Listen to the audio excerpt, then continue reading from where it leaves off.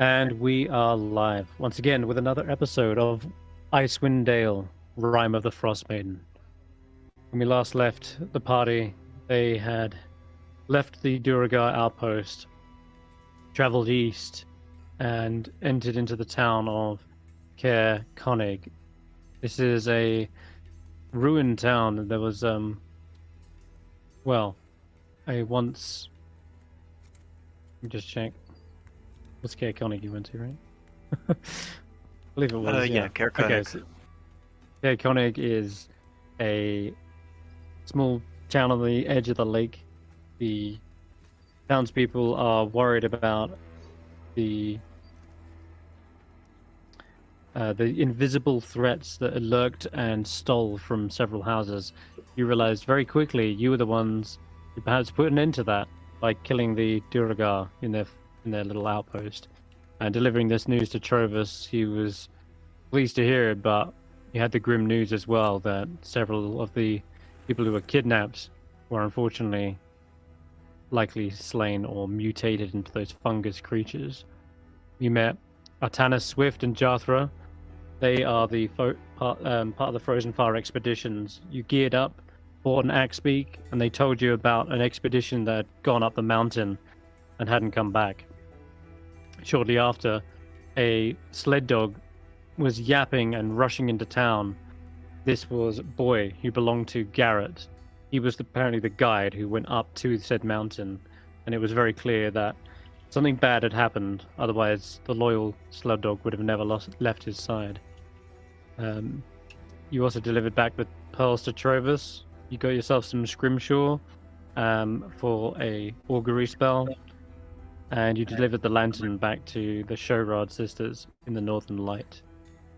Without any hesitation, checked the weather. Looked like it was a clear sky and perfect conditions to climb the mountain. So, back to Kelvin's Ken you went. It wasn't long before you located the base camp. Boy had sniffed it out, and there were other dogs. Sled dogs that looked emaciated, miserable, and cold. And you fed them up, cut them loose, and let them basically rush back to town. Scaling the mountain, you saw a little herd of mountain goats that, as they scrambled up to the top of the ledge, seemingly accidentally let loose an avalanche. You guys were quick to react. Roki opting to sacrifice himself to prevent Faith from being buried under, and you were almost crushed and killed by this thing, but your party came to your rescue, digging, clawing away at the snow before suddenly a blasting ray of heat shot down and melted the snow. You were yanked out, and thankfully Juniper was quick to follow as well. So they look pretty cold. It looked like they're on 2 HP. They did survive the impact though of the avalanche, which was most impressive.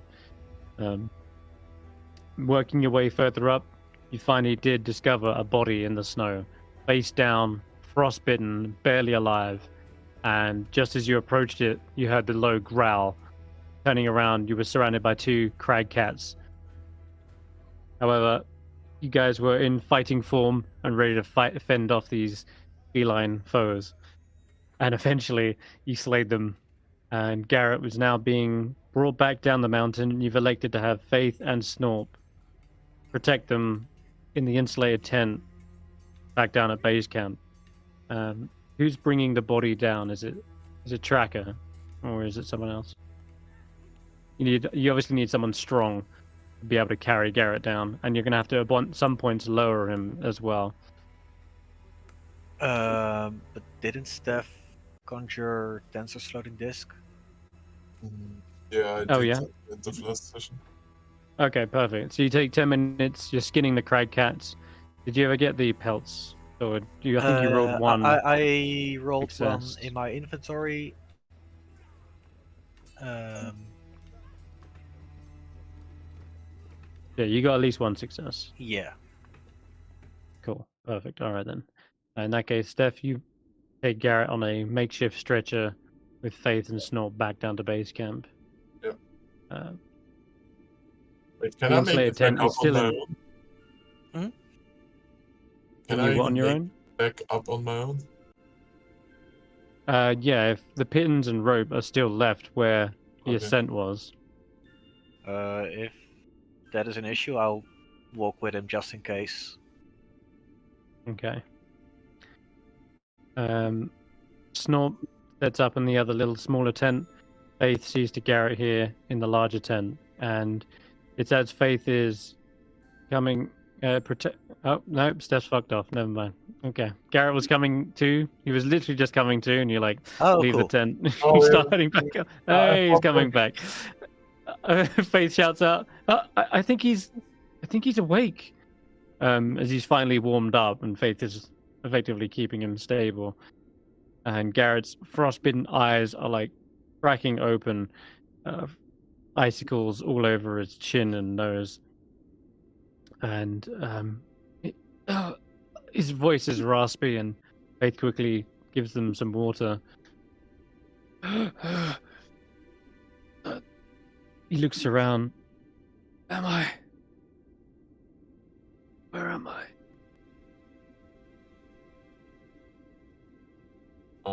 We found you on the mountain where we brought you back to base camp. Do you know where the rest of your party is? There's a sudden wide-eyed look, as if he's being sent back to that very moment when he was on the mountain trying to get away. The others. He tries to get up, and you can see his feet and hands are in no condition to even support his weight. Rest, and I push him back on the ground. Can I make a fire here? Because there's a fire pit. Yeah, you can. I'll make a fire with my firebolt. Sure. Yeah, you can set it on fire and start to warm him up. The others. There's 3 more on the mountain. I can't leave them. I tried to lure the monster away, but I was cornered on a cliff face. I had no option left but to jump. Don't worry, we got rid of the crackheads that attacked you. Oh no. Larger. Monstrous. Claws. The size of... He kind of like almost falls in and out of consciousness, and Faith again tries to like use some medicine to keep him conscious a little longer. There was Mokingo, Growling Bear. He's an Akhenathi from the Goliath tribe. He was determined to find all your Minotaur. He's the legend of the Goliath. She was here? People wished... It was apparently the last they were spotted. He wished to test his mettle against her.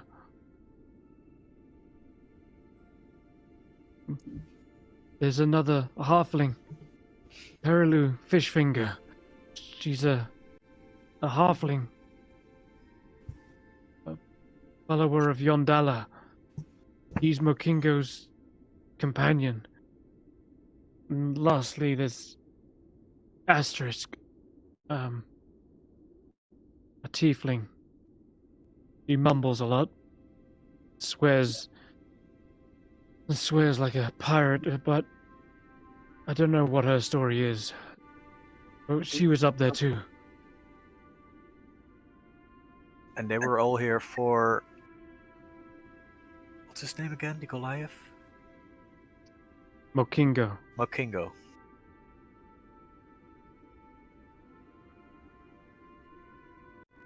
You say that they're all alive? No, I was asking if Asterisk was also acquainted to Mokingo. I don't know her story. But she was with us on the expedition. I think you mentioned a legendary explorer that came up to the top of Kelvin's cairn.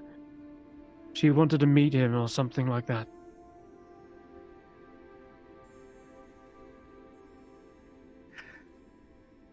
You said you lured the attacker away,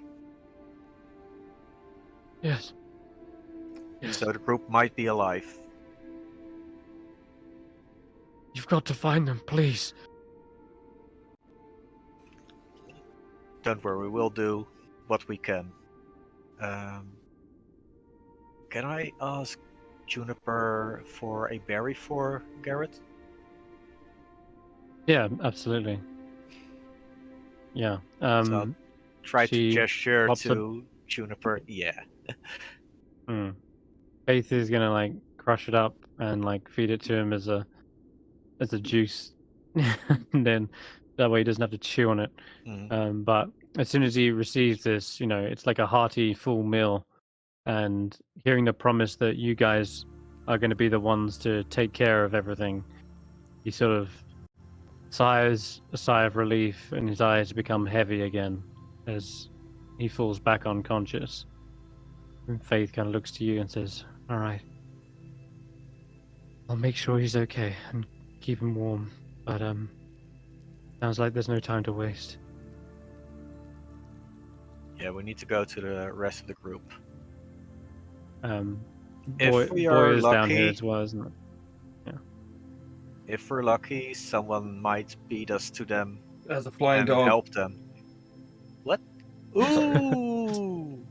Boy is Sorry, down here as Garrett. well, of course. I And didn't realize they let flying out like a dogs lived small around whine. here. We're like, Flying It's dogs. gonna be Those okay, are boy. native to Chilts. Maybe it can attack those evil goats that tried to kill us. Oh yeah, definitely. Fucking mountain goats.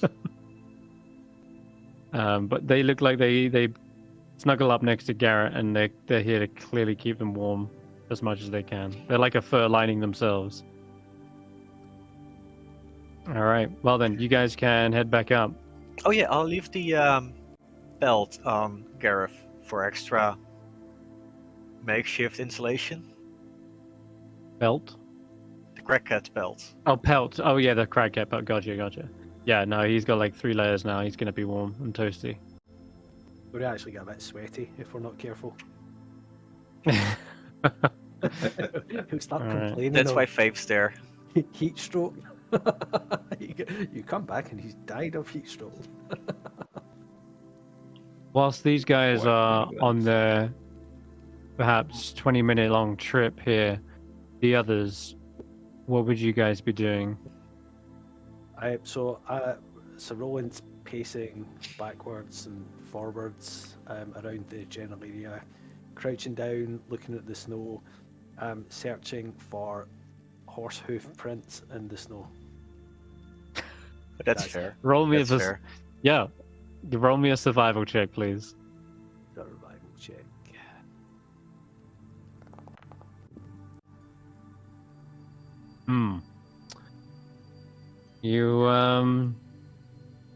You think you found something? Could be a horse. They are leading somewhere as well. Like a set of tracks head northeast from your location.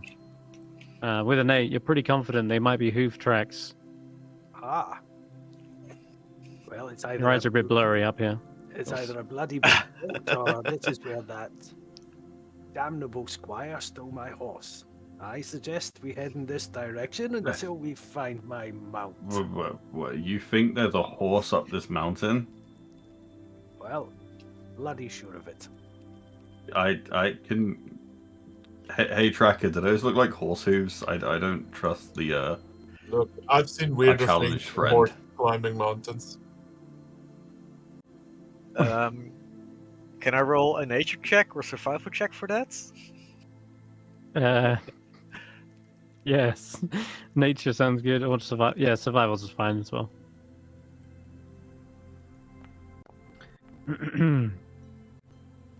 Yeah, so I'm pretty sure those got- are not horse tracks. upon closer inspection, it's obvious to you that Sir Roland clearly needs glasses. God knows how blurry his vision is, but these are not hoof tracks. These are 5-toed humanoid-ish tracks. I'll say with a 20 though.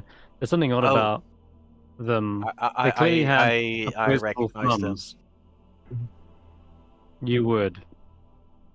In fact, let's take you to the map so you can have an even better look at them. There's much like a simian, they have. Stop moving. They have. Well, no. Stop. There you go. Okay. No, there is And 2 of me again. No.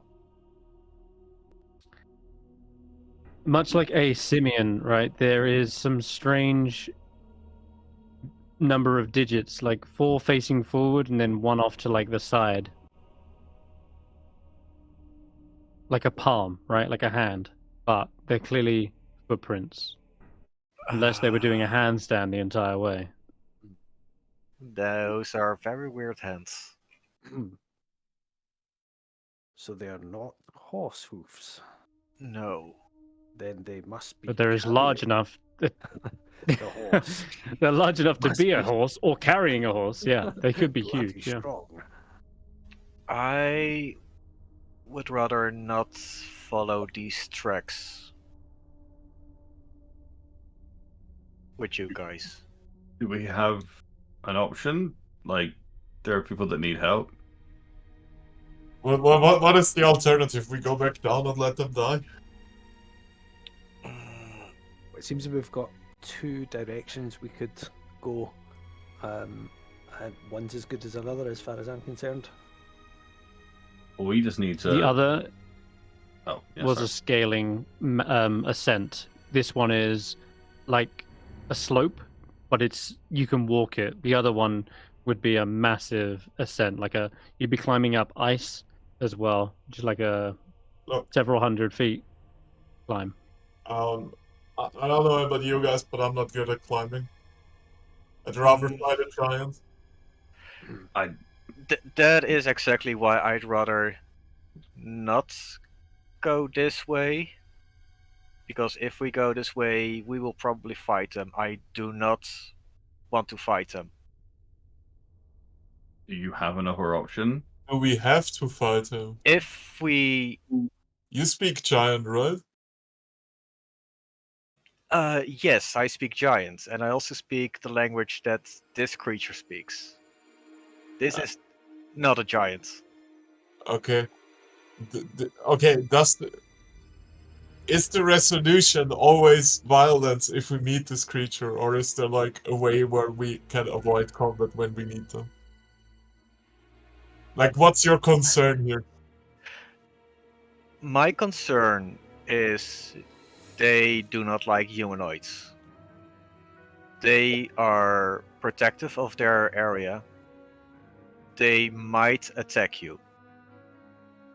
So you're I saying can try to talk with Stand them. vigilant and get ready to fight, and try to avoid it. if you can. No. Stand vigilant and be ready to talk. yes, he doesn't want. We could talk, but we need to be ready for it to go bad. You guys That remember sounds what you're that talking about. Wait, did you tell us about your backstory in character Nope. already? Okay. I told you that I Yeah. Okay. got reincarnated here, and Sure. that I later went to the Ragged Tribes. I never explained how long I lived in this Yeah, mountain. no. I wasn't sure. I wasn't sure if you already told us. I mean, we understand your concern, but to me, I mean, realistically, it seems like a 50-50, right? We can also die climbing up the wall. And we can, like, avoid combat here. Also, yeah. Okay, well, I'm gonna. There make is myself a reasonable little suspicion vigilant that they left before anything also happens. kidnapped. Sounds reasonable. Yeah. So But Roland, I we just agree realized with because it is a Kraken clear that we're avoiding combat, right? So Roland, no spear throwing. because it's a clear sky. I am going to light up some of the map for you, Roland, because it's a clear sky, so you should have some vision here. Oh, this is their cave. These tracks, as you're walking along them, perhaps even placing your own boot in one of their prints, realizing these things are pretty massive. And as you approach the cave, following the tracks, you actually see a second set of tracks. These ones exiting the cave. Do we wanna check the surroundings of the cave first, or Yes, we- let's get some The an idea of the area, so that in case we need to make a well, retreat, the area ends here? I guess the P of the cliff over here. oh no, Steph. What you can tell is that these set of tracks, they look fresher than the ones that went into the cave. Do we see any And they indication do- that they would have brought the people we're looking for here, or is it literally just their tracks? As of right now, you don't see any other types of tracks. Can I You maybe? can roll an intelligence check there, Roki, if you're kind of pondering about what might have happened.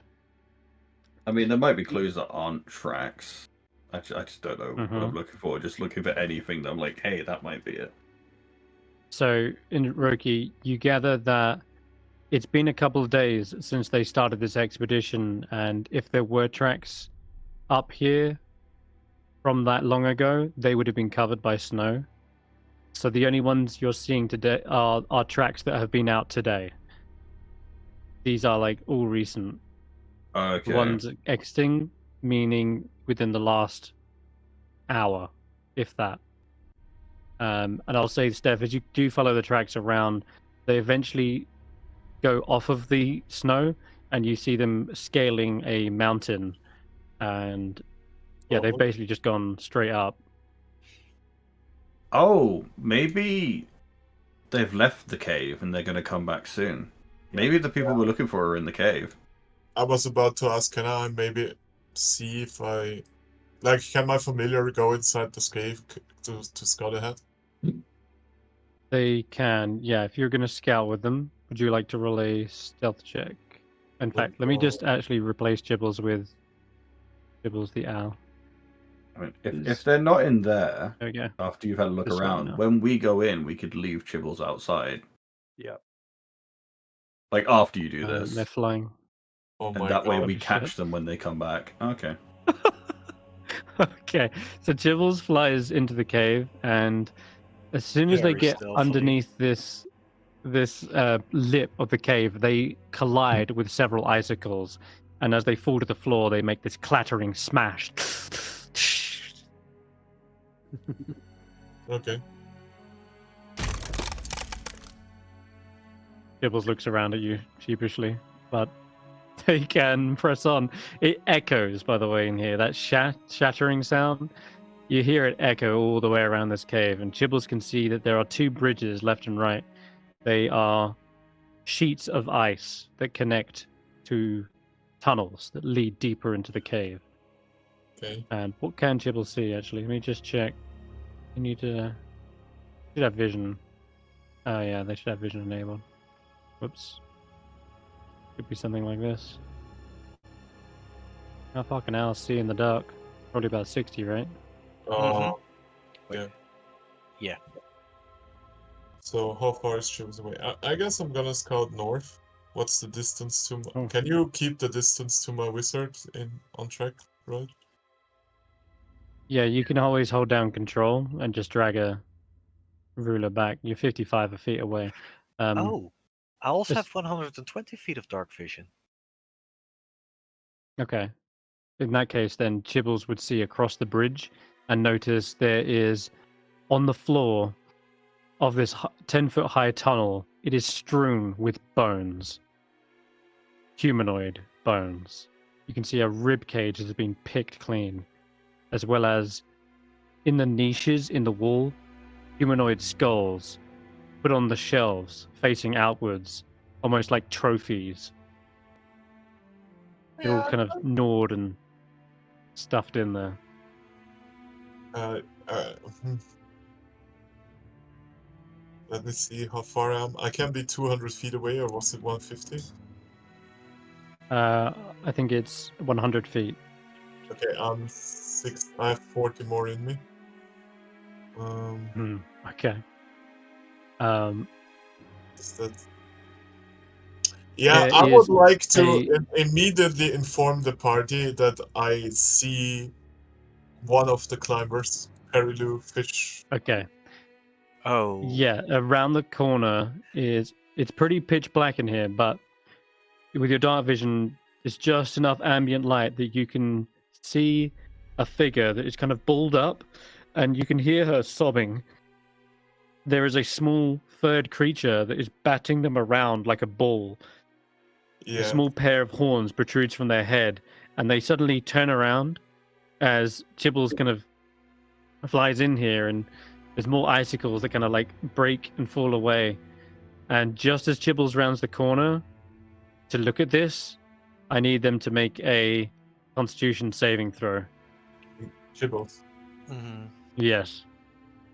Oh my. So Tracker knows about this creature, right? No, that's we are seeing what is described as a creature that shouldn't exist. Because they Yeah, aren't yeah. real. They I- aren't real. Yeah. I want to know if Tracker knows. Like, do they have a way to alert the others? I can tell you what it is because I see it. It's a Yeti. Oh, Mhm. it's just a Yeti. It is. Okay. It That is a seems to simian-like be, creature. This is a child's. You see more than that, though. If you're looking through Chibbles' eyes, the very last thing they see as they're staring at this happening, this small little tiny Yeti that's about child size looks around, kind of startled, and then you hear this kind of thump, thump, and a looming, lurching figure in the dark rounds the corner. These piercing, cold blue eyes stare directly into Chibbles, and then you feel a cold shiver up your spine, Stef, as it's lights out for Chibbles oh, no. instantly as they stare at this creature. Yeah. I mean, I will relay this information to the party. Do Yetis have a way to like alert the rest, like anyone who's currently out of the cave, to come back? Well, we Or- alert them, I'm pretty sure. I say, like, if we go in and they see us, are they allowed to alert, and then we're just gonna have like 2 more come attack us from behind? Well, Or That can we would go be in and metagaming. negotiate? That would be metagaming, if we told you. They can alert others by shouting, So that's as which much they as you know. Okay. did not do yet. Look, guys, I appreciate all your plan making, but our climber friend is about to get eaten. That's what it looked like. So we Did can't. you describe what you saw? I did not yet. That's what I'm trying Okay. to. Everybody keeps asking me how Yetis alert others. So the baby Yeti seems to be playing with its food, and the I thought food you said is you already Oh no relayed no all no of no no! that. That's not eating. That's not playing with food. That's just playing. It's a toy. no. They were patting her around, and from what I Yes. saw, would I have seen her Okay. condition?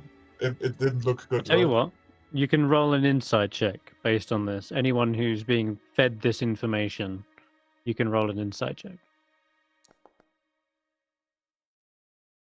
I'm very Right. insightful. Yeah, I just like to Steph, see if Tracker so- knows anything. 'Cause I wouldn't. so Can I roll Roland, this yeah, with that's advantage? definitely. I'm gonna just say flat for now. You haven't Okay. got the eyes on it. Yeah, you know of the creatures, but oh god. Okay, well, it's Steph. It's reverse. I'll tell you what.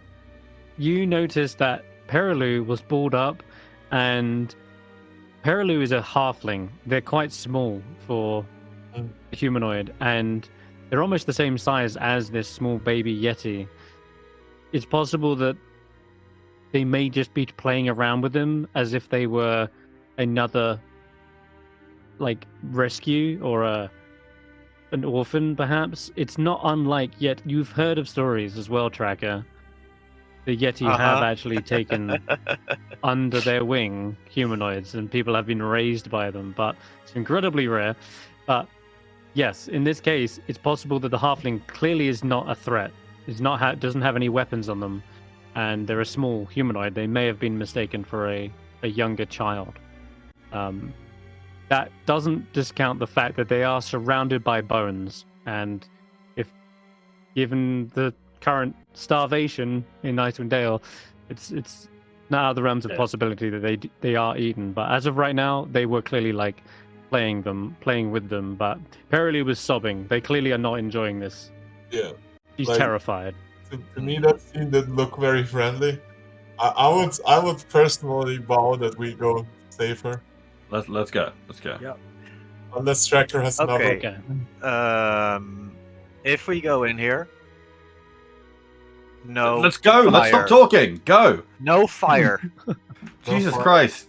Oh, Oh interesting. wait, this All is. right. Roland. Be careful. I'm gonna pause you right there. I'm gonna have everyone roll initiative because this Can I bridge announce is myself? very slippery. Can he announce himself?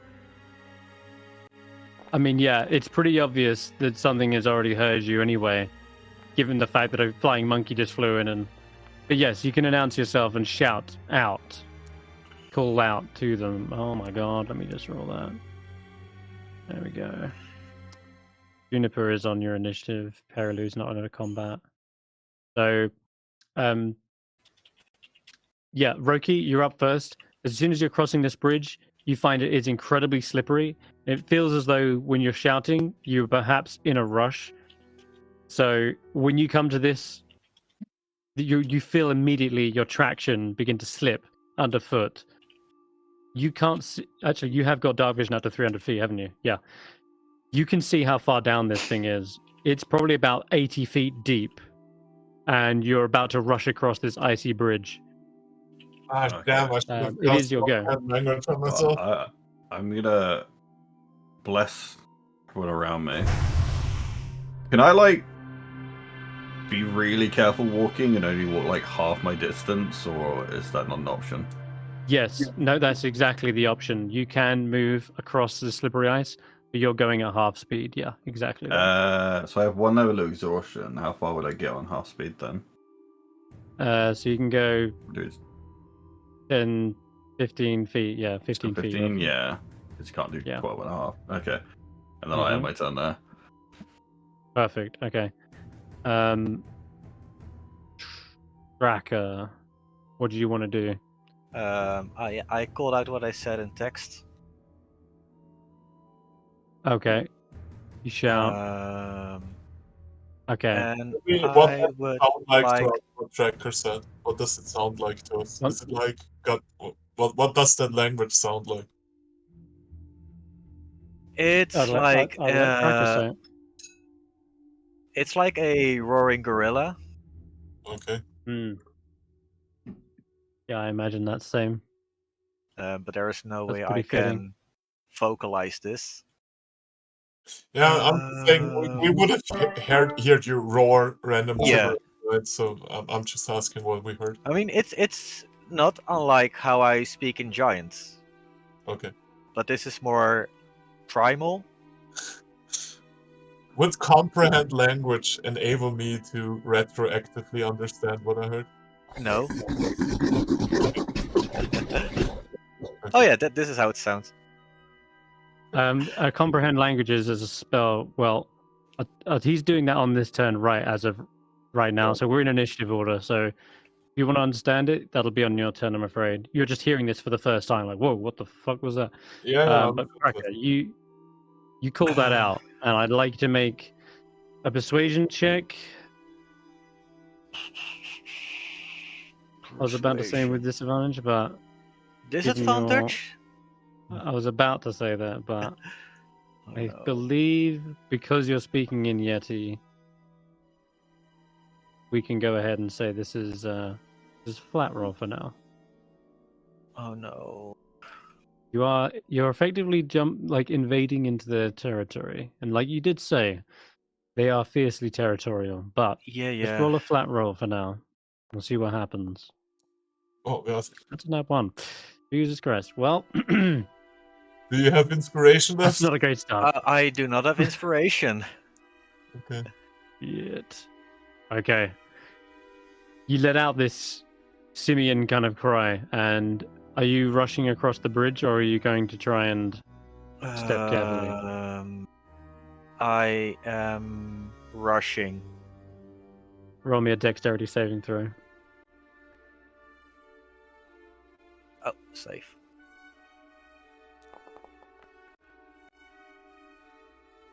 Okay, that was close.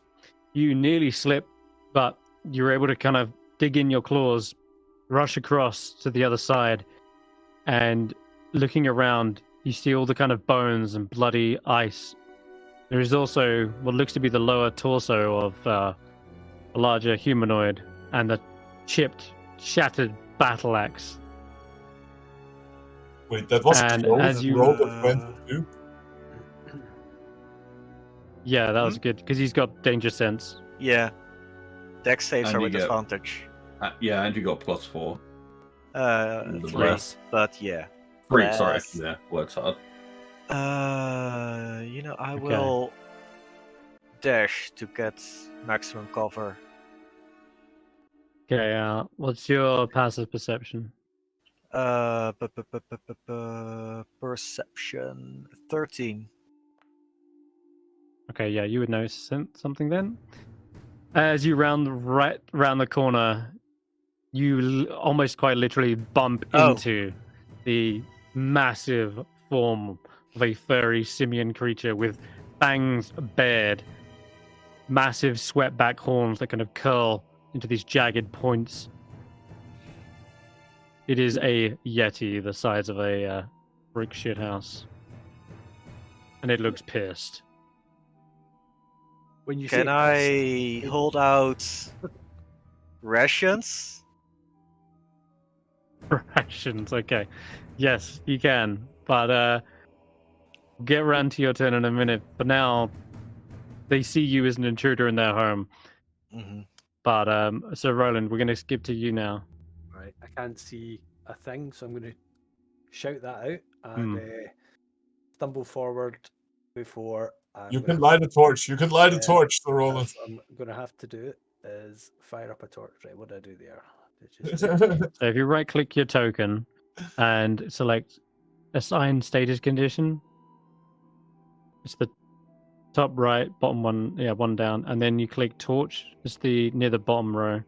Design states effect it is, and torch. Thank you. There you go. Right. That is an action to do that. But yes, you kind of bump into Steph as you're lighting it, and you realize, had you not, you might have accidentally slipped down one of these massive crevasses. But right, so I'm going to move forward. Does this Now- automatically stop me when I have moved my full distance? yeah, I'll say you can go 15, right? So you can go from here to just in front of Steph. If you want to dash, or well, if you want to go full movement, you'll have to roll a dex save because of this slippery sheet of ice connecting the tunnels. Yeah, no, I'm not going to do that. So I'll have to Okay. stay there. And All right, so you, how far is the halfling from me? the halfling, Very. you would. Yeah, Steph told you that they had to keep in range of their familiar, and so familiar you is, estimate about 100 feet, right? Ish. Far too far away to cast sanctuary on them. Then, yeah. Yeah, you don't see them anywhere. But you do see the gore-strewn piles of bone up ahead. All right. That's your Um, go, Steph. I have one question to the game master. How high is the Mhm. ceiling in here? Would we be able to cross faster here with the jump spell? Right. The Yeti cave it ranges from 10 to 20 feet. There's kind of uneven ceilings, but there's also the massive drop below you. So in this area, I'd probably say about 20 feet high. In the So- tunnels, 10 feet. So my question is just straight up like, would jumping across the bridge work? So we don't have to run on Yeah, here? if you can close a distance of at least 30 feet in one jump, yes. How does jumping distance work again? It's based on your strength score if you have a running jump. Otherwise, it's half of that if you're doing a standing jump. However, the spell jump lets you just jump 30 feet by spending 10 feet of movement. Okay, so So the- I will do a couple of things here. I'm doing wizarding stuff. First of Mhm. all, with my bonus action, I'm gonna activate my blade song, which gives me advantage on dex saves. Yep. which would count for running across, right? And Yeah, it's a dex save. with my It action, gives you I would advantage on like acrobatics. to. I mean, maybe this is Not just dex over cautious, but with my action, I would like to cast jump on Sir Roland so he can get there faster next turn. Okay. Because Yeah. he is a strength character. Yep, let's do that. Just make sure it's acrobatics check, not saves. But yeah. Same thing for Bladesong. Gives me advantage on dex saves and acrobatics. No, that's what I'm saying. It only gives you advantage on acrobatics, not dex saves. Yeah, but it is acrobatics to run across here, right? No. No, a dex save is different from an acrobatics check. Saves are usually when something is happening to you. Acrobatics is usually when you're in control and you're like making a tightrope You walk have or advantage doing a on backflip. dexterity and acrobatics checks, is what it says on here. It says dexterity parentheses acrobatics checks. Can we roll that back then? That changes stuff. You don't wanna Whatever. use I'll Bladesong? yeet myself across. Fuck it. You're running across, yeah. Yeah, 45. Okay, right. Roll a dex save. Mhm. Flat. Save. Yeah, checks and saves are different, I'm afraid, but that is still a success. You are able to get through quite easily. Okay. The bless is helping out as well, of course. And then I will Mhm. pass my turn. Okay. Back to the top of the round then. Oh wait, no. Finally, I got my Yetis go. Sweet. Okay, tracker. Mm-hmm. This thing doesn't immediately swipe at you, but rather stares down, letting out these growling, guttural sounds that get louder and louder and begin to echo out of the cave. And it reaches kind of almost like a deafening pitch right in your face as you feel saliva and dribble just kind of flying out of its mouth. And it doesn't just swipe at you, though. It stares you down with its cold blue eyes that glisten and glow. And I need you to make that Constitution save. And as it's finishing this growl, ooh, Tracker, you have seen this kind of glare before, Mm-hmm. and you don't show any kind of fear. Your body stands vigilant in the face of this chilling cold. And after it has finished this, it does indeed kind of begin to speak again in that low, kind of gorilla-like sound. And I'll whisper you what it's saying effectively. Sounds like flirting. Is, Oh, she's already Yeah. taken. Does she? This is the mother.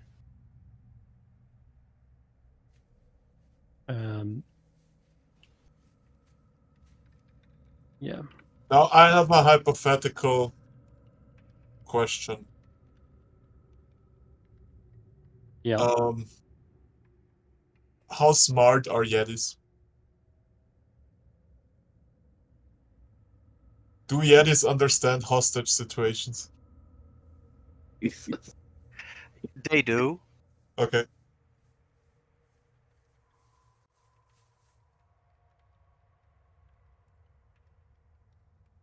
Okay, that's what it says. Roki, it is your turn. This situation seems pretty tense still. What do you want to do? Carefully move 15 feet and can I hold a guiding can see bolt it. for if this guy attacks anything? Well, tricky How thing does that about work? holding a spell, it requires concentration. Would mean that you drop bless to cast to hold a spell, and it uses your action as well. Yeah. I mean, if I use dash, I can safely go another 15 feet, right? Yeah, you could. Yeah, so I can And you just have that be my Alright, yeah, turn. you feel your boots beginning to crunch and kick around bones. Tracker, Hmm? it's your turn. First, I will signal to the rest. Hold back. I'm talking.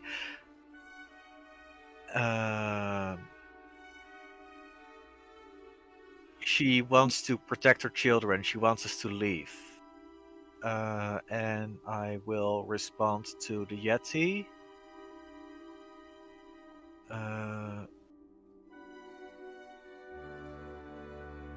Oh.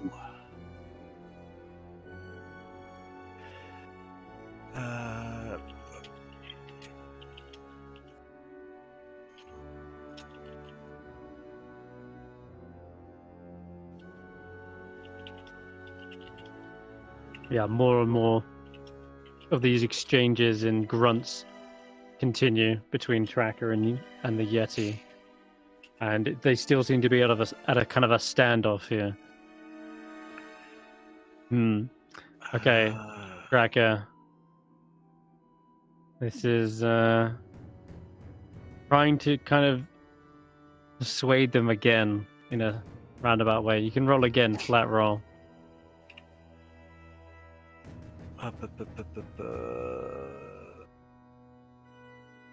This one.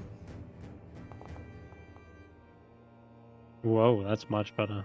Okay, she looks back over her shoulder, confused, and her teeth go from being bare to kind of closed. And again, kind of looks towards you and starts to like explain what and like gesture towards them. Explain the size, you And mean? she says, "Yeah, effectively." Yeah.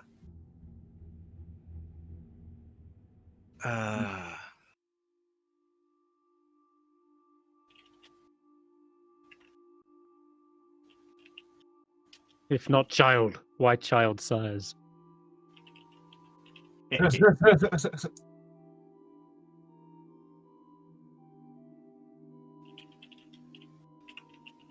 Okay.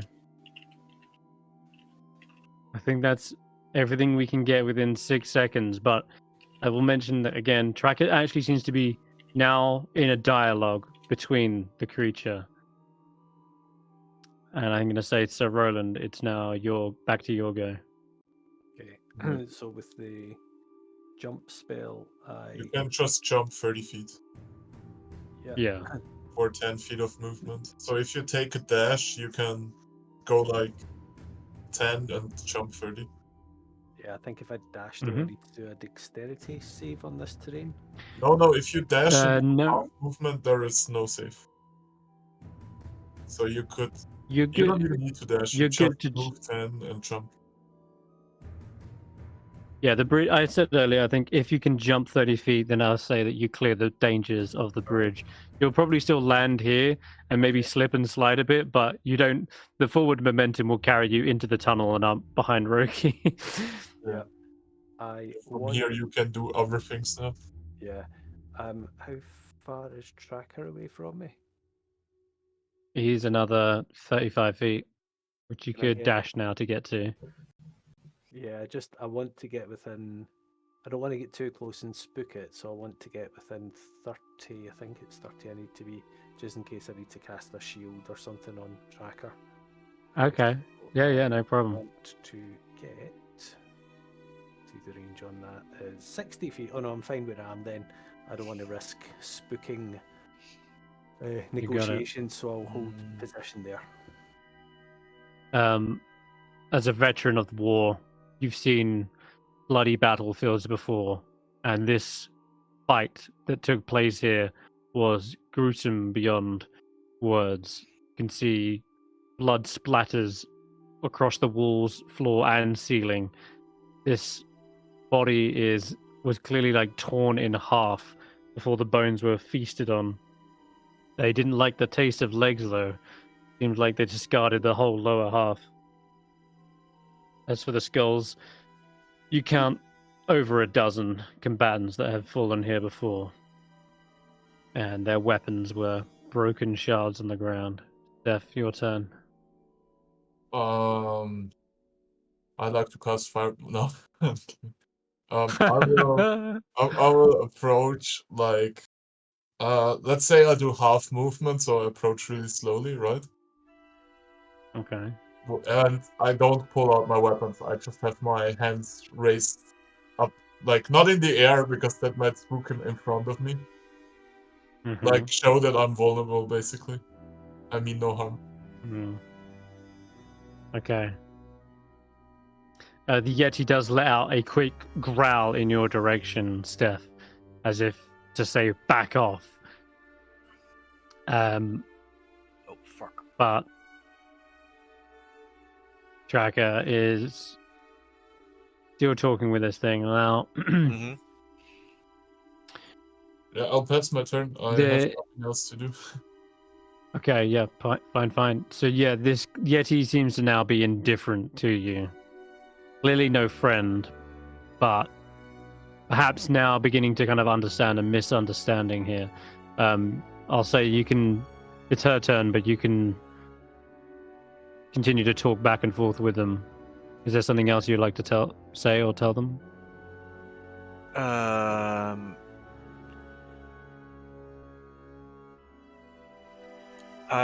First of all, I want to know if it is okay if we bring her to her family, and second, if she might have seen other people around. If that makes sense. Okay. The Yeti looks towards the piles of bones and gestures with a huff. And says in Yeti, well,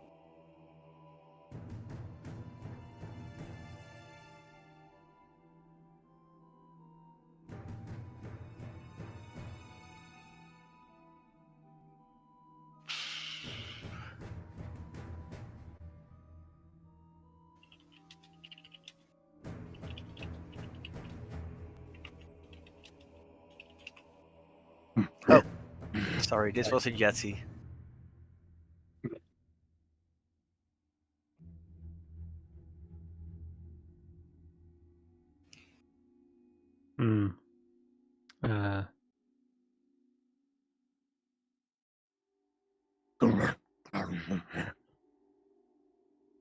Wait.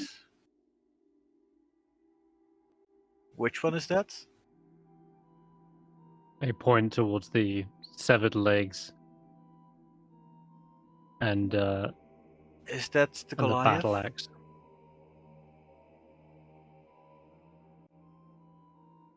Fuck.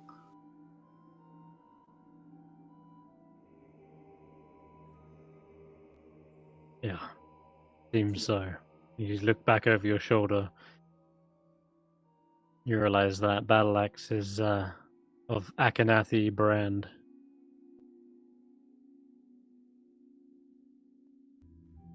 They did not find Oyo Minotaur, but rather much more dangerous and unforgiving foe.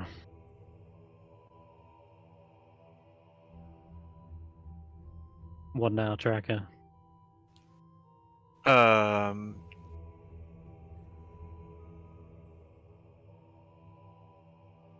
I don't know. Yeah, I want Parallel Fishfinger, but she isn't ready for me to take her. And the rest of the party is getting way too close for comfort. So I will signal Stef to back off a few feet. Okay. It seems as though the rest of the party are not doing any kind of offensive actions. So we'll say that just for this moment, you are out of combat. But I'll keep it there just in case. Should any of you suddenly try changing the tone? And I will yeah, give they kind a of, short recap to what happened. She believes Fishfinger is a child, and she adopted them.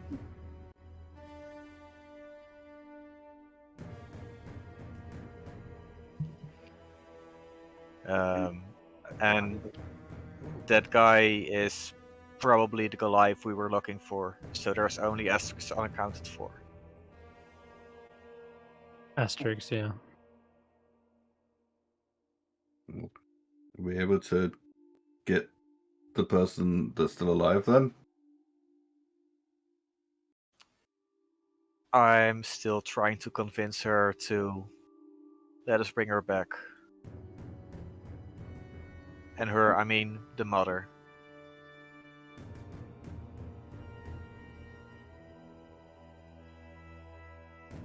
So what do you say? They seem to be getting even just a bit restless seeing the rest of you here.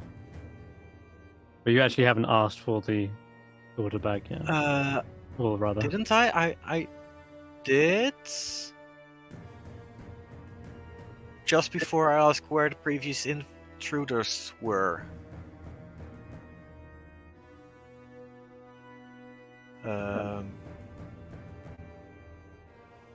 Nope.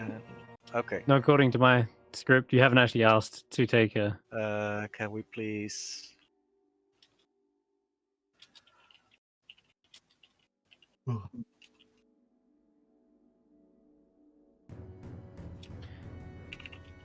It looks down at the rations that you kind of threw at them to begin with. I didn't throw them. I hold them out. Okay, well then in that case, they say,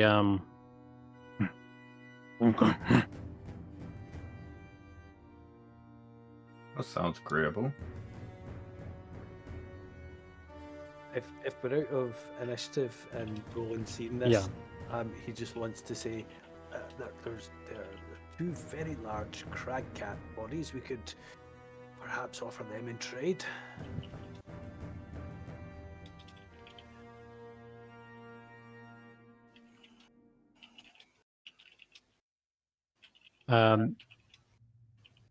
you relaying that, Tracker?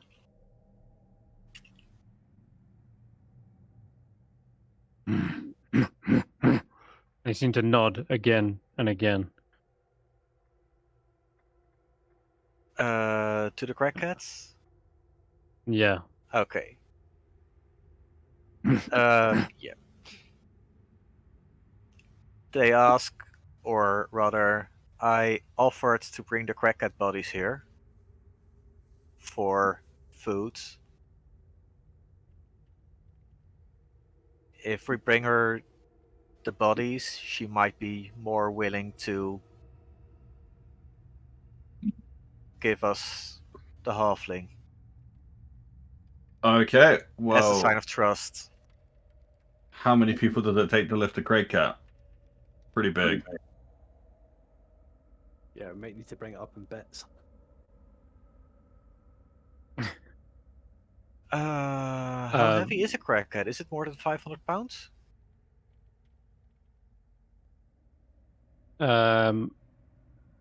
Census floating disc. Yeah, if it's less than 250, we can put both of them in one single disc. Oh, Yes, okay. you can. Let's do that then. Let's remember, Sounds lift with your good. legs, not your back. Let's put them on the disc and go. Mm-hmm. All right, perfect. In that case, then heading back out real quick. Steph, are you The- in agreement with that? Is your spell? Hmm? Are you in agreement with using your disc to bring the cat food? Yeah. Yes. Great. Go then. Oh yeah, we can. All right, perfect. Did we get the hostage back? Not yet. Not yet. No, You're using your disc to carry over the dead Cray cats as offering. We're Oh. offering the corpses of the crack cats so they have food, and if Do we bring we- food, they will be more able to trust us. Do we have to do that manually, or can we just fast track that, Mr. Game Master? no, we can't, because as soon as you come out, you suddenly see another threat approaching you, which Oh. is a massive Yeti. This one, as broad as they are tall. he has a goat under one arm that is clearly slain, and their limp body is dangling around as they suddenly turn and see you guys. They let out this tremendous roar as they see you exiting the cave right here. And Tracker, you have but one moment to react. no! 1 second. Friend.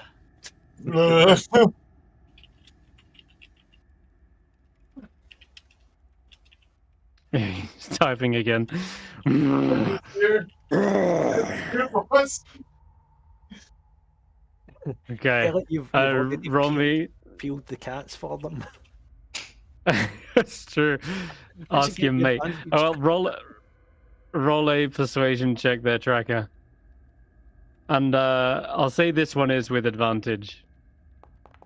As it lets out this roar, you actually hear, wait, 1018, didn't even need it. You do hear a secondary echo from a roar behind you, kind of saying the same things, saying, saying that, yeah, they are going to bring food. And this one was just about to drop the goat and like rush towards you, full bulldoze you into the cave, but tightens his grip on the goat and gestures you to get out of the way. Okay, now we leave. Now we leave. Go to the cats.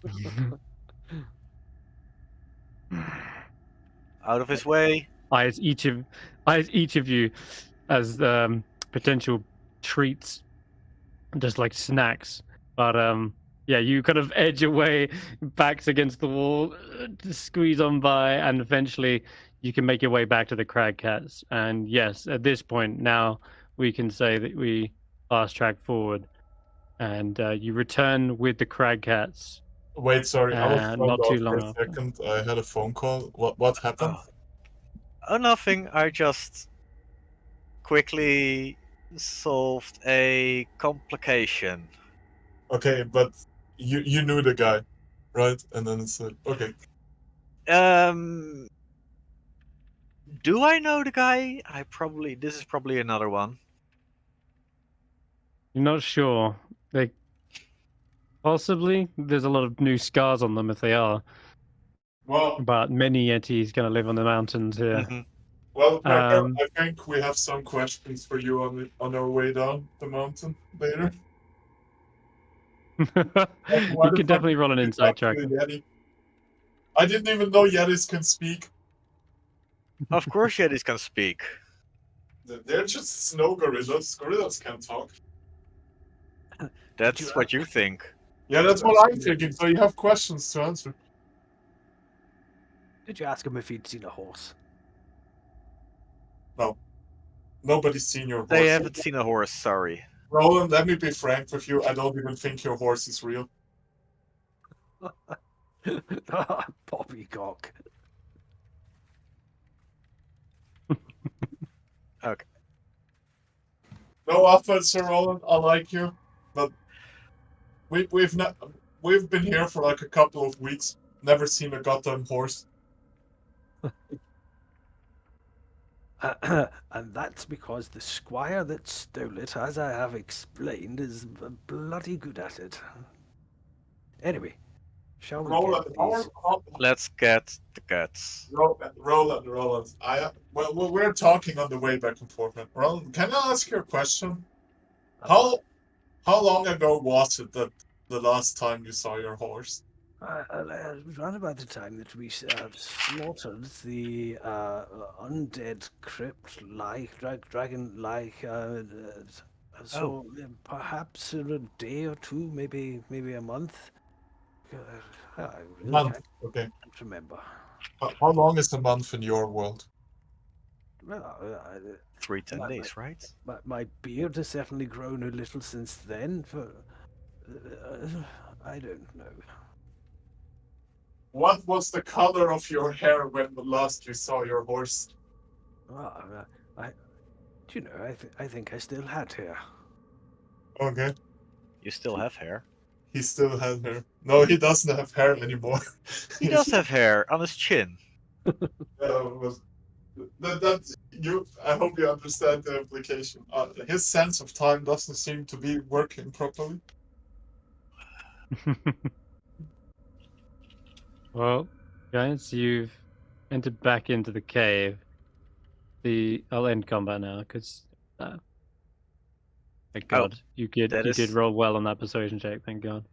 I was There is afraid for two the now fresh crag third cats. one, Yeah, yeah. So especially with the Fresh cat. first one. yeah, that could have been really bad, but no one moved an inch. No one, if anyone had done anything kind of offensive, yeah, that would have been it. But all right, two Yetis flank either side of the bridge, and you can see this Yeti begins to gesture to Paralu Fishfinger to kind of get up and move along the bridge. The Yeti tyke is on the back of the Yeti, kind of looking over the shoulder, and kind of giving it like a sad looking expression because it Yeah, they had perhaps a sees friend. this. Yeah, they see them as a playmate, right? And Second, guys. unfortunately,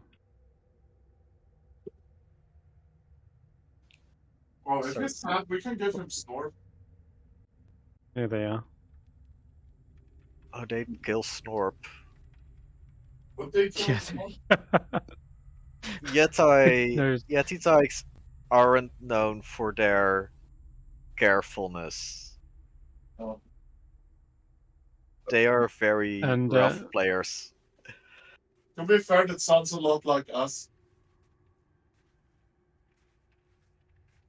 As at this point, you're on one side of the bridge tracker, watching Perilu come from the other. You can Mhm. roll an insight check as you look over towards the mother Yeti with their tyke. You get a clearer view with the light kind of coming in through the cave. Perilu is reasonably terrified, and as you look over these Yetis, it's hard to kind of make out if you do recognize them or not. It's been so many years. These, for all you know, could have been Yeti tykes at the same age Oh. when you were here and now grown up, but maybe they'd recognize you, but you're not too sure because as soon as Perilu gets across the bridge, they turn and begin to thump their way back in. It's clearly- only 15 years Yeah, well, 15 since years. I left. Yetis grow pretty quick, I guess. 15 years is a long time. The other Yeti begins to approach from the other side, grabs both crag cats by the scruff of their necks, and then looks over towards you, Tracker. Looks at the clean kills, and that they've been skinned as well already. Looks Mhm. towards, and he doesn't look at anyone else in the pie who could have possibly skinned them. He looks towards you. Gives a nod.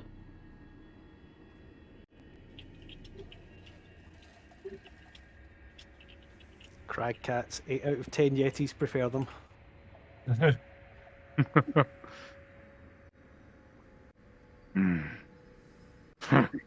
He kicks the head of the battle axe, and it skitters across the ice to the other side of the bridge.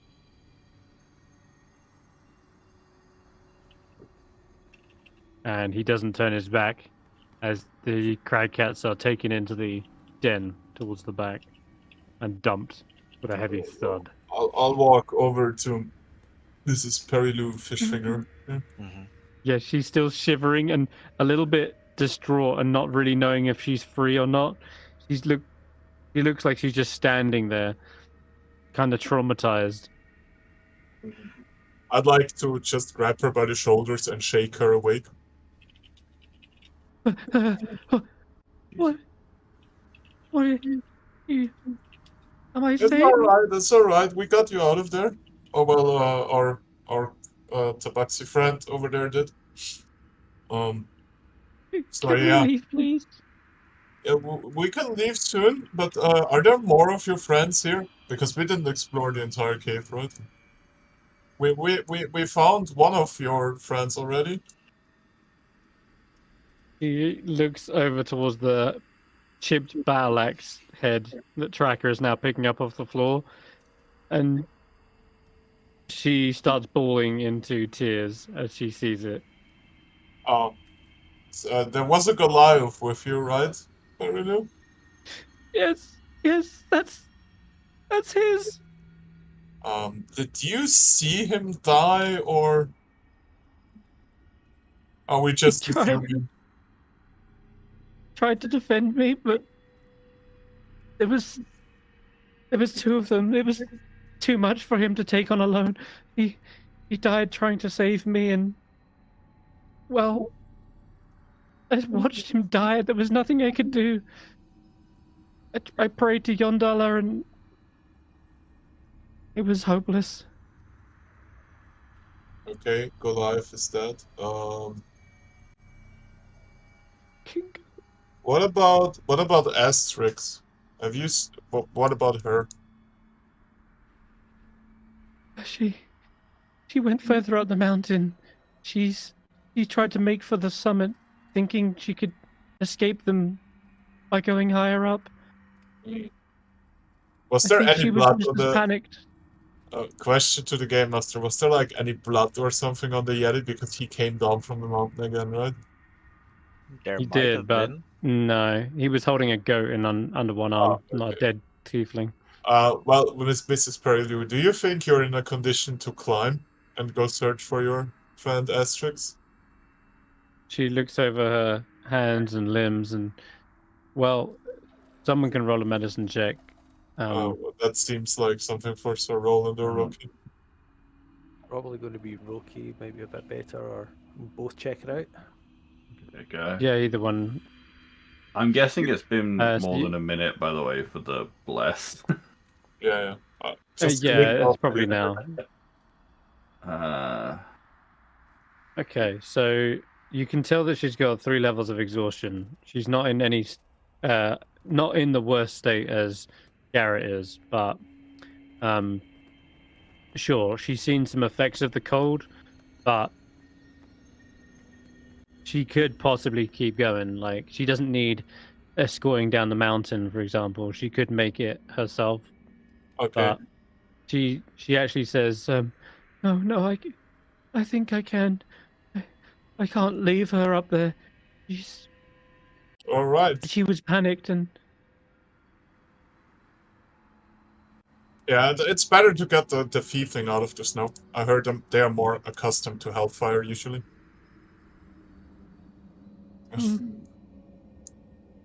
She kind of begins to follow along meekly. Thank you again for getting me out of there. I mean, you seem like you can make your own way down whilst we go look for your friend. We've got a couple of friends at the bottom that by the camp. I don't know what happened to Asterisk, and I would love to answer that question before returning to 10 Towns. I'm not parting with you until I find out what happened. But I think my adventuring days are over after this. Oh, did you take an arrow to the knee? Oh. You'd be much safer if you went down to the encampment. Look, like she knows where she went, and she seems to be an experienced mountain climber. If she wants to come, let her come. Okay, let's go then. She went this way, and she will start to gesture towards you. Yeah, back up the mountain. Grab your guys. Like the Yeti trails up to the northeast, or? Yep. Okay. How do we know that's north? How do we know up is north? We just assume up is north on a tabletop game. Unless there's a compass in the top left or bottom right of the game. But yeah, in either case, she does begin to lead you. Drop a token here. Great. So Roland's going to keep an eye out for killer evil goats. Can I have instants and stuff. Can I resummon my familiar? It's going to take 10 minutes. As long as everyone else is fine with waiting another 10 minutes. Yep. Do we? Yeah. Because the token is still out here, so that's why I'm asking.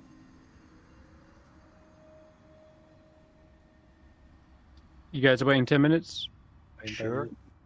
Okay, Then you have Chibbles back. gotcha. I will just reduce my insults to 1. Yeah, Cool. for history's sake. No problem. While we are Alrighty. waiting, sorry. Yeah. Mhm. Let's go. Can I ask Peru some questions regarding Mokingo? Yes.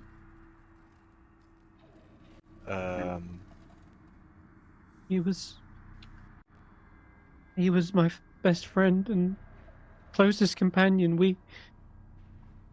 It was his dream to find Oyo Minotaur, and well, I promised I'd help him, but I didn't know it would get this bad.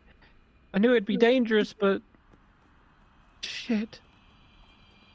Yeah, maybe he should have tried talking to Did the you other.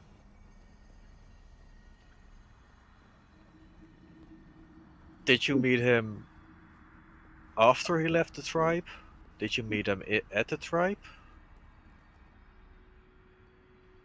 Oh, yes, I met him in Sky Tower Shelter.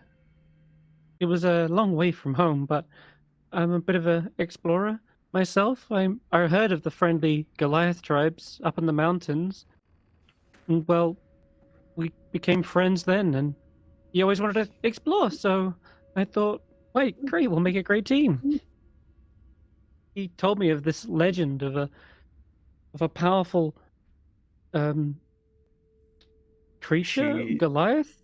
She's like a legend amongst the Goliath people, and a legend. she would She test the metal certainly of is. all she comes across. Yeah. It's almost like a rite of passage for many Goliaths. That's as well as a cautionary tale. If you're bad, she will come for you. He nods. But she was here. Mm-hmm. That's what we heard. But apparently Oya Minotaur can be almost anywhere in Icewindale. This was just the first place to start looking. Plus, reaching the summit, it was another goal of mine and of Asterix as well. How There's far a- is Summit away from here, you would say? Like, how far up the Mm. mountain are we? We're about halfway up. Oh. But yeah, Asterix, she read about a renowned explorer by the name of Barthum Hammerhome,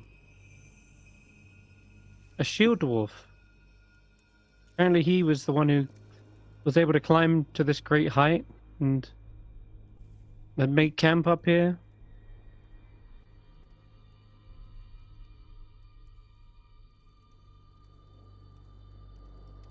Hmm. Wait, make camp? That means Yeah. we can find shelter on our way to her. Maybe, yeah. Maybe she found him, and maybe they're together in the shelter.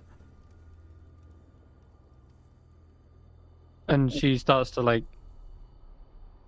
begin to climb and stumble up the snow. Okay, Quick, let's go let's find her. follow her, I guess. We still have clear sky Yep. for a couple more hours, right? So, Yes, you do.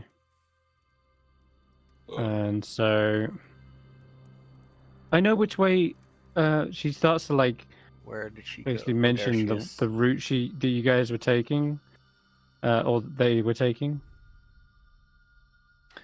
and gives you a good description of the locations If you look up on the top left, you'll see he's kind of marked a couple of the things. I see. I see. Is actually... Perilous. Oh, this is where the Yeti were? Yeah. Yeah. Guess what? That's And then not there here. is. Fucking Um, Julian. What? That's Is that blasphemy. Julian? It must. Who else? Who else? Who else? Well, either that or Jamie. Anyway, there is a perilous climb coming up, so let's do that now. There's these massive waterfalls that kind of run down Kelvin's Cairn, and they've all completely turned to ice. And you've scaled another section of the mountain, but you have no idea where she could be. There's, I'll tell you now. She says there's potentially 3 routes she could have gone up. Mhm. So we have one on the left, which is like a sheer ice wall. We have another one, which is mountainous, kind of switchbacks, and very rocky. And then there's another one that's up further on that looks incredibly steep, but it is snow covered. But How about this tracker is like a professional climber, right? I'm a natural climber. That's the same as a professional. How about we split the party, let Tracker take the Icefall because he has the best chances of making it, and we search the other routes like we split? Or could Tracker climb and then lower a rope? How far up is it? these are kind of like hundreds of feet All right. up. They're all 100 feet up, or Hundreds of oh, feet. hundreds. Mm-hmm. The We map could- isn't a Yeah. surefire Okay. accurate. The way I thing. see it is like we can cover more ground if we split the party, and Tracker seems more than capable to handle himself climbing. Well, our Maybe climbing's- climbing, but at some point, if we encounter stuff, How far Yeah, does it's- that telepathy reach? 120 feet. Well, even if he's able to relay the information, the time it takes for us to get to him, or the risk he takes to try and Yeah. get back to us quickly, it's just not going to go well. Will I our mean, climbing gear not be any use for And this? can I make like a perception check or anything if I see if there's any signs of like tracks or like if she climbed the waterfall, she would have to drive in some pinions, I guess, right? Can I Yeah, see, good. Yep, good shout. Give me a perception check, guys. just to like if we can figure out the route she's taking? Let's. We were doing perceptions. People like, Is that can for roll well. everybody? Perception. Yeah, I'm so wise. Roki. As you're looking over the ice wall, Stef's right. There would be signs of pittons marked into the ice. And from Perilou's description, that she was in a panicked state fleeing the Yeti, it's unlikely that she'd have time to set those up anyway. And you're not seeing them embedded into this ice wall anywhere. So you can rule out that one. Let's go the other way then. As for the next set, there is the Yeti tracks. These are where you can see fresh bloodstains, and up further on as well with your effectively 300-foot dark vision, Roki. On the mountainside, you can actually see several goats fleeing from this section of the mountain as well, meaning that it's likely this is where the Yeti patrols. And yeah, the mountain goats are clearly in a panic themselves, fleeing. So we're going to From go this up way. this way then. Sounds like this might be the one. I don't feel like I should be If in she the was- lead, but let's go this way. That's fine. Okay. You have to move the token for us. So this part is a perilous climb. Still, I'm gonna say that Tracker, you can do the same as before with your pittons and rope. But in any case, let's make some checks real quick. Should we tie ourselves together again? That was really helpful last time. Yeah. You've also got climbing kits, if I recall. You all bought some, right? Yeah. Yeah. Perfect. Okay, so Tracker, this is a strength athletics check.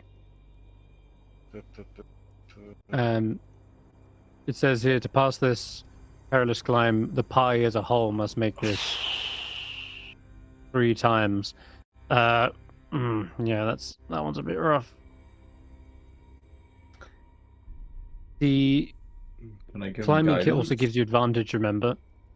I remember I was saying that because you have climber's kit, you can roll advantage because you would already have a climbing speed, and so what would be the point in having climber's kit? Well, this is the point. Okay, much better.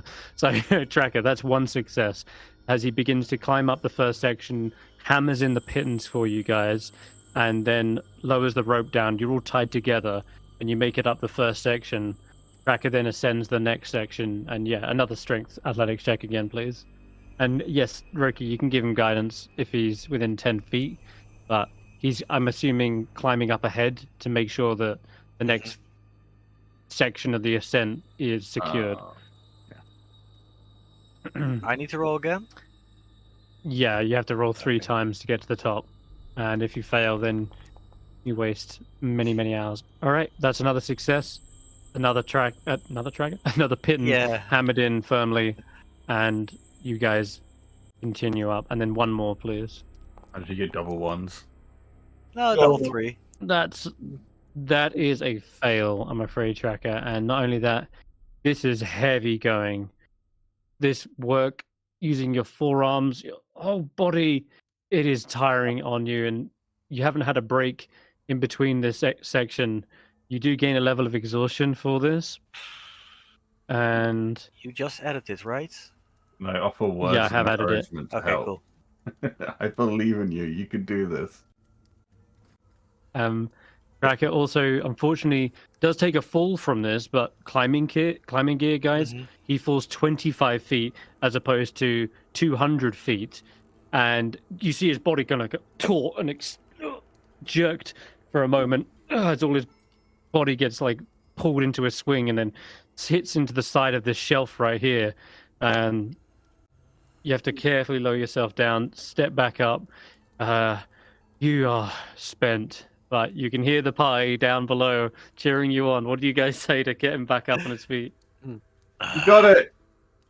It's fine. You know you've got it. Make your ancestors proud. 1 moment. Remember, you have a racial ability where you always land on your feet.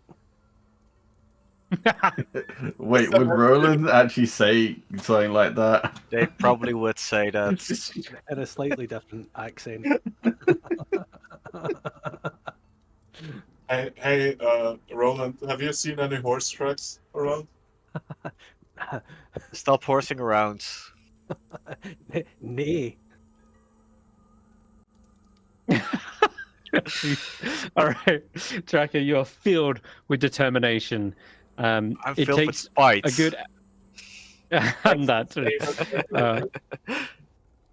This does burn another hour. 6 days a week, spite and determination are the same thing. For motivational purposes. Perfect. Time is wearing on. Darkness keeps getting darker. The cold keeps dropping lower. And 1 hour is spent resetting up the line, gaining your strength back, and having that pep talk. So we are down to an hour left on effectively the clear sky. But Tracker, give me 1 more strength with advantage again. This is the final leg of the journey. You make this, and you save the party a lot of headway, a lot of work, a shit ton of work, because it would normally take everyone rolling the strength check, but with the climb speed and the ropes all of you tied together. This is making it so that you can basically just pull Catwalk. yourselves up one by one. Yeah. All right.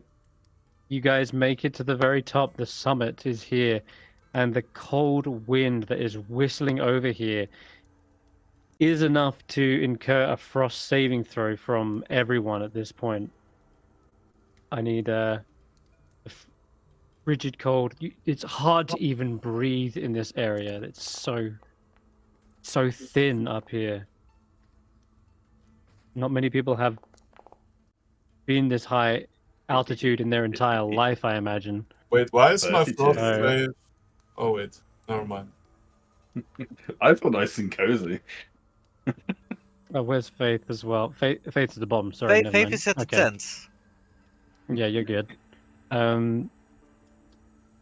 Stef, you got 16, and I think that's the only fail. Yeah, everyone else rolled smashing. Cool. So Stef, up here, you feel your scales kind of freezing over, icicles on your chin, and it's just the air as well.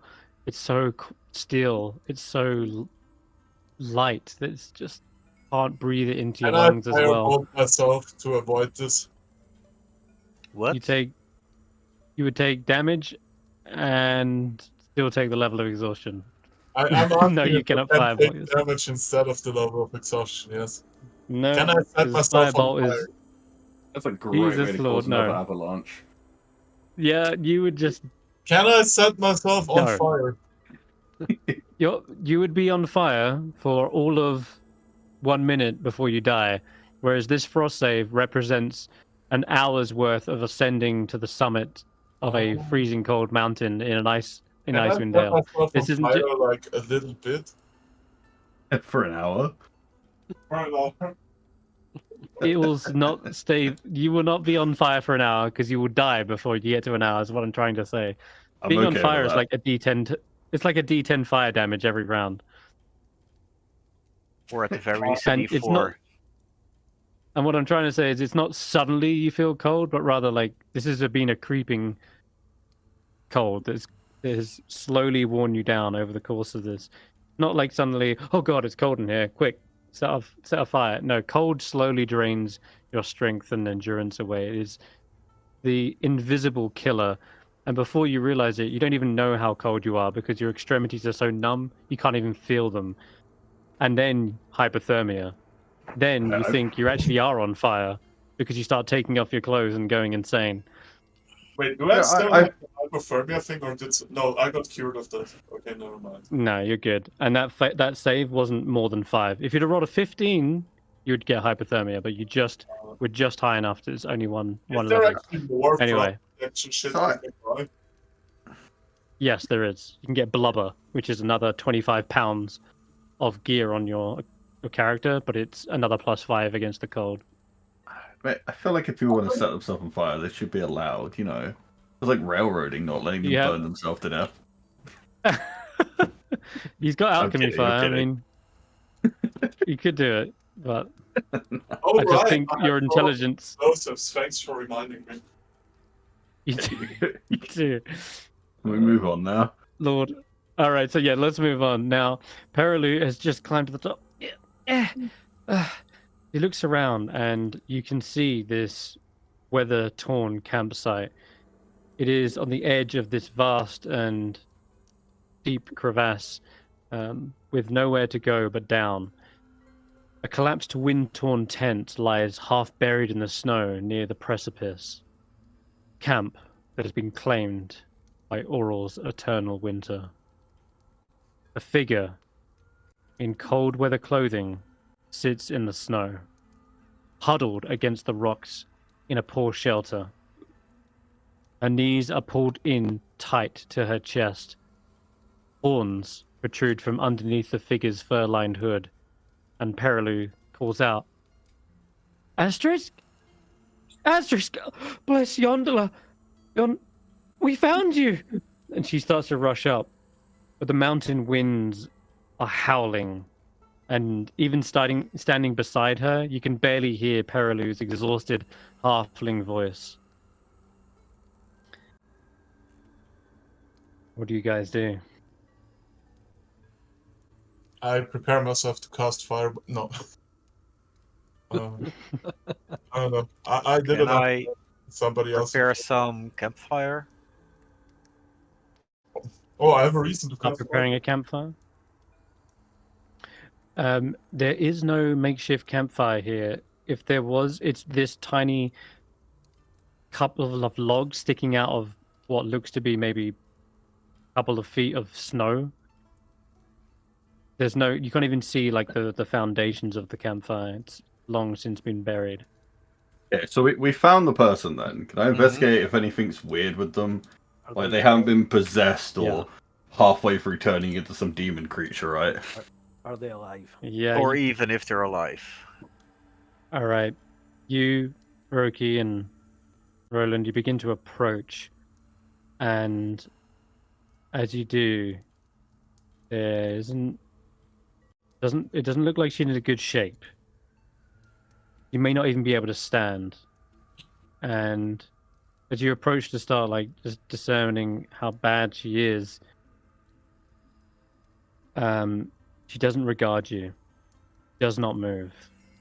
And once you are perhaps but a few feet away, you see the thick ice that has encompassed her whole frozen, motionless body. Her dead, lifeless eyes stare out, unblinking, unmoving. As you follow her final gaze, you see that it is locked on a bright blue pair of boots that are just buried in the snow. And see the artwork here.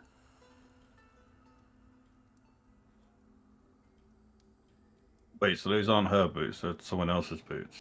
Mm-hmm. What Mhm. size is that? He's body? staring at them. Okay. Medium. Medium. Like, Can I is it- steal the boots? Like human medium or dwarf medium, more importantly? Right. Oh, I see. Hard to tell, but you could try inspecting them or Yeah. pulling them They're out of the magic snow to get a boots, better they look look. bad for her. Yeah, let's see who it is. Yep. Okay. Well, in that case, then, as you pull the boots out, they're surprisingly lighter than what you realize, as they come clean off of a frost-bitten, decapitated dwarven body, whose corpse has been long picked apart by scavengers. And looking back at Asterix, you were unsure if it was the cold or despair that dealt the killing blow. Oh, so she's dead. Mm-hmm. Does Can I check if Perilou there's have... any tiny signs of possible life? You know what they say, you're not dead until you're warm and dead. I mean, how does Perilou react to this situation?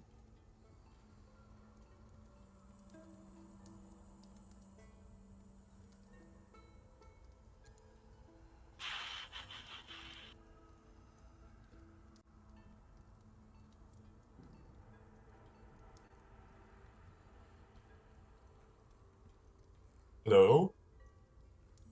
How Yes, does Perilou respond to Asterix? I think Game Master might have disconnected. Oh no. Oh, sorry about that. Perilou falls to her knees, seeing Asterix so close, but yet no life in her. She had so many high hopes that she was still alive, climbed all this way up, even rushed towards her, calling out her name, but then now her hand rests on her shoulder, feeling no warmth from her. Can You I... realize that she's just as hopeless as Asterix is. Is this the literal peak of the mountain? This is, yeah, close enough, yeah, to the peak.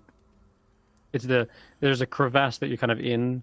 There's kind of like some shelter from the wind, but you're near enough the peak. I mean, Well, can I just get close I'd and like see to- if there's any sense of life, even if it doesn't look like it, Yeah. any sense that, like, maybe there's a Hail Mary that we could warm them up and come back. I don't know. Just Just really trying Yeah. and hoping. Roll her medicine check, please. You look her over, and as you try to even move the body, you can't. As you try to like see if there's breath coming from her mouth, well, her mouth isn't even opening. They are solid shut, with her teeth clenched, and her eyes just staring at the blue boots, and they have not like blinked in all the minutes that you've been looking for a sign of life. There is no signs of claw marks from the Yeti, so at least she escaped death from that. But it seems trying to take refuge here, perhaps the sight of the boots made her sink into utter despair until the elements finally claimed her. Well, on the positive side of things, Perilu, she made it to the peak. You see tears begin to run down her cheeks, but they don't even fall off of her chin. They freeze in place before they get that far.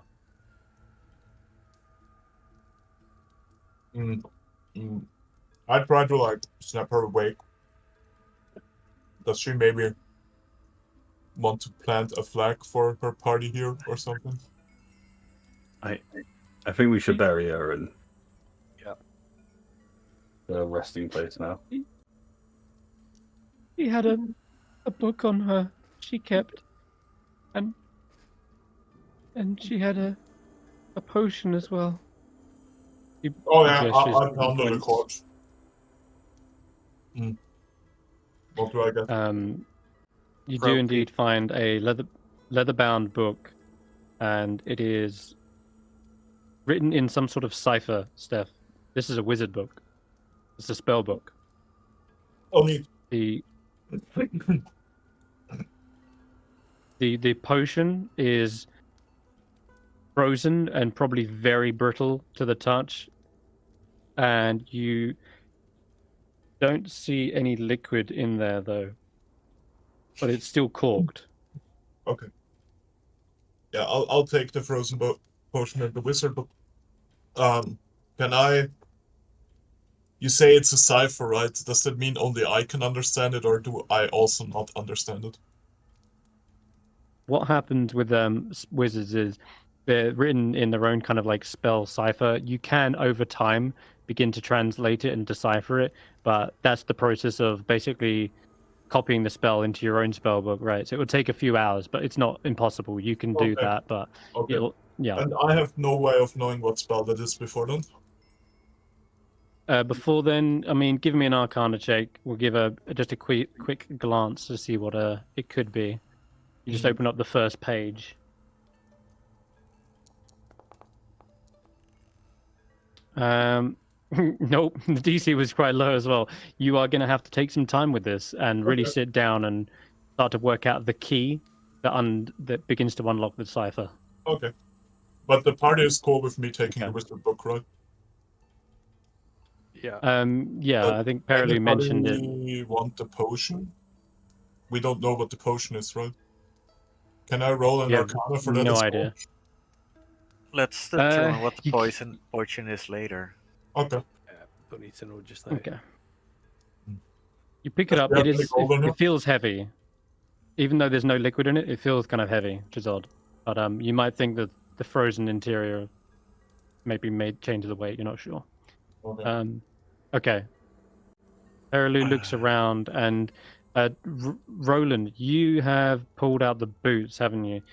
Despite having trekked up here miles in the snow and made camp here, there's not a speck of dirt on these things. Sure, the snow, you brush that off, but the boots look almost pristine, and they're bright blue. Like the color hasn't worn or anything like that. Here's another little show of the artwork. And they're well crafted and made, and well, they apparently belong to a legendary explorer named Barthum Hammerhome, according to Perilu Fishfinger. Well, perhaps if he has any family, we might return these to them, or they may come in of use to us. But I would like to inform Sir Roland that I have a spell called identify that I can use to see what they are Mhm. actually. Ah, you think these may be magical in their nature? Can I roll an Arcana check to see if they're magical? Yeah. Mm.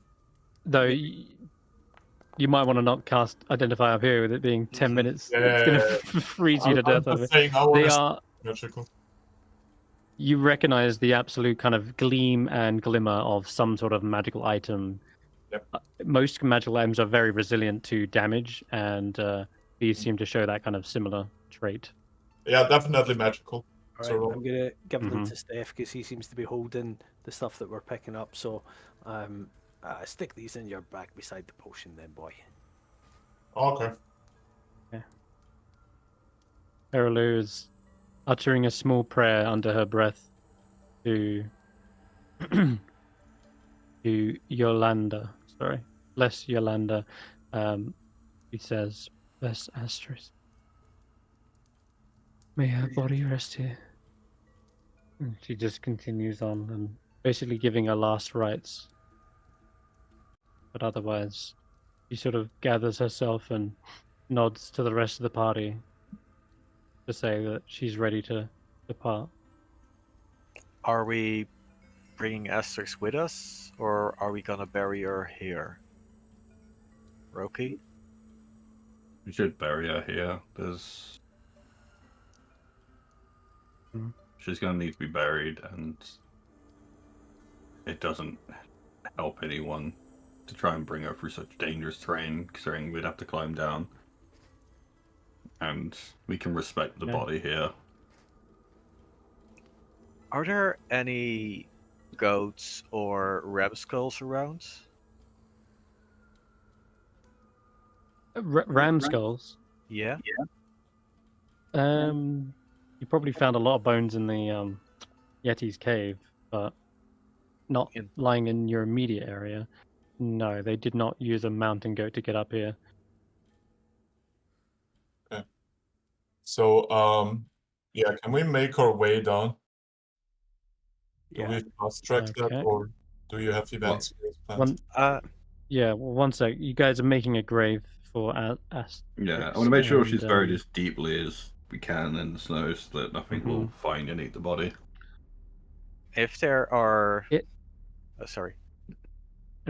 It's not as deep as you would want it to be, Roki. With it, you're realizing that this isn't earth up on the mountain; it's solid rock, and the only thing you can do for them is bury them in a few feet of snow. Wow. Hopefully, This the might snow be, keeps them covered. this might be a little bit distasteful, but I'm kind of indifferent to those situations. Do I find like a couple of sticks and maybe some like what do you call Yeah. tent linen around? Sure. Yeah, I'd like to make like a flag and write something on there. Yeah, you can do. The What problem what are you solvers were writing? here, and I proudly placed that flag down next to the peak. All right. Is that you embracing the name as the problem solvers? Is that what's happening? I don't know, does anybody You have finally? objections? Do you have a better party name? I don't know. I never really cared to go by a name. Yeah, not really needing a name. As soon as I found my horse, I It may would have be on helped my me. way. Let's make it. Let's do something else. I will write the name of Tracker, Sir Roland, Roki, and myself on there, and Chibbles. And Chibble, you got it. If you're And leaving Juniper. out Faith and Juniper, then there is no reason why I should be there. Faith didn't make it to the summit, Well, technically. Faith isn't here, and Snorp isn't either. Mm-hmm. But You this can write is a Juniper. ritual among mountain climbers. We made it to the peak. Mhm. We mark our territory. What's the okay go here? Pile of rocks. You're making your own cairn on top of Calvin's cairn Mm-hmm. as a marker. These bodies. Perilu thanks you for this, and He says, the only one left. There's Garrett. Yeah. You're not alone. Oh. Yes, I would love to talk to him and make sure he's alright. Oh, I I'm wouldn't meant to say be up he's this alright, mountain. but he's alive. His husband is probably waiting for him in Targos.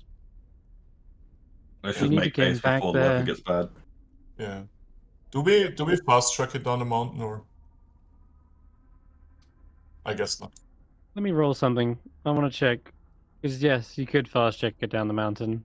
Yeah, But- I'm asking if there's like any events that you have planned for us, or. Unless Why are you Tracker rolling wants a to one? go off the beaten 1d100, there's a certain percentage chance that you encounter something. Yeah. But rather, Tracker, are you off anywhere in particular, or are you're on a mission to get these people down and out of there?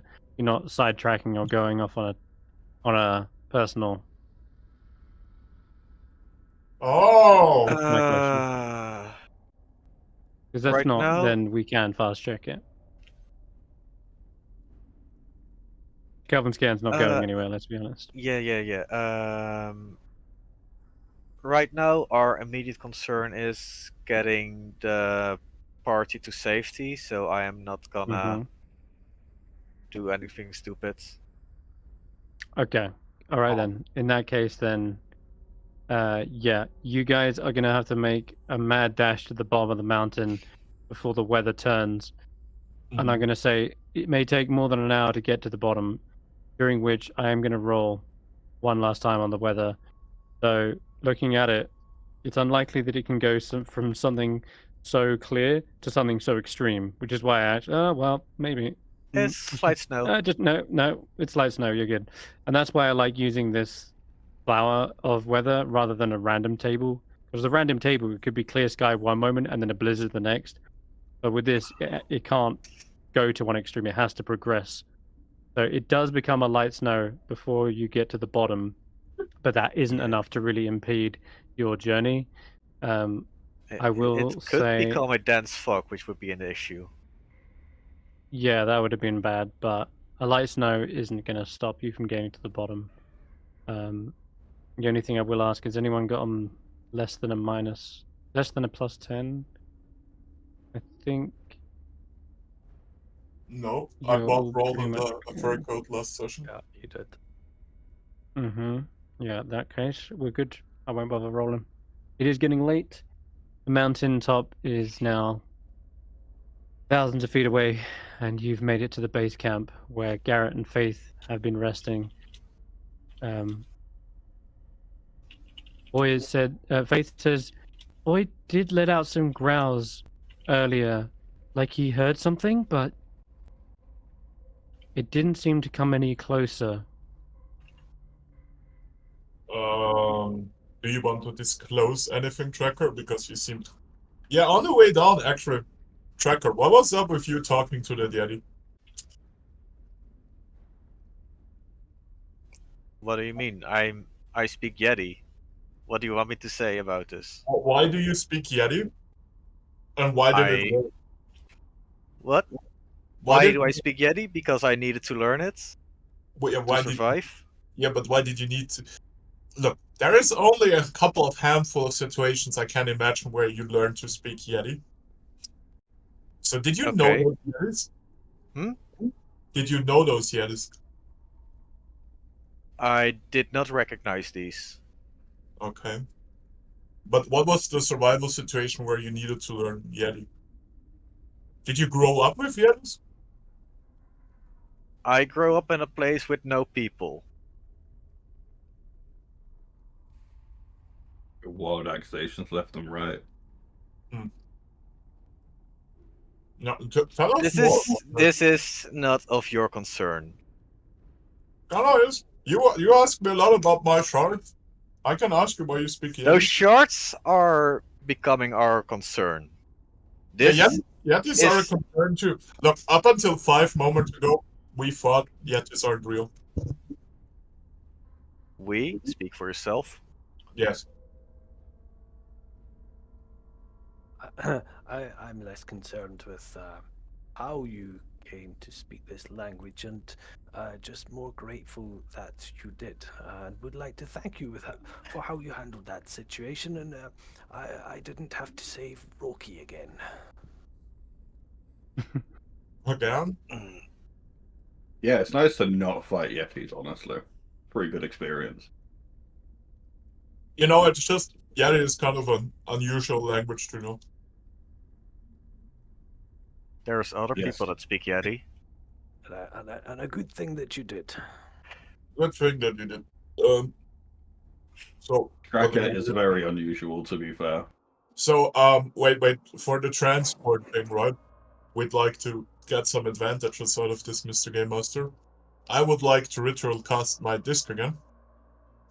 Mm-hmm. Then put myself on the X peak and kind of have the disc follow behind me while I'm at the X peak, and the disc can fit up to 500 pounds.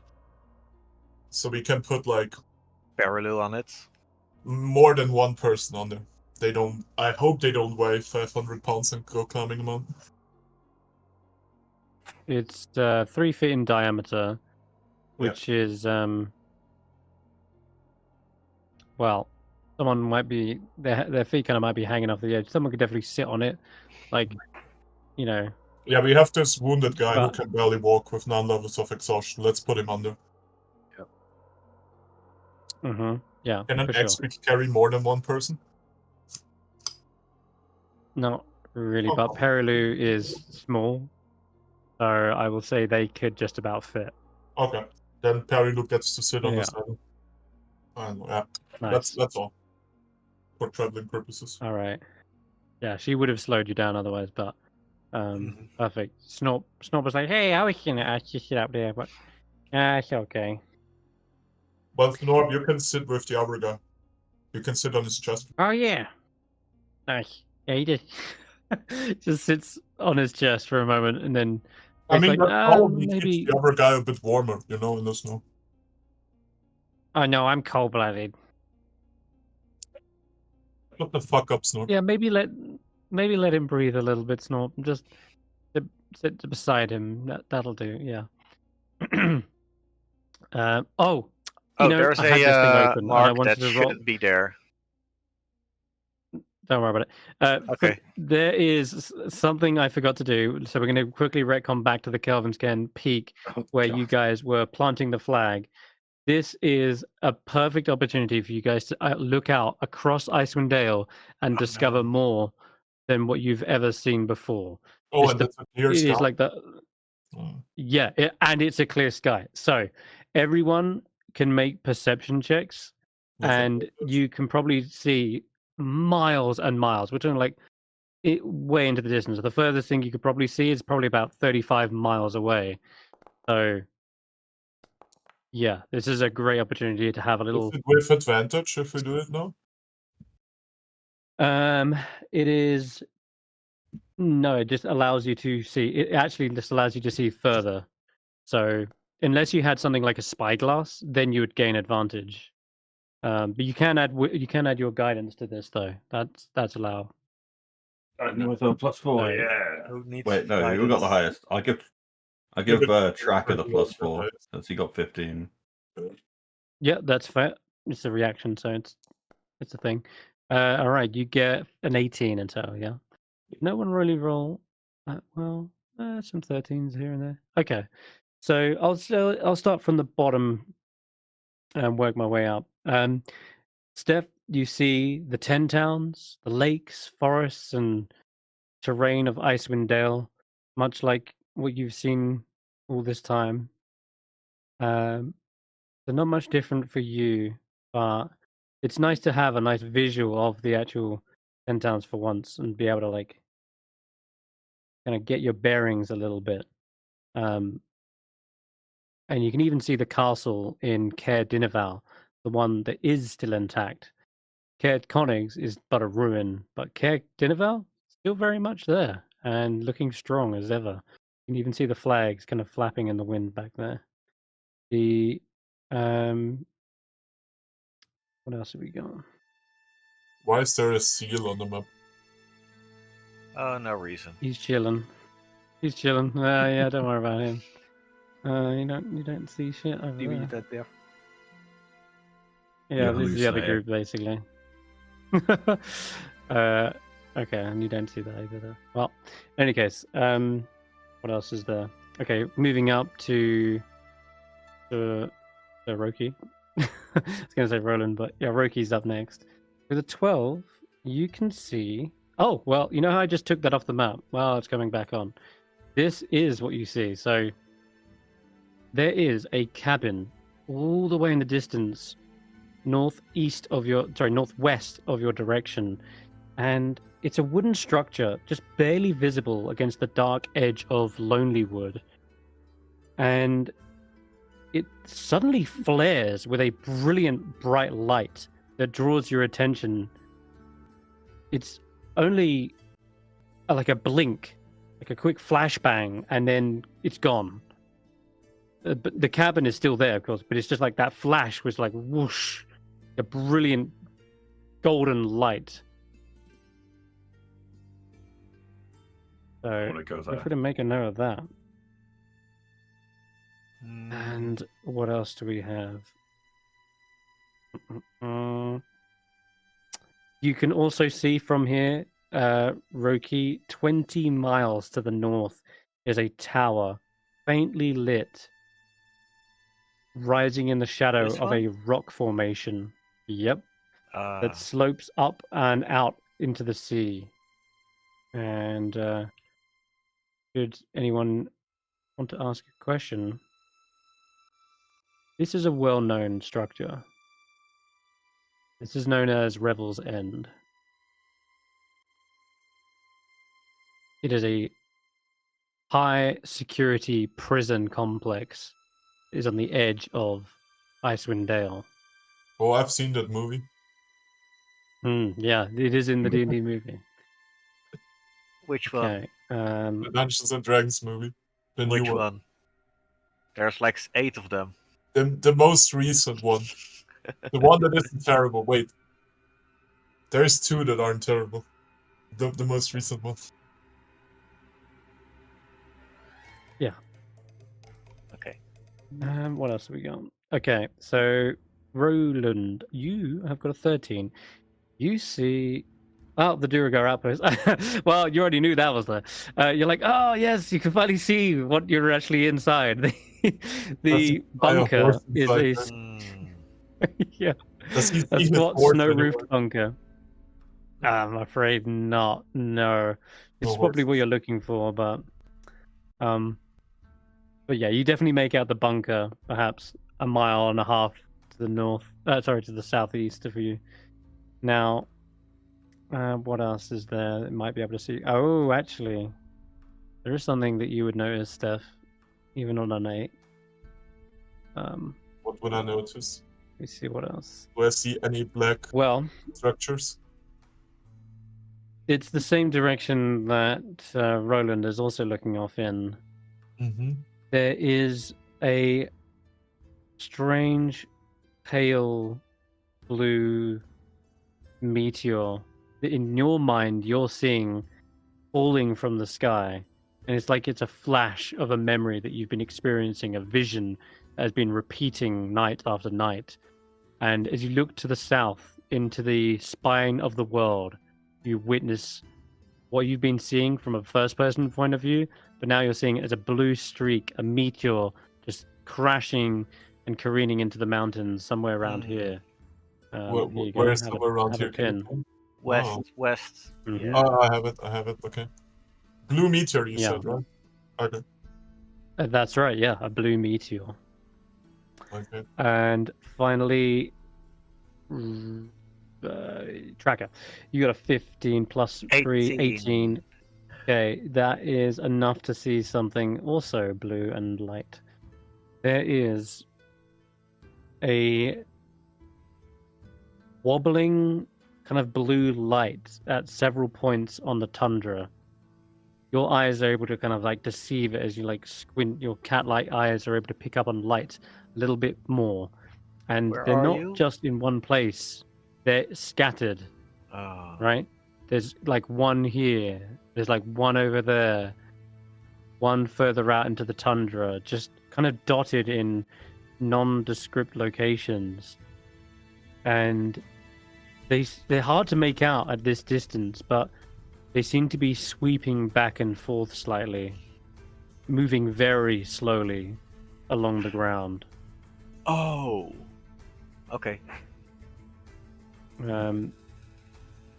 And as your eyes are kind of trained in that direction to the north, out onto the expanse, you actually also see several points of firelight twinkling and scattered across the tundra. And these aren't in nondescript locations.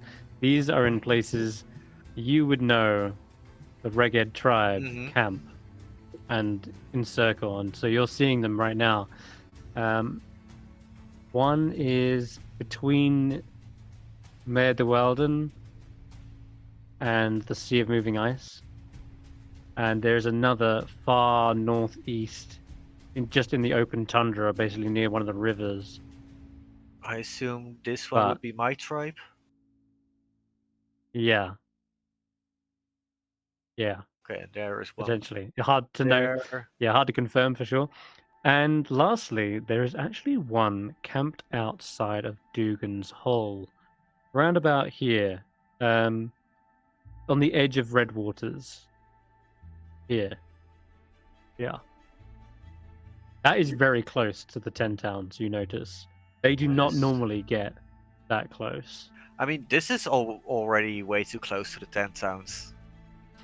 It is, but you also imagine with both camps being near the lakes, perhaps they're going fishing.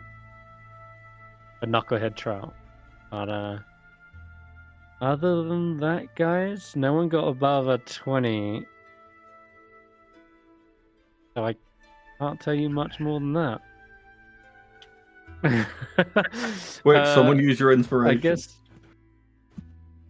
if anyone's got there one. is more to see. If you want to, you can.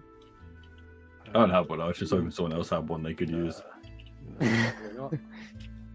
Other than that, I could say Perilu could make something out, but she's got to really roll high if you want. That What seems is she, an silly. acolyte? I'll roll it. He's never been this high before. He's gonna have a little look. Oh damn! She rolls exactly what you need. That's insane. Nice. There you go. Well, she sees way out into the far west. She sees something trapped in the ice. Looks like a ship.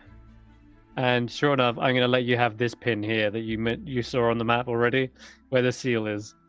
Oh. Big boat. There's like a vessel in the ice. She kind of We exclaimed. get this one and this one, Mm-hmm. but not this Yeah. one. Nope, because that is tiny. That's a little dot. Whereas this is a giant ship.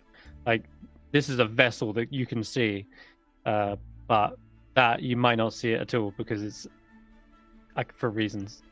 Like this isn't as big as a ship. This is like even smaller than the cabin. That dot, so you don't even know what that is. Anyway, yeah, she's exclaiming, "Wow, that thing must have run ashore or something." I don't know if it's moved in a long time. It's kind of off kilter. Its sails are all tattered as well. She's trying to like get a real close look, but damn, I didn't know there was a galleon out there just waiting. Bet there's some treasures over there, but like I say, my adventuring days are definitely over after all of this. Maybe there's clues. And What are you other gonna than that, do nobody- when we reach the towns? Are you gonna travel to the Sky Tower? Are you gonna settle in the I'm town? gonna travel with Garrett back to Targos until we can get him safely back to his family. I don't feel sort of I feel kind of responsible. So I'm gonna get back to Targos and then might camp out in Bryn Shander, wait for this whole weather to blow over until I can head south out of the 10 trails.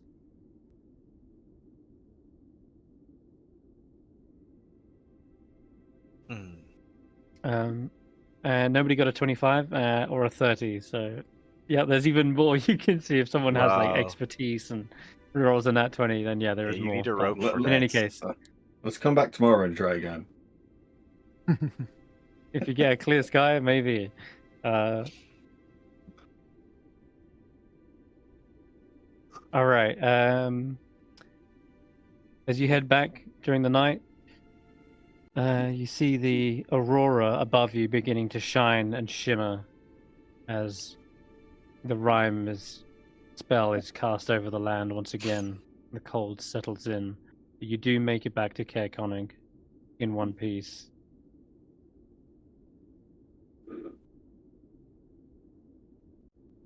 And when you arrive, you can give news to the Frozen Far expeditions.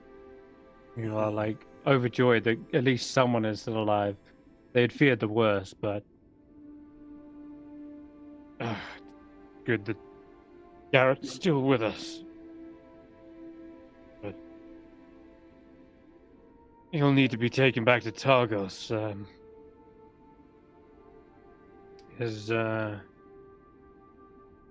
me think.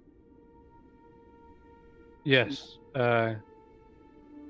Garrett's husband is a scrimshaw artist, quite well known in Targos, very well liked. He doesn't have much, but well, I'm sure he'll be very thankful that you returned him in one piece. Maybe save a couple of toes. Well, Travis, my good sir, I think it's time you start trying to give up the drink and help this place out. Take care of the town that trusts you. Whoa, now, hold on. Give up the drink? No one said anything quite that extreme. Well, if you need to, like, hand over a bottle our way, since you should be taking a break from it, take care of your people. Roll a persuasion check.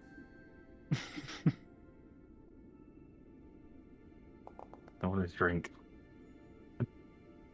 Yeah, well, he says, I actually should probably sober up before the council meeting. Yes. East Haven, right? Yes. I've been getting the letters, I just haven't responded. Not with the thieves rolling around. Sure, here, finish this up for us. Yeah, he does hand you like nearly 3/4 full bottle of wine. Nice. It drinks You earned wine. it. Whatever I can find, really, but yes. Well, come inside the Northern Light, warm yourselves up, and Snob says, yeah, I want to read that book you got. And those boots look fancy. Oh, yeah.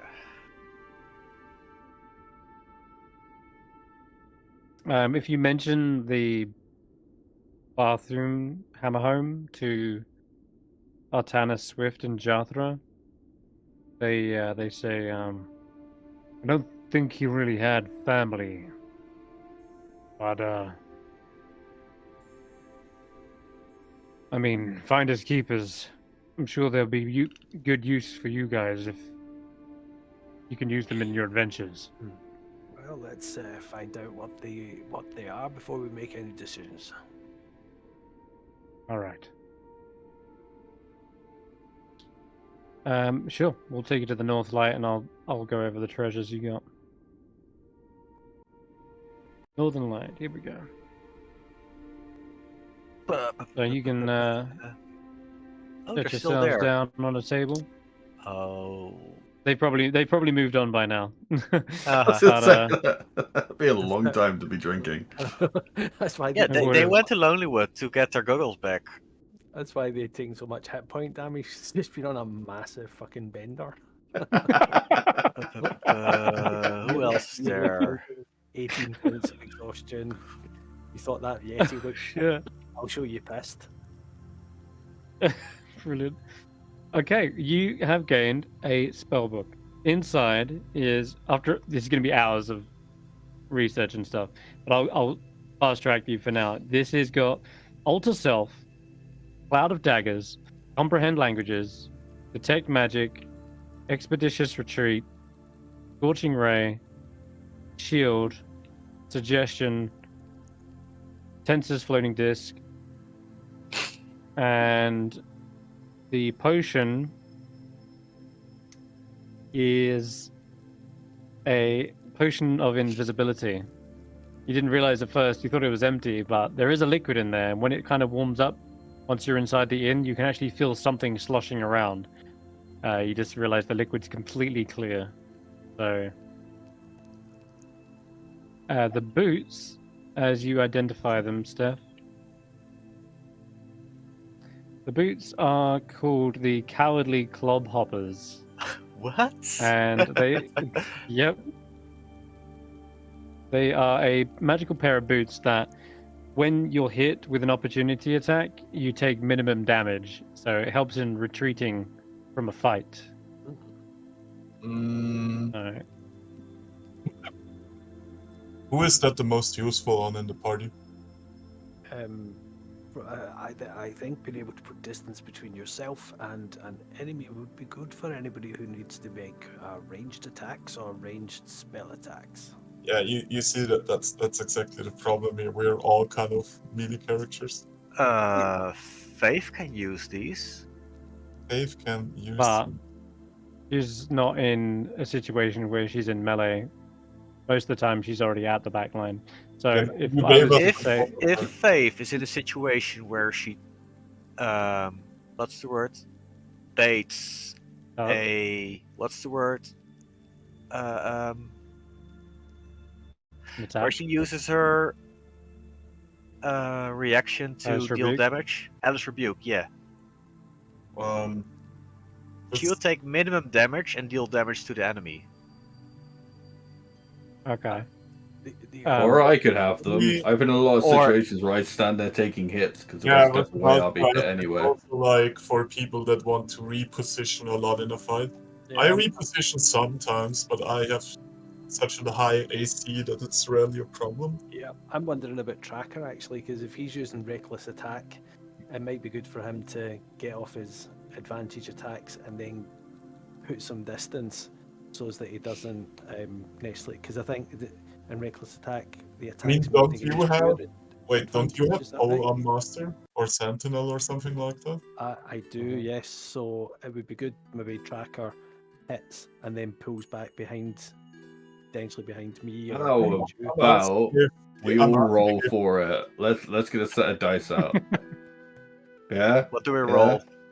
Do we just roll it Nice. d20? Because Roll got two some d6 because I want them.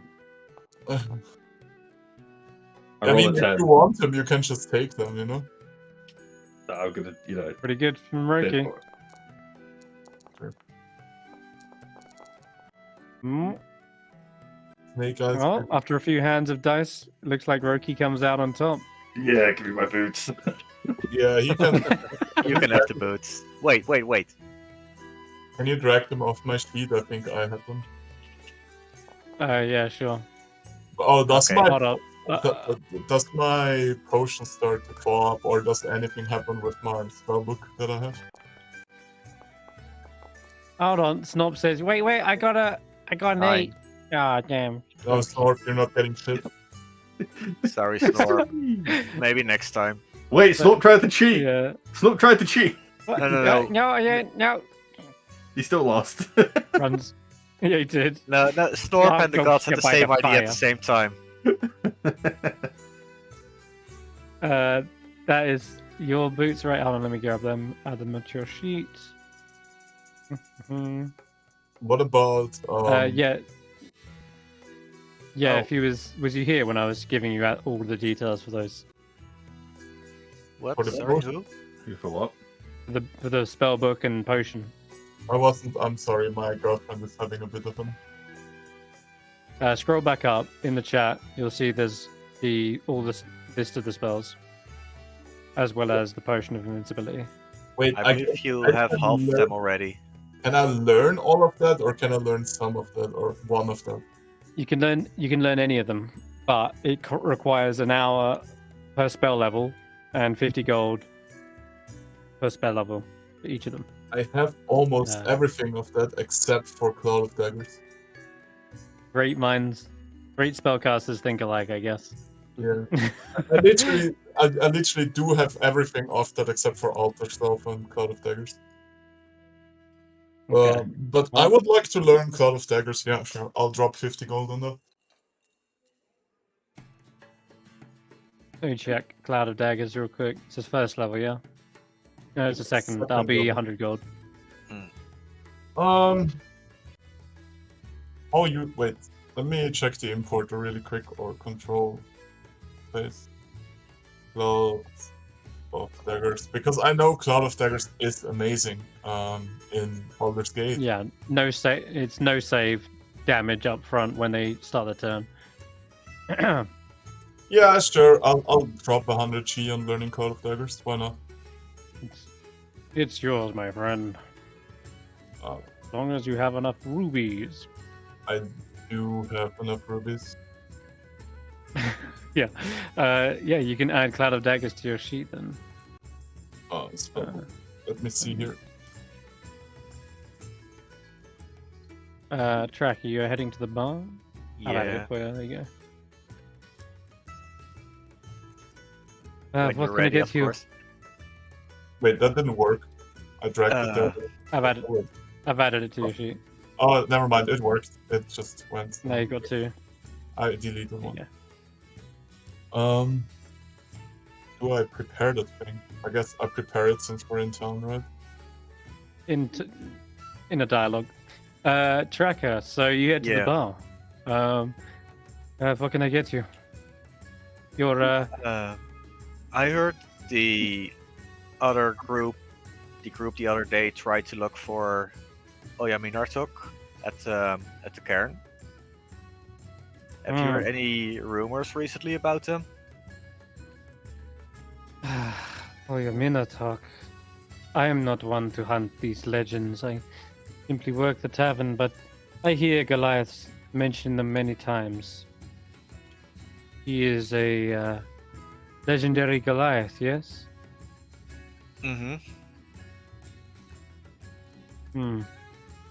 Well, I mean, if she has been sighted nearby, I'd love to meet her.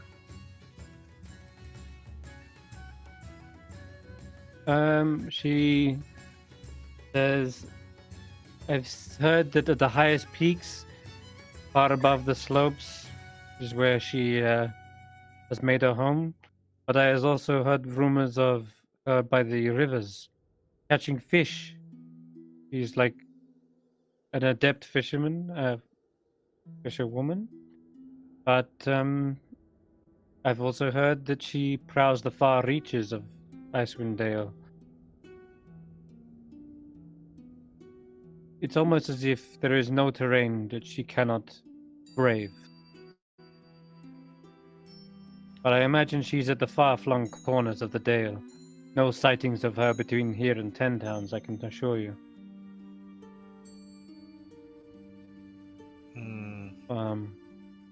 Adult Goliaths wish to find her and approach her. If they flee like cowards, or your Minotaur laughs and lets them go to wander in obscurity. If they challenge or your Minotaur to a fight, then the Winter Walker smiles and tests their mettle.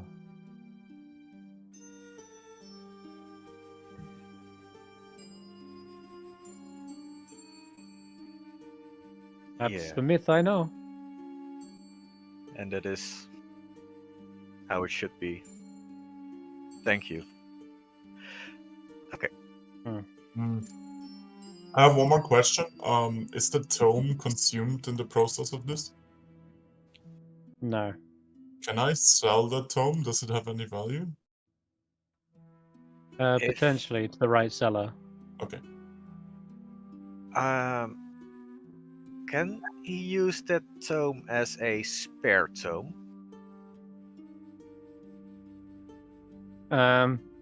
What the fuck No. is this third tome? Because it's written in a different cipher, and you would need it's not separate to his. In order to create a spare spellbook, you would need to like rewrite every single spell again, basically. Mm. It's an expensive endeavor, and it's only like if you're like minted, you have the opportunity or the luxury rather to write an entire spellbook again a second time. One of the yeah. downsides for a wizard is that if their spellbook is stolen or lost or destroyed, then they lose their entire repository of spells they have. They can only use the spells they have prepared at that time. Okay. And you can transcribe the spells you have transcribed in a new spellbook. Who's getting the magic potion of invisibility, by the way? Who's getting that?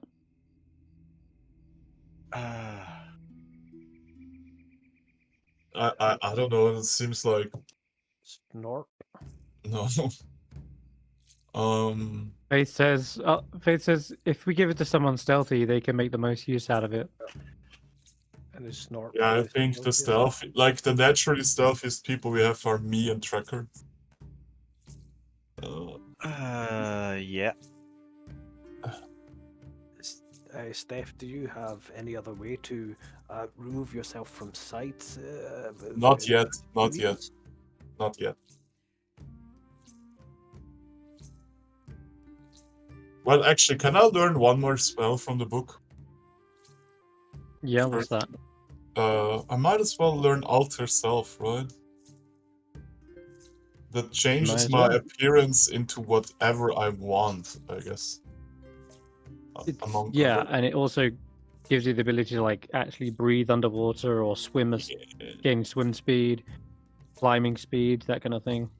Wait, what? Yeah. It gives me natural weapons, aquatic adaptation. Like, I can grow claws, which would give me a climbing speed. Oh, wait. Or you It's turn not one- disguise self, it's older self. Yeah, Mhm. I can... Wait, Alter It's Self... like you is the mutate your first body. Yeah. Oh, wow. Alter Self is the first So- spell, right? Second. Well, then I don't have the money for Yeah. it. So I'll keep it Okay. on. Alrighty.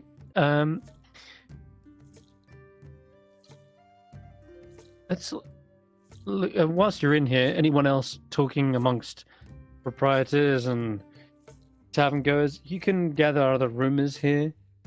If you want to learn more about the far-flung reaches of Icewindale, Track has learnt about the legendary Goliath or your Minotaur. Foxes in the Snow is here as well, yeah.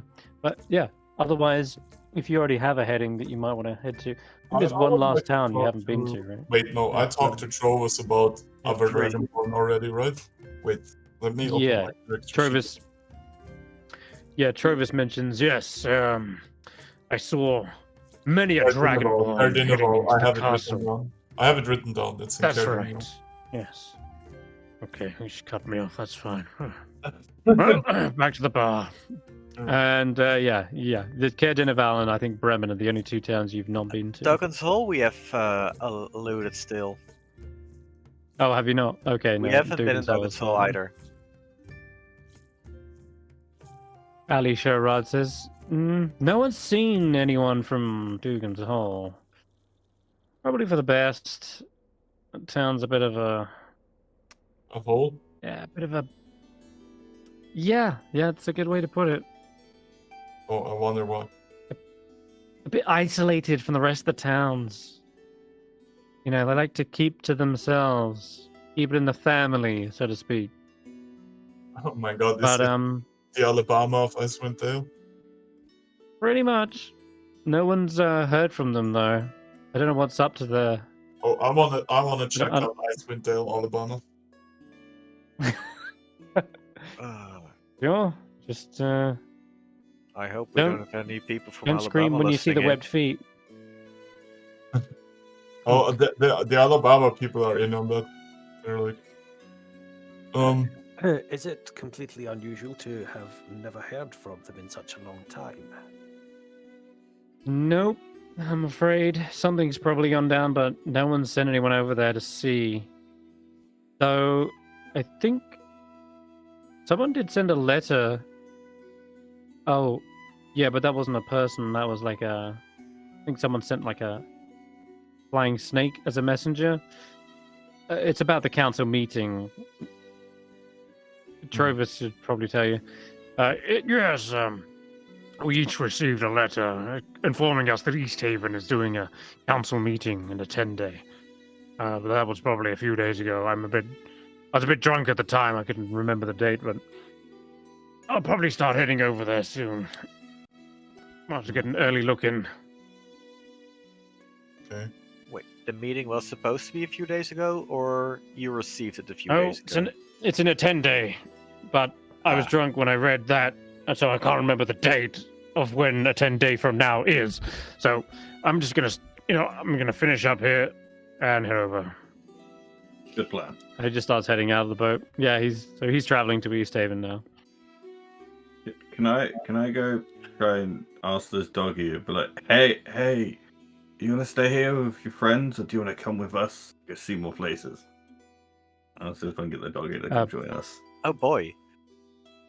Boy is probably by Garrett's side, and he's waiting for you guys to sort of help potentially bring back Garrett to East Haven. Apparently Targos, apparently right? Fishfinger is here as well. Targos, yeah, sorry, Targos. Fine, I'll let Garrett keep his dog. Boy does seem happy to see you though, and is clearly very friendly with you and like licking your hands as a thank you for bringing back Garrett. A shame if something happened to Garrett and we had to take his dog. Sorry, hot Oh my mic, God. hot mic. Should we take him to his husband then, for want of nothing else to do at this point? Oh wait, before we go out, I have a proposition. We still need a proper name for the party. I would like to suggest a name. Bastards. No, the monkey's paw. I just sit there and look confused. What the devil are you speaking of?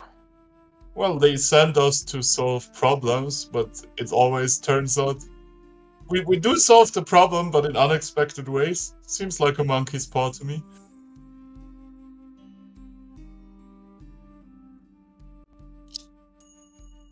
Look, we've been asked multiple times what our group is actually called. I'm just suggesting a name. Do we have any objections? I don't want a group name. We're just people dealing with problems who have happened to end up in That's the the same party. They place. usually have names. Do you have any objections to the monkey's paw? I don't want to be called anything. We're just I a bunch of people dealing with stuff. Yeah. I don't really need to go by a name. Maybe if we were a regiment or if we had heraldry and such things, well, that would be fine. But quite frankly, as soon as I find my horse, I might actually just wander off. Look, I'm gonna be real with you. I don't believe your horse exists. Very good, very good.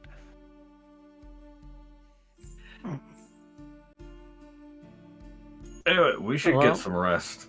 Like, it's been a long day. Do we do a Proceed long to rest? your rooms. Yeah, Ali says you're free. You get free room and board here in the Northern Light. You guys are heroes after all. Yeah. As part Heroes of Icewindale. Heroes of the North Light. Here you go. As part of my Yeah, long feel rest, free to- I will store a cloud of daggers in my dagger. Yep, sure thing. That's actually pretty sick. A lot of daggers in the dagger. Yeah. Yeah, you guys can complete a long rest. If my dagger casts Cloud of Daggers, am I concentrating on it or the dagger? You are. Okay. And if Faith is resting, does she get to 0 exhaustion? I don't know why she is at 1. yes. Cool. She's failed a couple of frost saves here and there. And no, I think she also got knocked to Death's Door at one point. Death's Door is a thing as well. Yeah. Okay, Roki, quick long rest. Oh, crap. Good idea. And Tracker, did you want to end the night with something real quick? Not tonight, not the role-playing night, but this night. I mean, since Fox in the Snow is here, and I know they are a druid, can I ask them to teach me a bit more about the druidic language? So I can Druidic. understand Juniper a bit more. This is one of the harder tongues, but I can teach you a few words. Sure. She will teach you some locational words, mountain, forest, town, tavern, and temperatures like, cold or hot.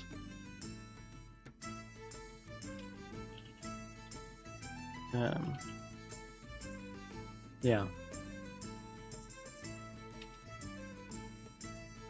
That kind of thing, forest, tundra.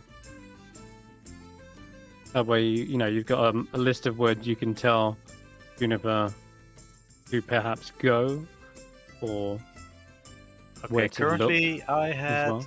friend, enemy, close, far, yes, no, stay, flee, and now mountain, forest, tundra, town, tavern, cold, and hot. Yeah, you might want to add go on there as well. She'll tell you that one as well. Just as a command for go. And search Oh. will be another one. But otherwise, it probably comes to the end of the night when she's like, and I should probably search for my bed. Thank you. Of course. And she takes her leave. All right. In the morning, you guys come to. Gareth has recovered from one level of his exhaustion as well. Faith, like, oh my god, get out, Tracker. This is my bedroom. He locks it. Hey, what the Where's the fuck? Why is rest? Snob in my bedroom? Get out of here. Oh, sorry. Yes, I'm bunking with you, Tracker. Or we can top and tail. What? We both have tails, so that makes sense. You take beds, Juniper takes bed, I'll take bed roll. Oh, okay. Oh, comfy. In the morning, then, you guys can start making your way to Targos if you wish. If you want, you can head through Caer Dineval, and I'll bring you back to the map, because, of course, it is on the way.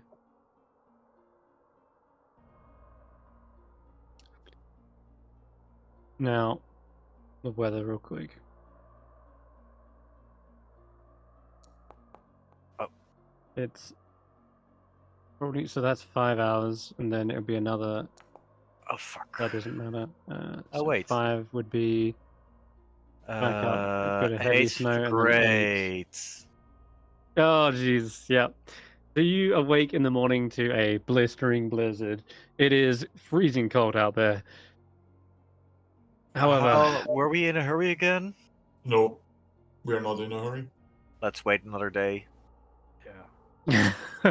Yeah. yeah, all right. Yeah, no way. If we travel in a blizzard, Garrett will die. Yeah, I gather that does make sense. 9. Or we is travel from by a night. blizzard to a dense fog. So it's 8 hours later, so 10. 60. So it's like 4 o'clock. 4 o'clock, the blizzard abates and becomes a dense fog. Sorry, yeah, it does, yeah. Dense fog. Are we cool with traveling in a dense fog? I wonder if the 4 townsfolk o'clock. would have any trackers or scouts that might be able to help us navigate across the land, but if they are more aware of it than we would be. Wait, where are we even going to Targos, right? For Yeah. Kerkenek? If you want to go through the well-traveled paths and you would require a guide, you can be guided to Caer Dineval. You are Frozen Fire Expeditions as guides, and Jathra says that she doesn't mind taking you to Caer Dineval. In fact, she Didn't their knows the towns well. She's speaker traveled many. Mm-hmm. Dorvus, did they leave the day before? Yep, Tarvis is headed out. Damn. In a blizzard to Mhm. Dugenthal. No, he left before we went to sleep. Okay. He left during the light snow, yeah. And actually became a heavy snow, but he But can stop off on he's location. going to Dugenthal, right? No, he's going to East Haven. Okay. So if you head into the Frozen Fire Expedition, Jathra gives you this table. She says, I've travelled every 10 town from day till night, and well, I've calculated the distance it takes on foot. So here, you might as well have a little look at this. Oh, this is so great. If you're heading from Caer Dineval, from Caer Connig to Caer Dineval, it'll only take you 2 hours on foot. Really not that big of a deal. The path is well trod. I can take you there if you like, though. I think our final destination is Targos. How would we be best to get there with this man who needs to get home? Well, if I were you, I'd stop off at a couple of towns, let him recuperate each night, and by the time he gets to Targos, he might even be up on his own feet. Also, you can wait out the weather if it is particularly bad. So that's what I would do. Wait for a period of time where the weather seems pretty stable. Get to the next town and wait out any bad weather, and then continue on your way. So I'd stick to the markers, right, rather than cross the open tundra. So you'd go Caer Dineval, and then Bryn Shander, Targos. Okay. Or if it's really bad, try and stop off at East Haven first, and then Goodmaid is closer. Bryn Shander. Yeah, all good, mate. You good, me then. I can't see because so many people have wrote shit in the way. So much crap. I'm getting rid of it. God, it's gone with the No. end of. I'm looking at your finally table. over. Your table says Caer Dineval Goodmead is 8 hours and Caer Dineval East Haven is 9 hours. Sorry. I should look from Caer Konig. And then it's 10:11. Yep. Mm-hmm. Okay.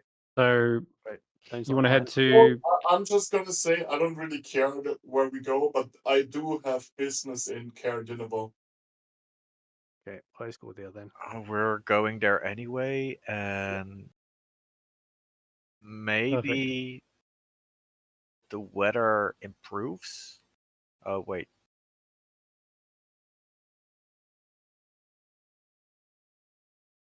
Nine hours. Never mind.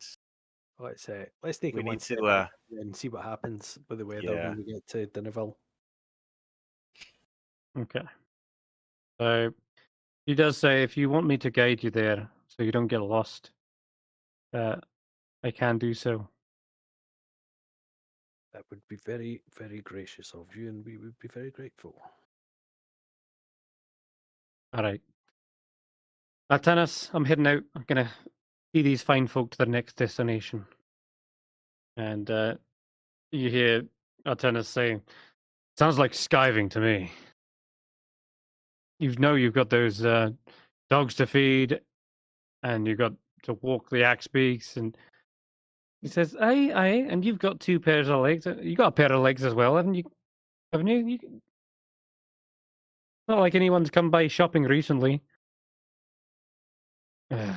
Anyway, this light ribbing from one another continues, but they seem like they have good rapport.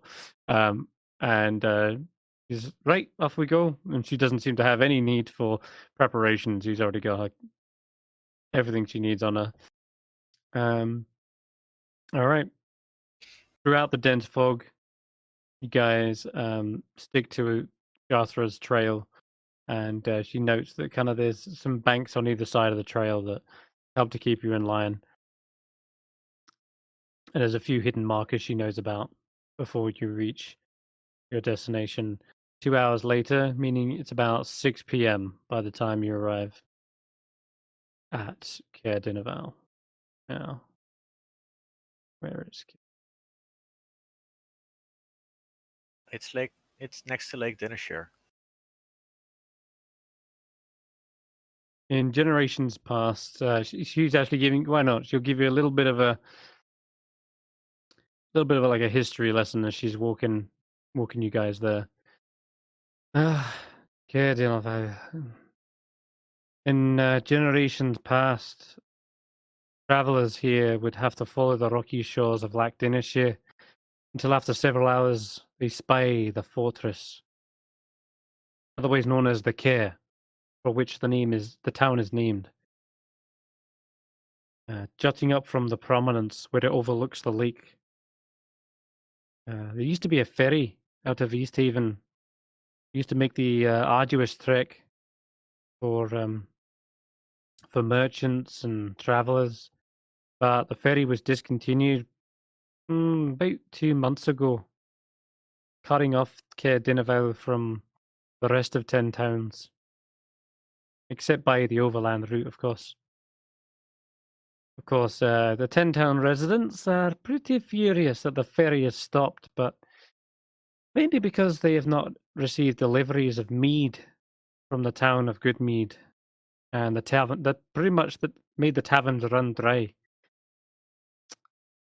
As if things weren't bad enough, the town's harbour is frozen over, and the town speaker, Cranach Steivei, he's apparently not too well. He's taken to his bed and apparently too sick to make any public appearances or press the Council of Speakers to get the ferry from East Haven running again. But that's as much as I know.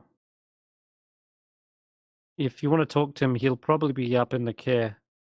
But she arrives here and she says, "The uphill climb, that's a good tavern. Otherwise, there is the Dinev's Rest. Don't know if they're still open. You can give them a shot. Otherwise, I'll leave you to it. You guys are free to explore as you will." I would like to visit the tavern and ask around for the Dragonborn we saw. Okay. Yeah, you head to the uphill The climb, yeah? Dragonborn we saw. The Dragonborn that are rumored to be here. Oh, Yeah, you gotcha. Yeah, like last session we asked the speaker. I asked the speaker if he's seen any unusual Dragonborns in the area, and he Yep. told me that he's You asked her seen this session too. two people with acolyte robes. Was that Yeah, last? they were wearing this both. They were indeed wearing the same sort of uniform as if they were belonging to the same organization. Yes. Heading to the uphill climb, pretty simple. You just arrived from this route here, so it's the first stop into the town.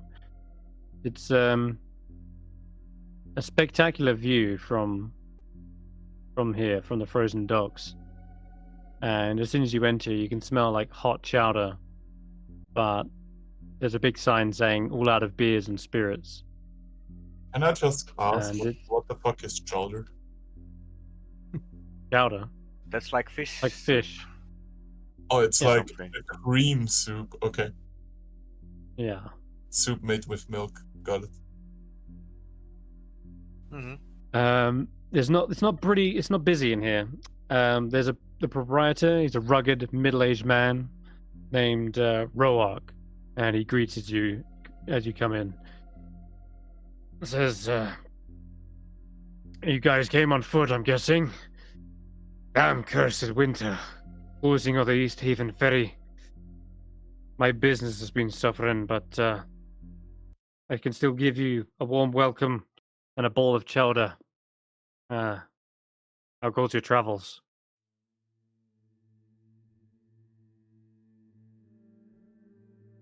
Not talkative. I get that. Yeah, your lips are probably frostbitten. But sit your asses down, and I'll get you a bowl of stew. All right. Ooh. Okay. No, I didn't thank him.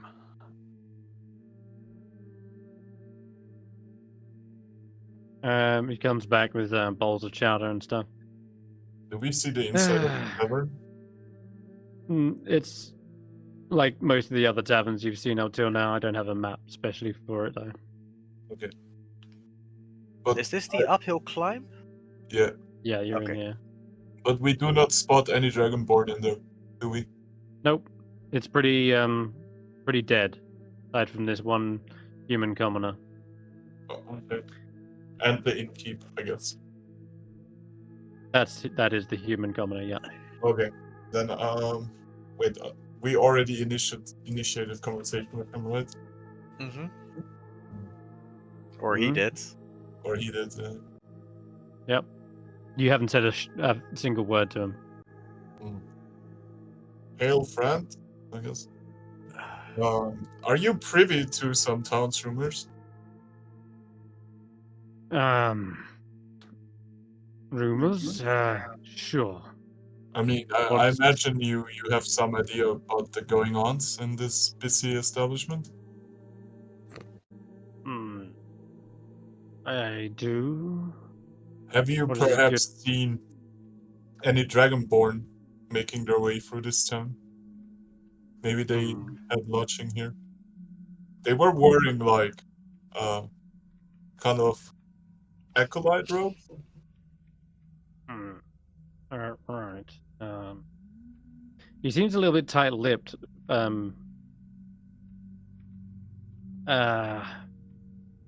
Sounds like you want to be steering your way to the castle, then. I mean, can I loosen his lip with like 5 silver pieces or something? Sure. Yeah. Or a silver piece. I don't know what's a proper bribe. I'll give him 2 silver pieces. He goes, for the chowder, thank you. Yeah, you'll figure out what's going on, I'm sure. Okay. And he quickly takes the silver and makes his way behind the bar, Can I initiate combat? away from you. That was a joke. That was a joke.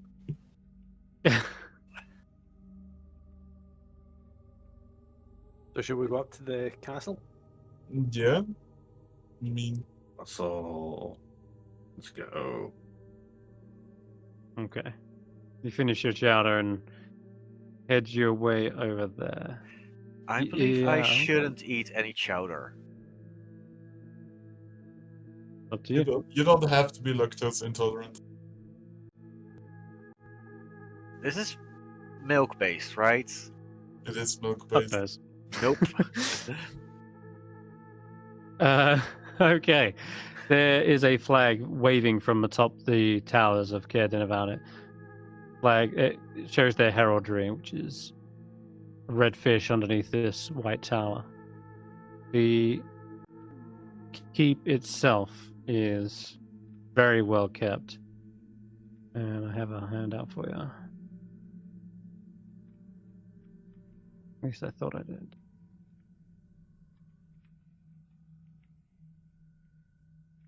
There it is. Got it. No, that's still not it. You've... Okay, well, I'll just get to it in a minute. You can see this small castle was probably built over hundreds of years ago. And it's still withstanding the winter today. You don't know much history about it, but that's not important right now, it seems. Because right now you're approaching and trying to get any kind of hint as to what is really going on here. There's not much noise coming from the keep, but as you approach up to the walls, there is someone on the parapets kind of looking down towards you. And they kind of lean out and forwards to kind of get a better view of you guys. Oh wait, here's the art. It's in the top right. I've been looking for it. It's right here. Yeah. That is the keep. And you can see it on the top left map as well. That's the artwork for it there too. Hmm. Oh, I know why. I can't find it. The actual handout's called Lacdinishire, not the actual town. That's annoying. Well, anyway. In any case, you can see the handout again here. Bang. As you can see, there's a portcullis at the front. That's closed right now. 2 torches do illuminate the exterior, though. And there's 4 towers that adorn the actual castle with this main manor at the back. The figure that you see at the top of the tower kind of calls out to you, and it is indeed a dragonborn, blue scaled, much like your own adventurer here, Stef. Anyway, he calls out, "What do you want?"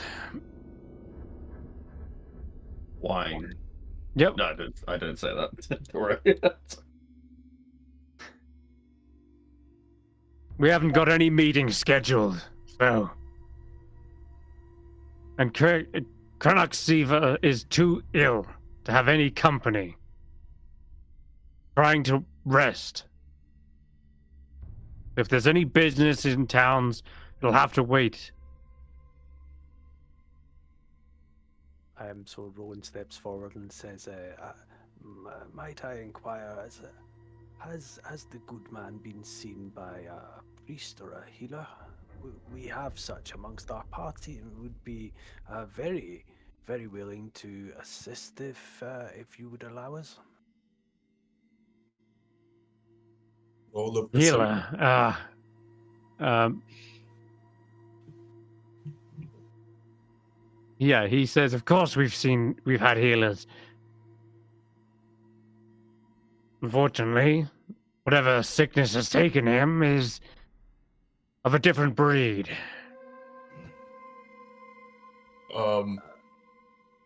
We have a range of different kinds of healing that your master may not have been privy to at this point. So may I again press you and say that we can certainly do no harm by checking him. I'd like to wave my book around and it's like, we're also quite knowledgeable with the arcane. You do not have any tokens or missions. Yeah, I know. Getting to that. Sure. He looks around behind him for a moment and sort of says, "Wait here a moment." Maybe seeing a friendly kobold would cheer him up. Doubt that. Ah, come on, how often do you get to see a friendly kobold?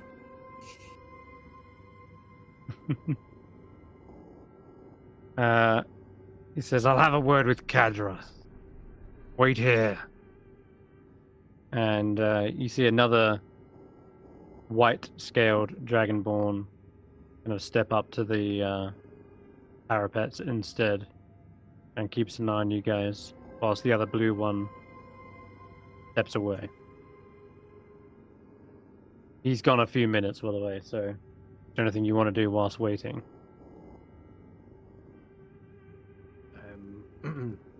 Suppose quickly turn to Illis and say, so what actual healing can we perform here? We just need to get in and see what's going on. Why this speaker has abandoned his duties, and why the town is in such disarray.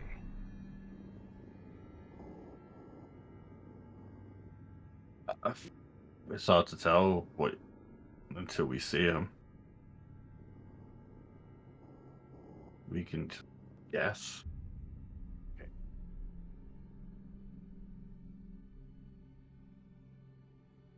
Okay, well, I'm sure they'll let us in. We can be convincing. Like, someone around here has probably heard of us, right?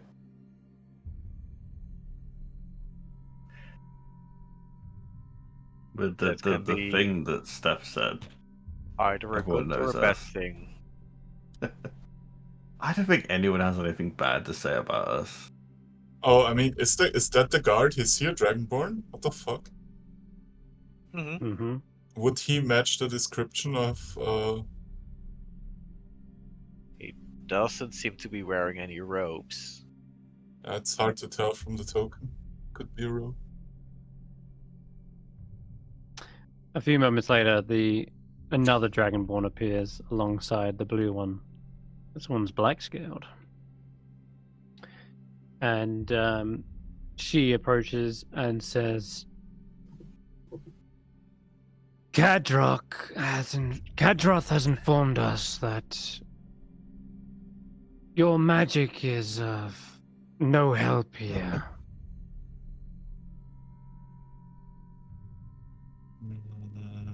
Could we Would insight I- The arcane... Go on. Would I, looking at those two Dragonborns that just came out, would I notice any similarities to... Would I recognize them, right? Okay, roll a perception check. And yeah, Roland, with your insight check, you can tell with the way she says your magic, it's almost as if, it's pointed very deliberately at Roki, can I get a guidance over you here? guys. Can I get a guidance over here, Roki?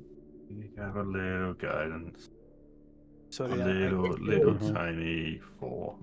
So it would make my perception of 13.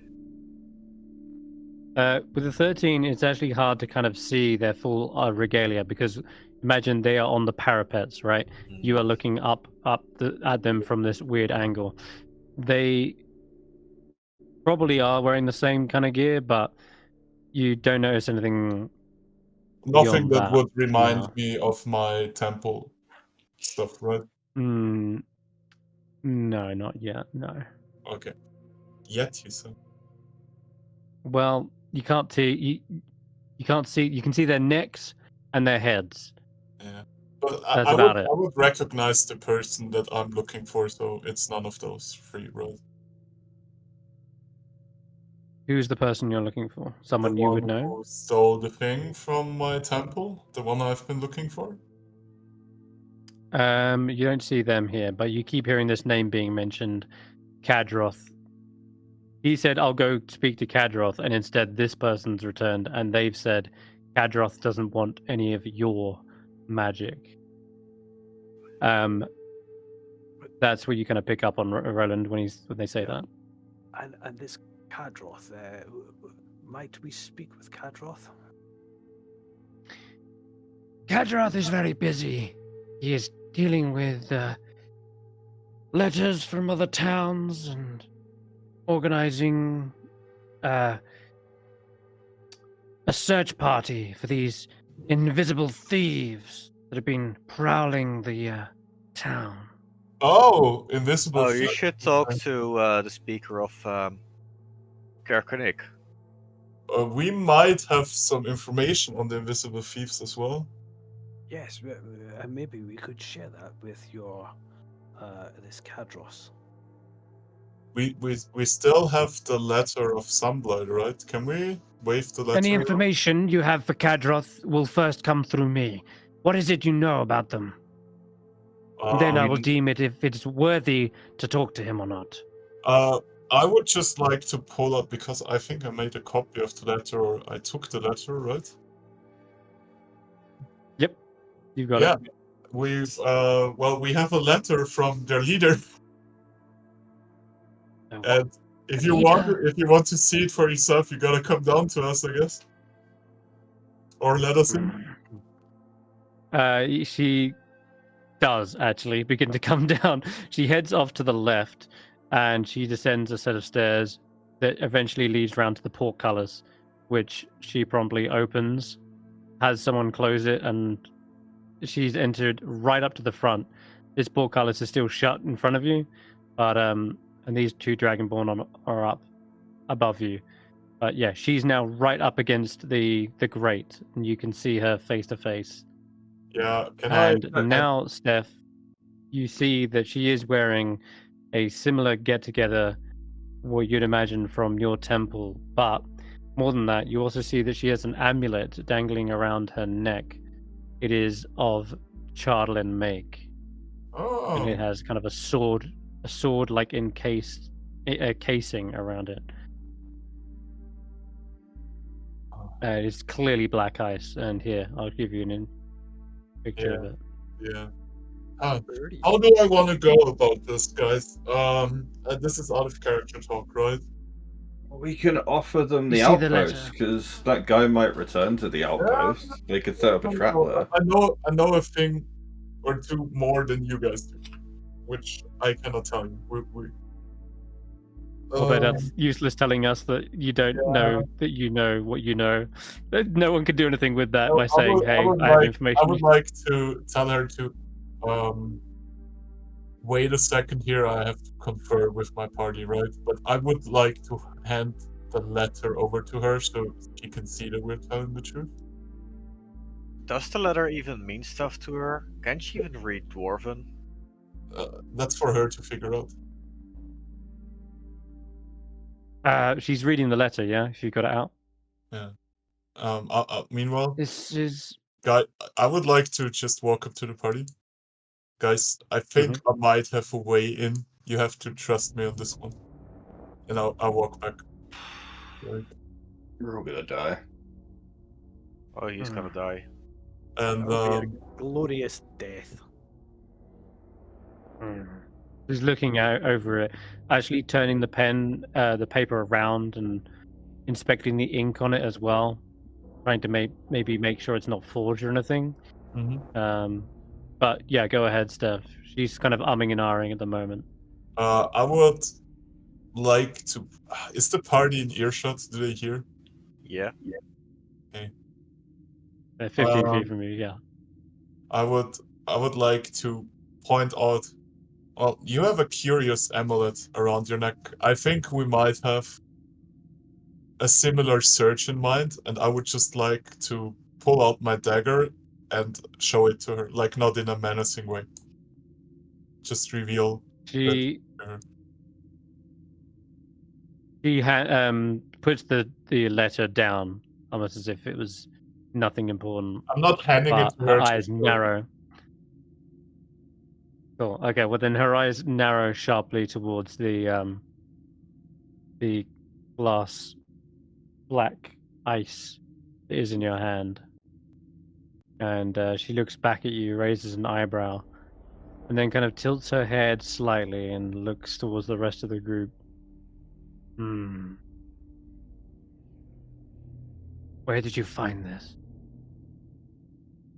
What was the place called? The dwarf?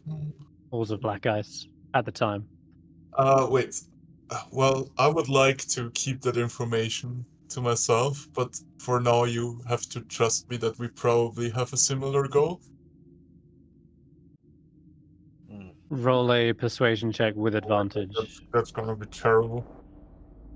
That's never working. Get advantage. Double one, let's go. Can I get advantage? He already Yeah, I did just said that. say. Okay. So 10. Okay. Guidance? No, we're 15 feet away. I No, could be next because to you. you deliberately, you deliberately said to get away from Okay, them. okay. Look, okay. So she looks over you. Hmm.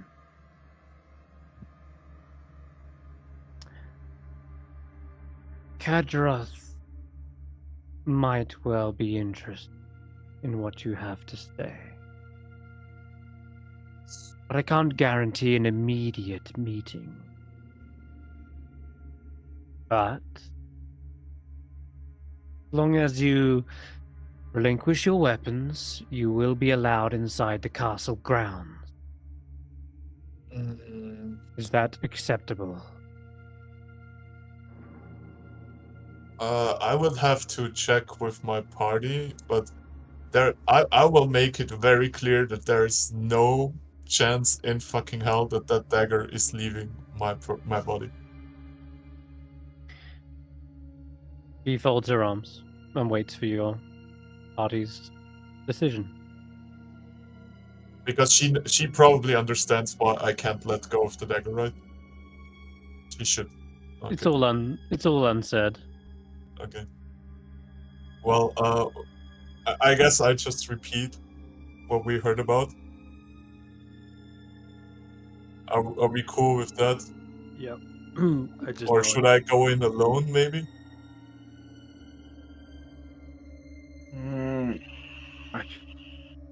They look like they wouldn't kill us.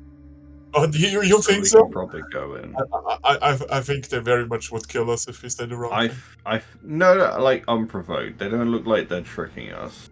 Okay. So I'll risk it. But guys, we talked about this earlier. There is a bigger plan here in motion. No, how do I best phrase this? No explosive busts of righteousness, please. You might have to compromise on your ideals a bit here. Just for the sake of finding out more information. Yes. Like, I'd whisper to them with narrow eyes. That means we lie. Yeah. And walk back over. Mm, Well, My name is Fel Supara, by the way. And yours is? My name's Stef. Welcome to Caer Konig. Oh, sorry, Caer Dinaval Keep. And she says, raise the first portcullis. And you guys are allowed entry inside, although where she are we asks supposed you to stop right there. Okay, cool. Right there. And there are, as you look up, obviously you got like these weapon racks, and she asks you to relinquish your weapons. Mhm. Do you do so, or are you anyone trying to hide their weapons? Well, I will. I have to have ask this 'cause no need players. to hide weapons because of claws Yeah, that deal as You much are a weapon, damage. of course. I will put away my short sword and stuff, but I will make it clear to her that the dagger stays with me for reasons. Can I keep my Mhm. shield on me? It feels like I've forgotten something if I'm not holding it. Roll a persuasion check, Roki, as you ask that, because that's a fair. No, But she kind of hisses and says, "No, the shield as well. I've seen Fine. plenty of people bash a head in with those." Fine. Put everything on the rack. So okay, you place everything. Faith even puts her staff there and the crossbow and all the bolts. So Roland, being a once again a knight, and being on perhaps the front lines much like this, having to siege castles and defend them, you notice there are 2 kill holes in the top of the gatehouse here. These are used for either shooting down into the siegers and the attackers, and you can also pour down burning oil, flasks of alchemy fire, and the like. You just know you Oh, I wouldn't want to hate get caught in those. here in a siege. Yeah, Yeah. kill holes they're called. Oh no, I was referring to the alchemy fire. Oh, right, sure. You can see that one Dragonborn hasn't got a crossbow aimed down in it, but you can see them kind of walking back and forth past the kill holes, like patrolling along the walls, and perhaps occasionally just looking down at you guys. You see this draconic eye looking down through the hole. After a moment or two, you've given over your weapons. This portcullis is closed and locked, and Bell orders the next one to be opened, and you are free to enter. Immediately to your right, there's actually a billboard as well. Am I going crazy, or are me and Tracker glowing? Now that's a torch. Or is it where we're from Sir standing? Roland. Oh, it's where we're standing. Okay. Ah, okay. Also, yeah, these are torches too, so they give a kind of yellowy glow to your characters. Yeah, okay. Sorry about that distraction. I was Yeah. just like really confused. That's okay. Oh, before Alright, I the- relinquish my weapons, I want to make sure: are we trapped in here, or can we leave? You asking that to them? Fell, yeah. She says, "You may leave whenever you are ready to, but I imagine you wanted to speak to Kadroth first, yes? This is merely for security. There are orc raiding parties out there. Close the second portcullis." And as such, that one is locked and shut behind you. The billboard is right in front of you. Mm-hmm. I might as well mention a couple of things on it while you're here. I'll stand with the lady. Footprints in the snow. Yeah, she's heading out to the front door at the moment. But yeah, footprints in the snow lead to various doors alongside the courtyard's perimeter, including a tall double door to the keep, with its unwelcoming row of arrow slits and barred windows on the upper floor. To the east of the double door is a small single-story building with a slanted snow-covered roof. That is likely some sort of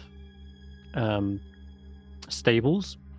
And west of the double doors are two unused merchant stalls. They're a bit torn up, canopies kind of ripped. And then tucked under some icy stairs to the north-west corner is a slender wooden hut with a crescent moon carved into its flimsy door. So there's a latrine back behind here. These stairs clearly lead up onto the higher parapets. You can hear some barking from the kennels / stables to your right as newcomers come in, and you hear Fel shouting kind of, "Alasar, keep those dogs down. It's right next to Kadroth's office, as you know. Doesn't like disturbances." You hear a kind of a more meager voice say, sorry, Fel." And you hear them kind of calming down the dogs. And finally the billboard. We have a number of different things on here, actually. In fact, have I got the handout for it? It's the whole newsletter, effectively. What we got?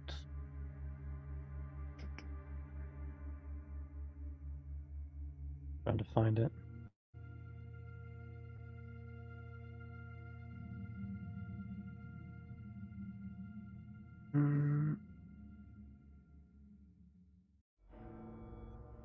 Sorry guys, can't find it right straight away, but I'll find it in just a minute.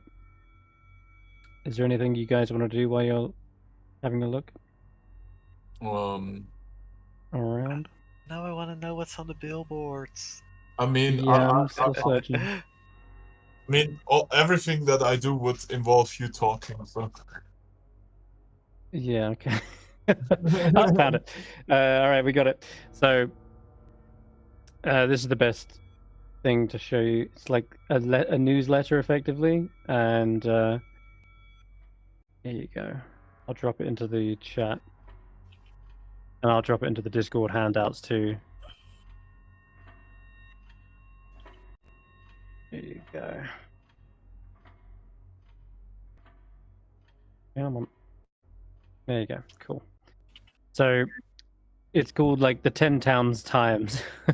It's got many little newsletters on it. Got basically talking about Axebeak rental. It's got talking about the black iron swords you can buy, black iron blades, Tales of the Bremen Beast, talking about the lake monster, and it's got the winter solstice celebration coming up as well. And of course, something has been kind of like stapled over on top of that, and that's the talk about invisible thieves. And see. Wait, winter solstice? Yeah, winter solstice. But in Have a little look. If you open up, 3 weeks, it's midsummer. It's always maybe an winter. old one.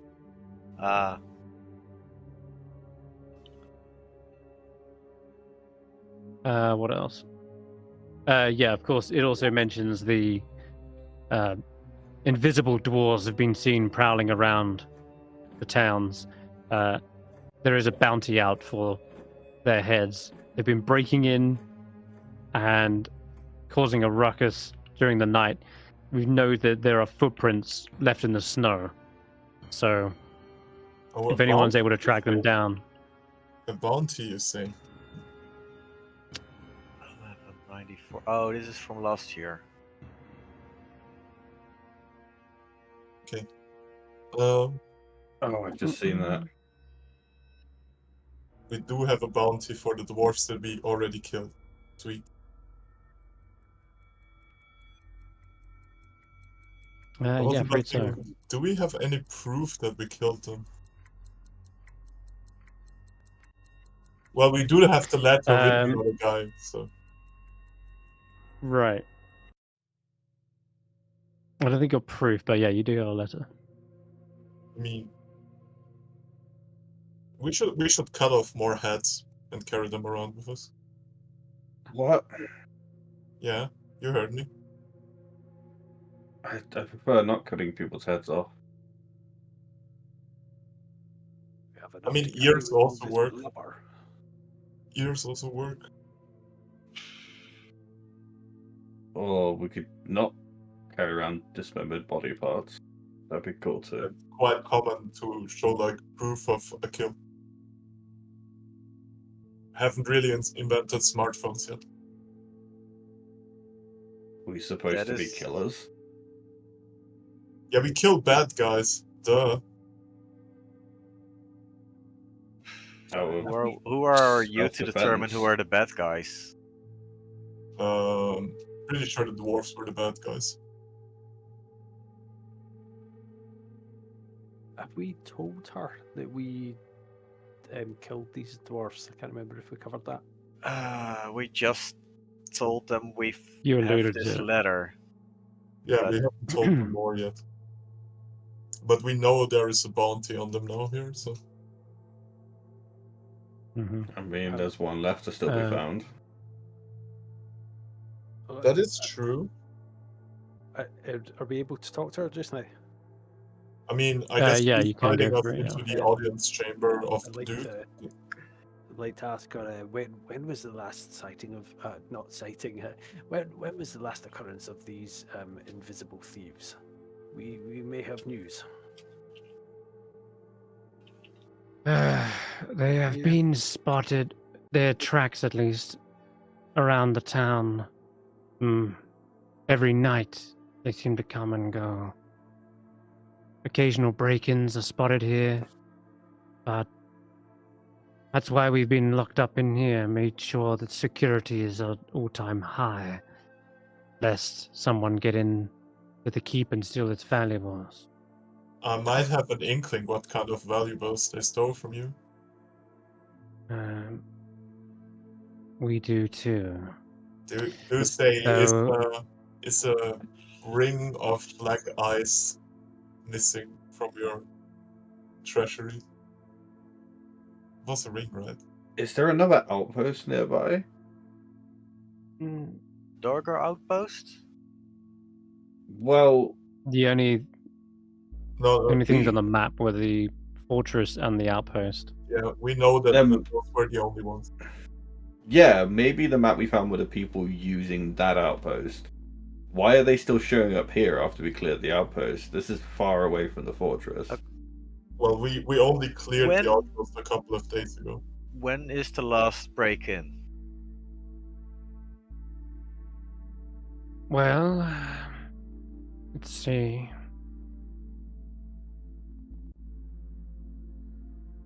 Day or two ago, there was. Hold on. I know one of the bigger break-ins was Dinev's Rest. That place got completely cleaned out, such that the owners, I think, moved on back to Bryn Shander. I think it was more than a couple of days ago that we cleared the outpost, though. I think so, yeah. We only took 2 long rests since we cleared out the hideouts. Yeah, Didn't we that's take an extra night because of the weather? No, we traveled at night. it's only been 2 days ago, and we know from the other outposts there's only 2 locations where they were stationed. Okay. Oh, there were footprints reported outside Culver's yesterday. Okay, never Well, mind. he's There's a another collector of outpost. curiosities. And well, the last break-in I was mentioning a few days ago was that was the Knucklehead Harbor warehouse, but there was nothing stolen. But the lock has clearly been shorn off and hinges kicked in. Yes, there was a break-in, but nothing stolen.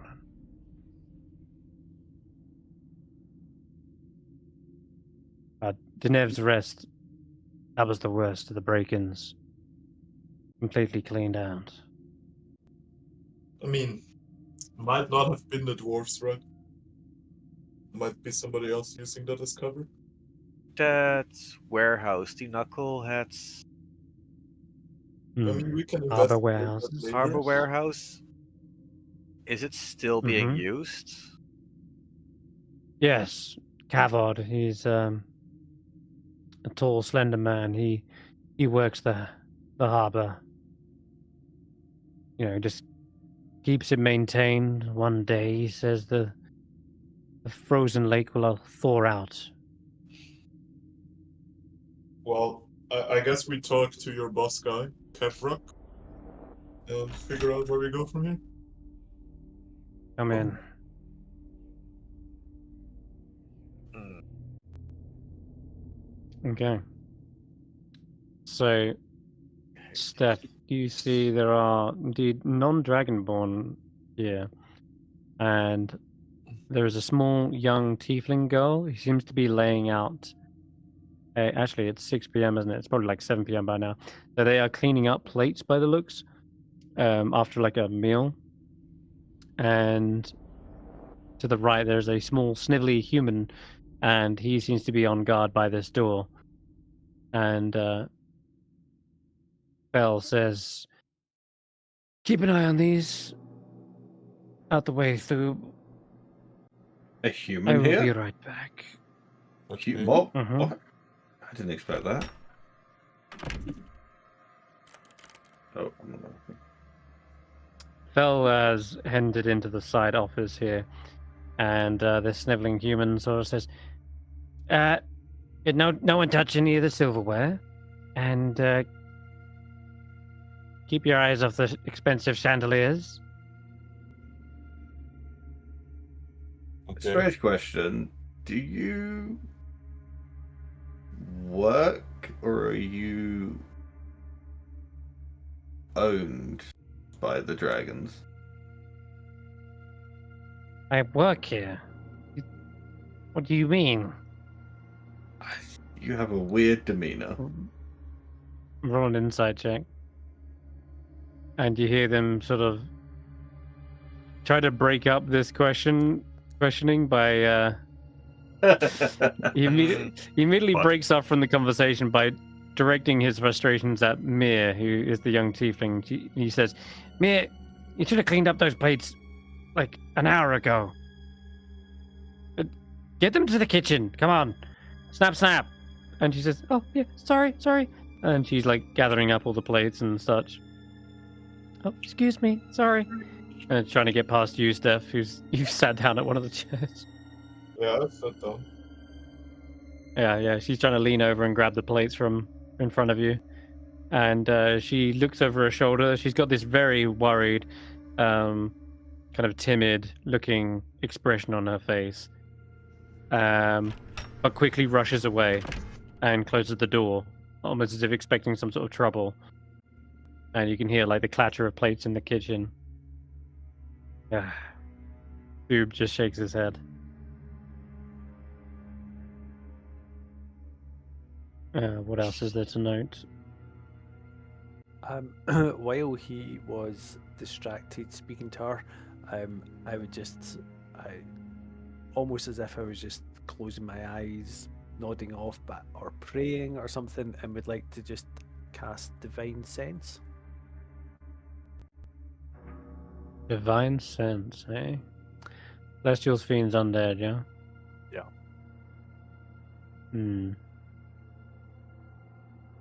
Nothing picks up. Did she clear everything at the table, or has she forgotten anything? Like a piece of cutlery or something? Probably in rushing, yeah, she may have left a placemat or a small bowl.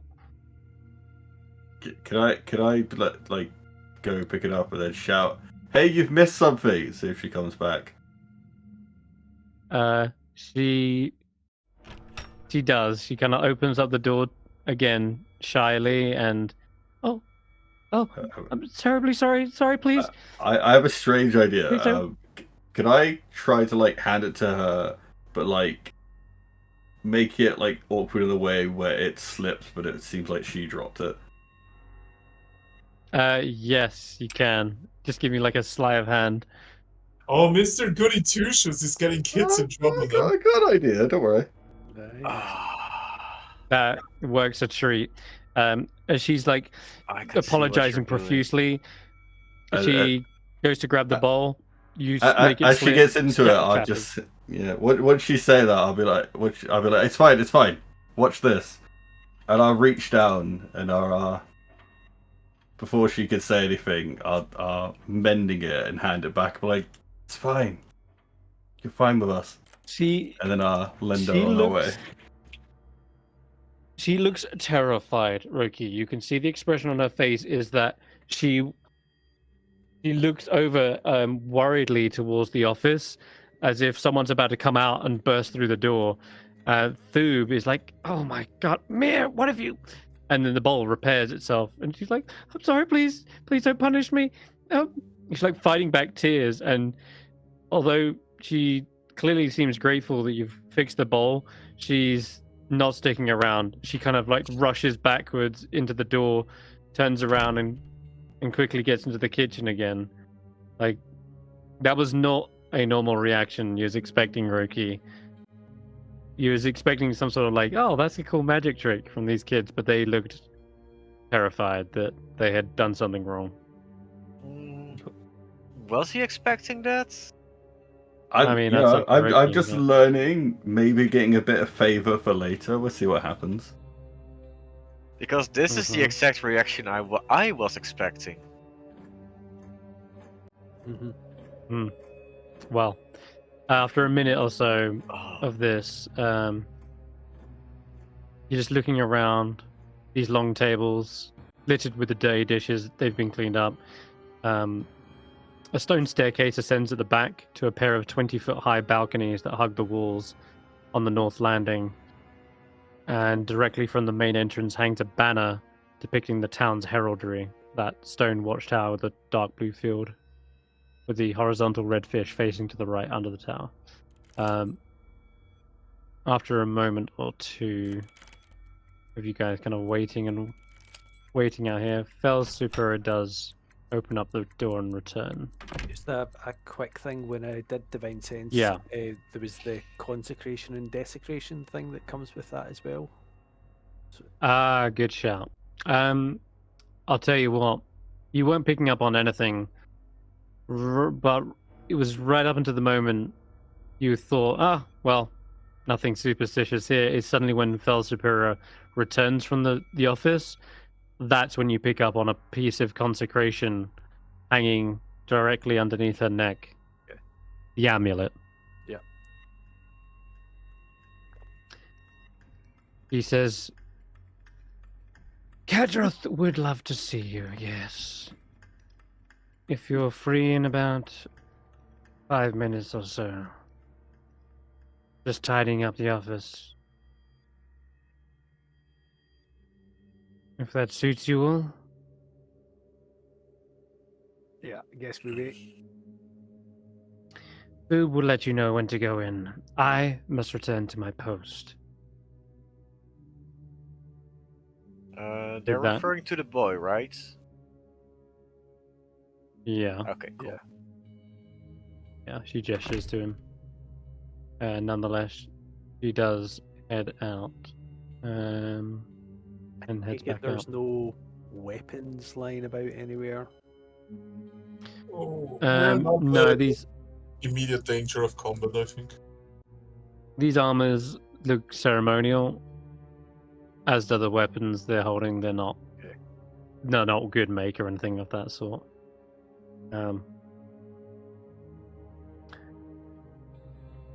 If you guys want to wait, you can. You want to snoop around, you can. It's up to you. Or just wait out the 5 I'll minutes. just No wait. problem. We have somebody watching us. I don't want to like snoop around and make the No problem. situation worse. You got it. Yeah. In that I was case, just then walking after... around the table. Yeah, just All right. Kadroth, you hear a knock from the other side of the door, and Boob says, "Ah, yes. Kadroth's going to see you now. So, everyone, in you go. Oh. Oh, you closed the door. Yeah. That was Wait, where did she that was go? really stupid looking. Where's the woman? What woman? Okay. Well, if you Immediate question, Mr. Game Master: would I recognize Kadroth as somebody I know? this is the someone you know. Ah, Yes. this And is- that unsettling feeling sinks right in as you square off face to face with this other blue dragonborn who stands up to we do greet have you. a problem They're very, because he also knows me. of course, but nonetheless, there is a very cordial look on his face as he welcomes you in and even offers a hand to shake. Well, I will take him up on that, I guess. Long He time no smiles a see, toothy Kadroth. grin. Yeah, I smile my toothy grin back. Ah. So, Stef Taran, is it not? Welcome, welcome to the keep of Dinaval. I implore you, please take a seat and warm yourselves by the fire. well, it's been a while, Kadroth. You sure made it big in the world. Yes, moving up. And your friends, they seem the hardy folk. We've ventured together far and wide. Excellent. Well, I would love to hear of your exploits. Wow. Apparently, you've been running into these thieves. Well, we have been doing a little bit more than that. I would just does he also wear like any black eyes jewelry? Yep. Because I He is also have, indeed. yeah, he does. Okay. Yeah, he's wearing an amulet. So I'm also having an amulet, right, of the 3 shards, and I have the dagger. Mm-hmm. Well, Kadroth, it seems like we've walked down a similar path, and I'd like to point towards his necklace, right? And just show him the hilt of my dagger and put it away again. That clues me into anything? Yep. He kind of gives a quick nod. I see. It is as I suspected then. Stef, we are allies. We need not have to come to blows here. but rather join forces for a common goal. It seems so. What's the name of the guy that we hunted in the fortress? Sunblight? I forgot his first name. Yep, Nildrak? Zardarok. Sadruk, something like Nildrun? Isn't that... Who? the guy that escaped us had a different name, right? The guy. Oh, right, the guy that escaped you. Sorry, yeah. He is Zardarok's son. He is known Durf is as from Dur, East not Haven. Durf, Nildar. Nildar. Nildar. Well, Mm-hmm. I might have come into possession of a few more things that those dwarfs might have stolen from you. And we parted one of them with his head. The other one escaped us. Hmm. How did he escape? We didn't exactly see, but I think I gleamed into that while reading the book, right? It was he had Yeah, ring. he had a black ice artifact that allowed him to teleport away. Hmm. A ring of sorts. I have seen these as well. In the far reaches of the Dale, there are these berserkers that have gone mad. I've seen one or two of them wearing such an artifact, unable to control its power. Well, I haven't gone mad yet, as you can see. Of course you haven't. Because we know how to control it. Use it. And I hope that your friends come to realize that it's potential as well. The guys have no idea what the fuck is going on, but they will just nod in agreement, I guess, because we. No, I know what's going on. Yeah, okay, you kind of do. The others don't, though. Well, we heard there is a bounty on the finding out the whereabouts of the dwarves. And I can offer you one better. I can offer you a partnership. Well, speak further. We have, all of us, overcome a great trial in this land. This very Chardalin that saved us from a fate perhaps even worse than death. Out there in the cold, it's said that Auril claims the souls of those who die in the wilderness. Is Faith with us, by the way? Where the fuck is Faith? She's here, Outside? but Oh, okay. she was just not keeping up. Yeah, Faith and Snob are here. Okay, wouldn't Faith also Sorry. know? I mean, does Faith have a comment on that information? Or at least... She doesn't. No, she is as clueless as you are, but apparently this is news to her. Well, but But I the asked Chardalin. about her because this seems like important character development for Faith. Okay. Yeah, absolutely. She kind of goes wide-eyed at this, like hearing their souls are claimed. Yes. Apparently, they have been seen wandering aimlessly around the Dale. But best keep your wide berth from them. However, this Chardalin protected us. It called to us. Saved us from that fate. And as such, we've been repaying the favor ever since, serving it as it served us. Wait, whispers. Fuck, I didn't write down the name. God damn it. Oh, I did. I would just like to lean over and ask him if he's talking about Castle.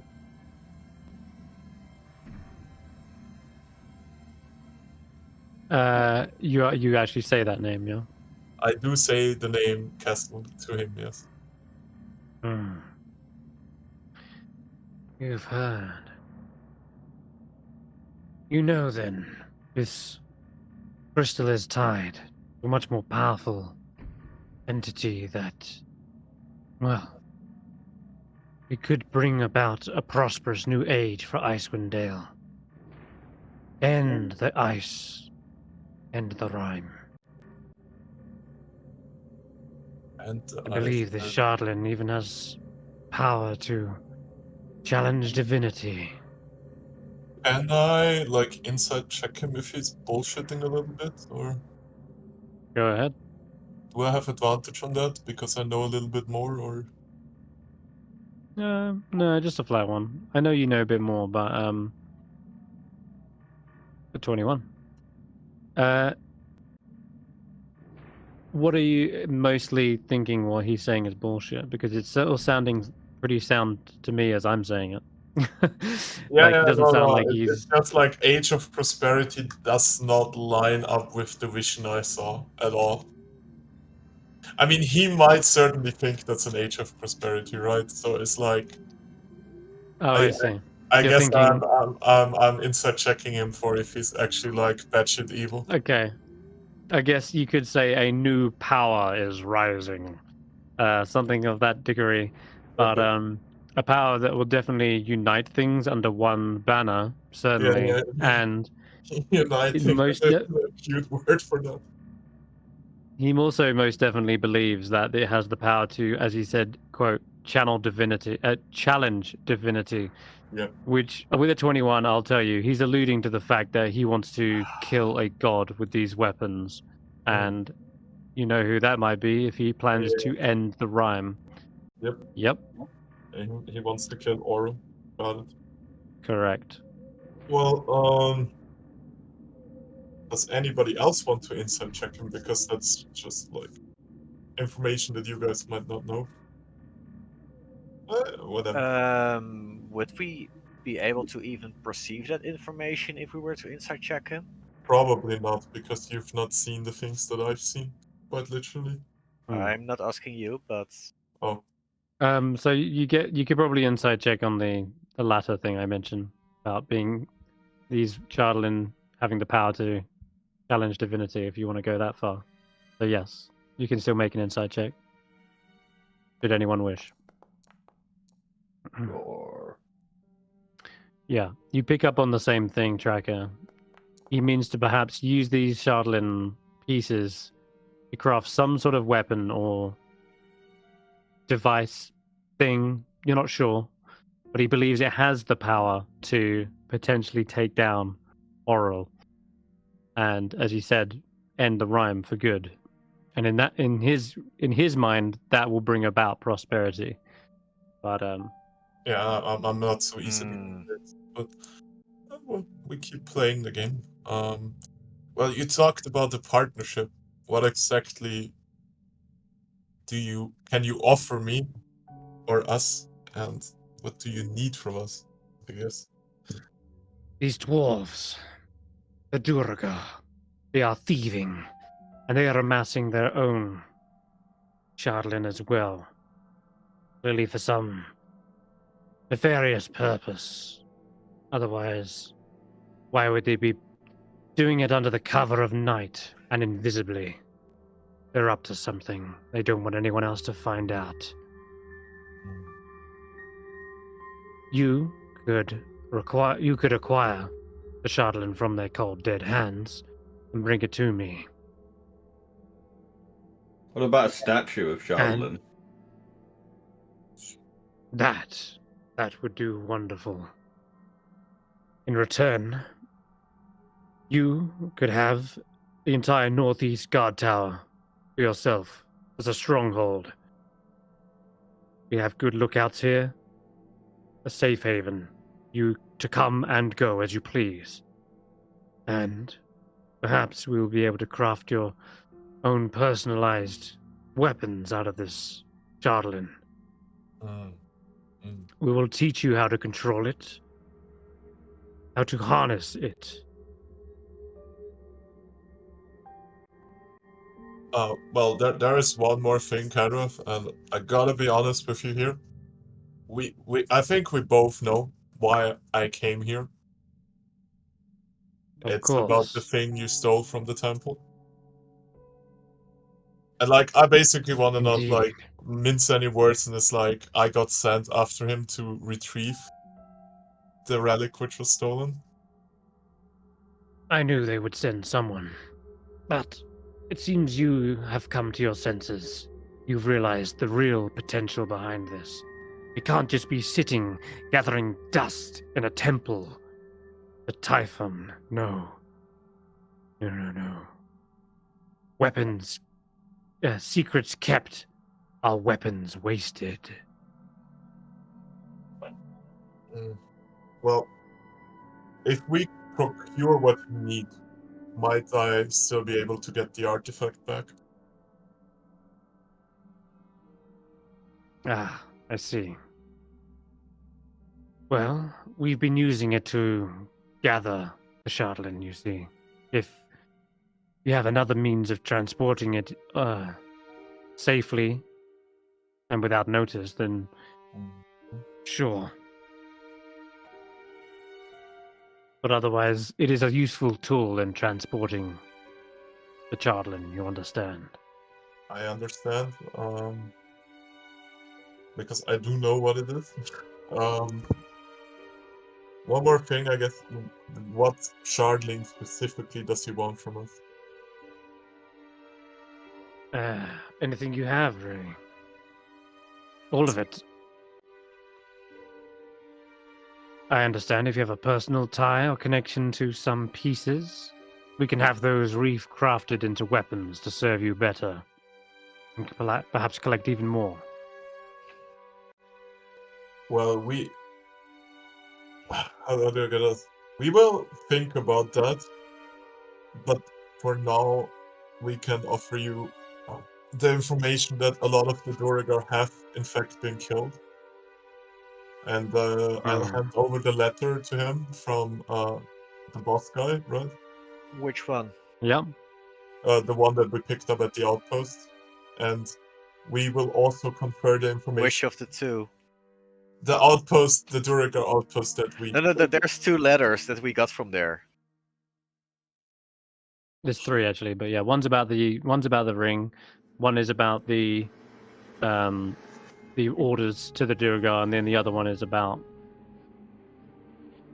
we'll hand over the one I with think the that- orders, right? Because we do have the orders, and Yep. we can point out that I think in East Haven was the camp that we blew up, right? In East Haven was the ferry. the ferry. Yeah, that we killed the Duragar there, and that's where we killed something Sunblight, and Durf. Yeah. and that we cleaned out the outpost, right? That's already been done. That's right.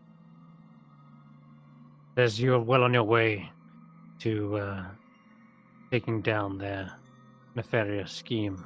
Good work. When he says nefarious scheme, right? He also has a nefarious scheme, right? I would know that. Of course he is. Does it? That's it. That's the question, because I know what this leads up to, right? It's like everybody involved in this is leading up to something evil, I guess. He's clearly got a goal in mind, and that is Kill Oral. use them as powerful weapons to take down Oral and the Rime, and bring the world into a new order. Well, Kadrov, as for anything prosperity. more, I would, as a side of trust, ask you to let me and my friends leave, and we will talk about our partnership, because that is not a decision that I alone can make.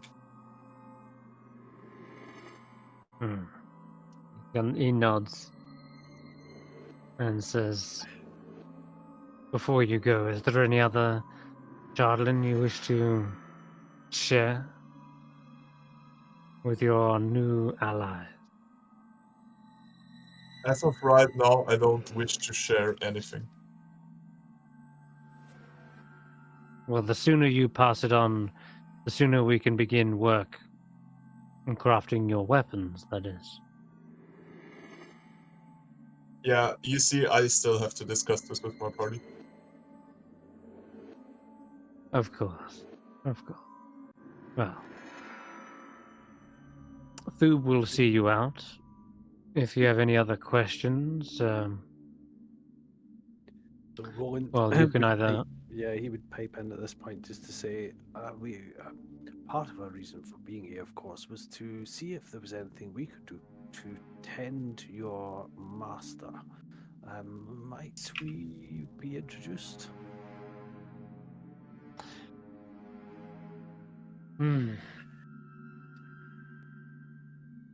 You aren't fully initiated, so I'm afraid that will not be possible. But perhaps once we have fully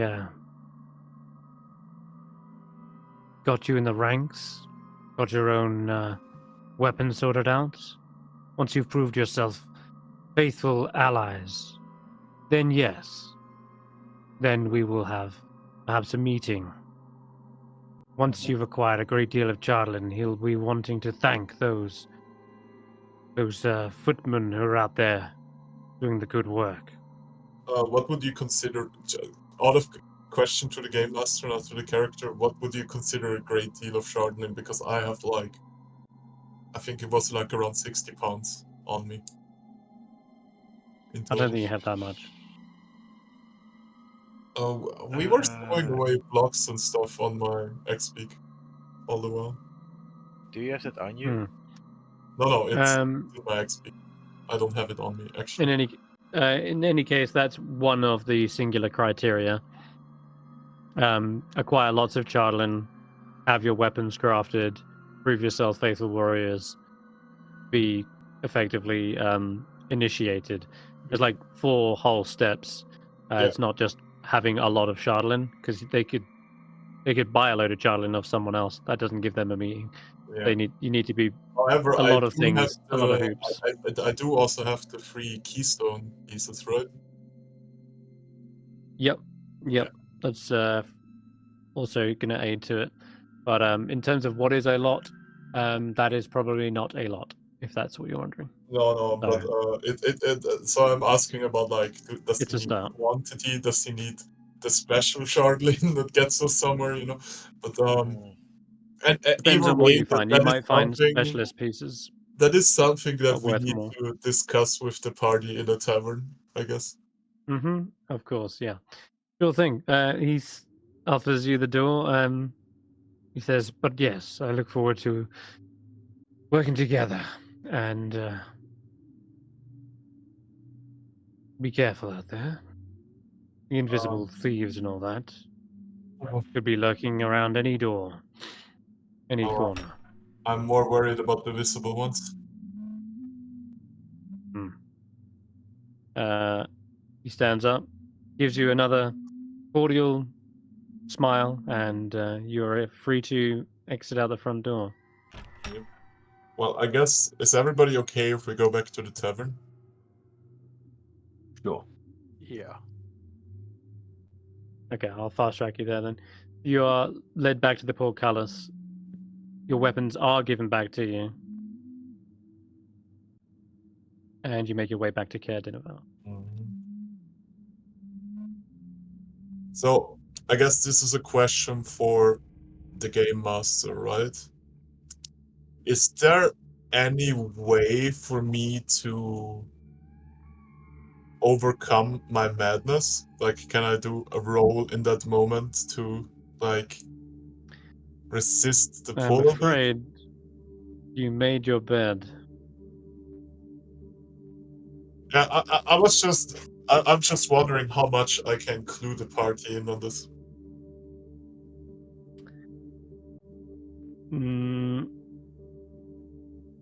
Nope. Okay. Your madness forbids you. Okay. That's why I'm asking, because I don't want to purposely go on their nerves with leaving them in the dark if there would be a way around it. But If anything, you are very keen to have the rest of your party be initiated. yes, I mean I would be keen either way because, but let's go to the tavern, I guess. Oh, we don't have an Yep. inside. You make your way back to the uphill climb. Wow. Well, look, guys. What do you guys think about joining a cult? Absolutely no. Whoa. They're Not offering us a building that we're not going to use. not join, And join, weapons. but Cool, powerful, Weapons slaying that are weapons sounds cursed. cool. Weapons Fuck yeah, for let's Stef. go. weapons that are cursed I want- but powerful. We don't. Yeah, but we don't need some kind of outpost and some Let me demonic finish. evil weapons. What we do need to do, though, is stop them as well. And the easiest way that I see for us to get to the bottom of this is to join them as then infiltrate them. How do we know you're not fooling us?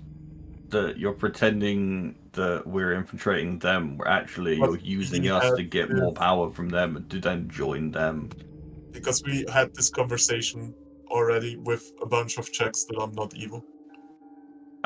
Not checks that were convincing enough for me. Didn't you No. roll a 20? Well, you Let's can't tell if seriously- someone's alignment. You can't read someone's alignment, right? Mhm. Yeah.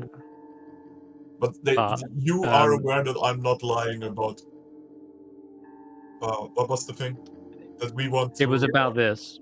Yeah. It was about this. It was there is some evil entities, nefarious plans at work that are gathering this stuff to a bad goal, and we need to get this stuff before they do. Gather as much of it and keep it out of their hands. Yeah, that's my plan, right? I'm You're saying we do that by joining them. It's an infiltration. Kadroth is telling you that it is the Duragar who are gathering this stuff. They're stealing it. They're breaking into homes, etc., to get it. Mm-hmm. I mean, even There- if we infiltrate them, what do we do from there? I will be as honest as I can under the influence of my madness, right? I could still tell the party that Kadroth, right, also has no good intentions with that stuff. I mean, that's obvious. No shit. Yeah, but like, Okay. The thing is, though, and I can't be the only person that felt this. Looking at them, even if we infiltrate them, what else can we do from there? Just us. We can't do anything about them. We're all be dead. I say if we try, if they get any hint that we're against them, or if we try to do anything against them, we're all dead. There's nothing we can do against people like that. well, then you better keep your sense of righteousness in check for the sake of the mission. By the time we are trusted enough to do actual stuff to hurt them, they've already succeeded in their whatever they're doing. Well, you see, there is Or one. we would be corrupted and not caring anymore. You, Either way is not an option. Can I finish, please? Guys, you see, there is very much one thing that we can steal from them, and it pertains to the reason I came to Icewindale. He is in possession of a special bag of holding. And I imagine they keep all their shardlin in that bag. And that's what we need to get. And then what do we do? steal Are their we killing entire- Morel? No. But it will. I can tell you the same thing I told you earlier already. It will lead us somewhere where we can stop the plan. Faith is concerned as well. Her expression sort of scrunches up when you mention killing Oral. I He don't says- plan on killing Oro, just to be clear. No, but I figured a lot of people were having that idea when this winter doesn't seem to be ending. I really wish I could talk to her and ask her questions, but she's not the kind of caring god that will listen. But that aside, that sounds like a long-term goal, right? Potentially. I was going to ask, Where was the speaker? I So, was surprised none of us asked about that. Mhm. oh, that's who I was referring to when I Mm-hmm. asked about the healing their leader. Your leader. Ah, yeah, that's funny because wires clearly got crossed. Sorry. No, that's actually telling. If anything, you learn a bit of information about that, and that is that potentially the speaker is not their leader. Yeah, yeah. Mm-hmm.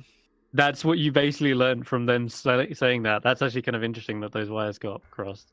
Speaker Crannock Steivei is the speaker, but it didn't sound at all like Yeah. he was the one he was referring to when he mentioned And so being initiated. as Faith was saying that, I'm thinking it feels to me like the speaker is being held, not healed, but held by them, and this is most concerning. We should find out if anyone in the town knows about this, if they suspect anything, and if perhaps there's a more secret way into the castle. That's a big risk. We're not exactly a stealthy group. Well, I can tell you guys. Talking of invisibility. I can tell you guys that my entire character story and motivation is tied to this, right? And there is no way I'm just leaving here and not doing anything. Oh, you can stay. We're not holding you back. Nope's down for an infiltration mission. Oh yeah, this is my jam. I love this kind of stuff. I'll get my traps, he says as he starts I do scampering off. happen to have a potion of invisibility. I would still like to go with the infiltration plan. I mean, if the party isn't up for it, I can do it on my own. Faith says, I don't think we get anything done separate. If you guys want to go talk to the speaker. If a group have come in and usurped the leadership of this town, I think I must respond. I cannot simply sit by and watch them take from this town that which is not theirs.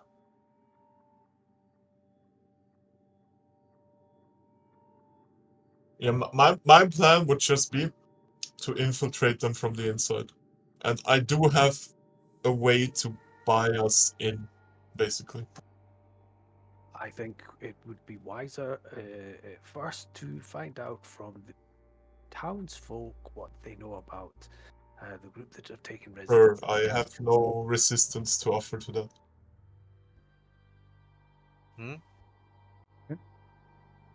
All right, so you up for talking to the town, so then? Yeah, maybe we split up and go and gather as much information as we can quickly without rousing suspicion. You got it. Getting late as well. Realized. You're probably I in wanna there find for out a who good those kids 2 were. hours, right? Are those kids from this town? Probably.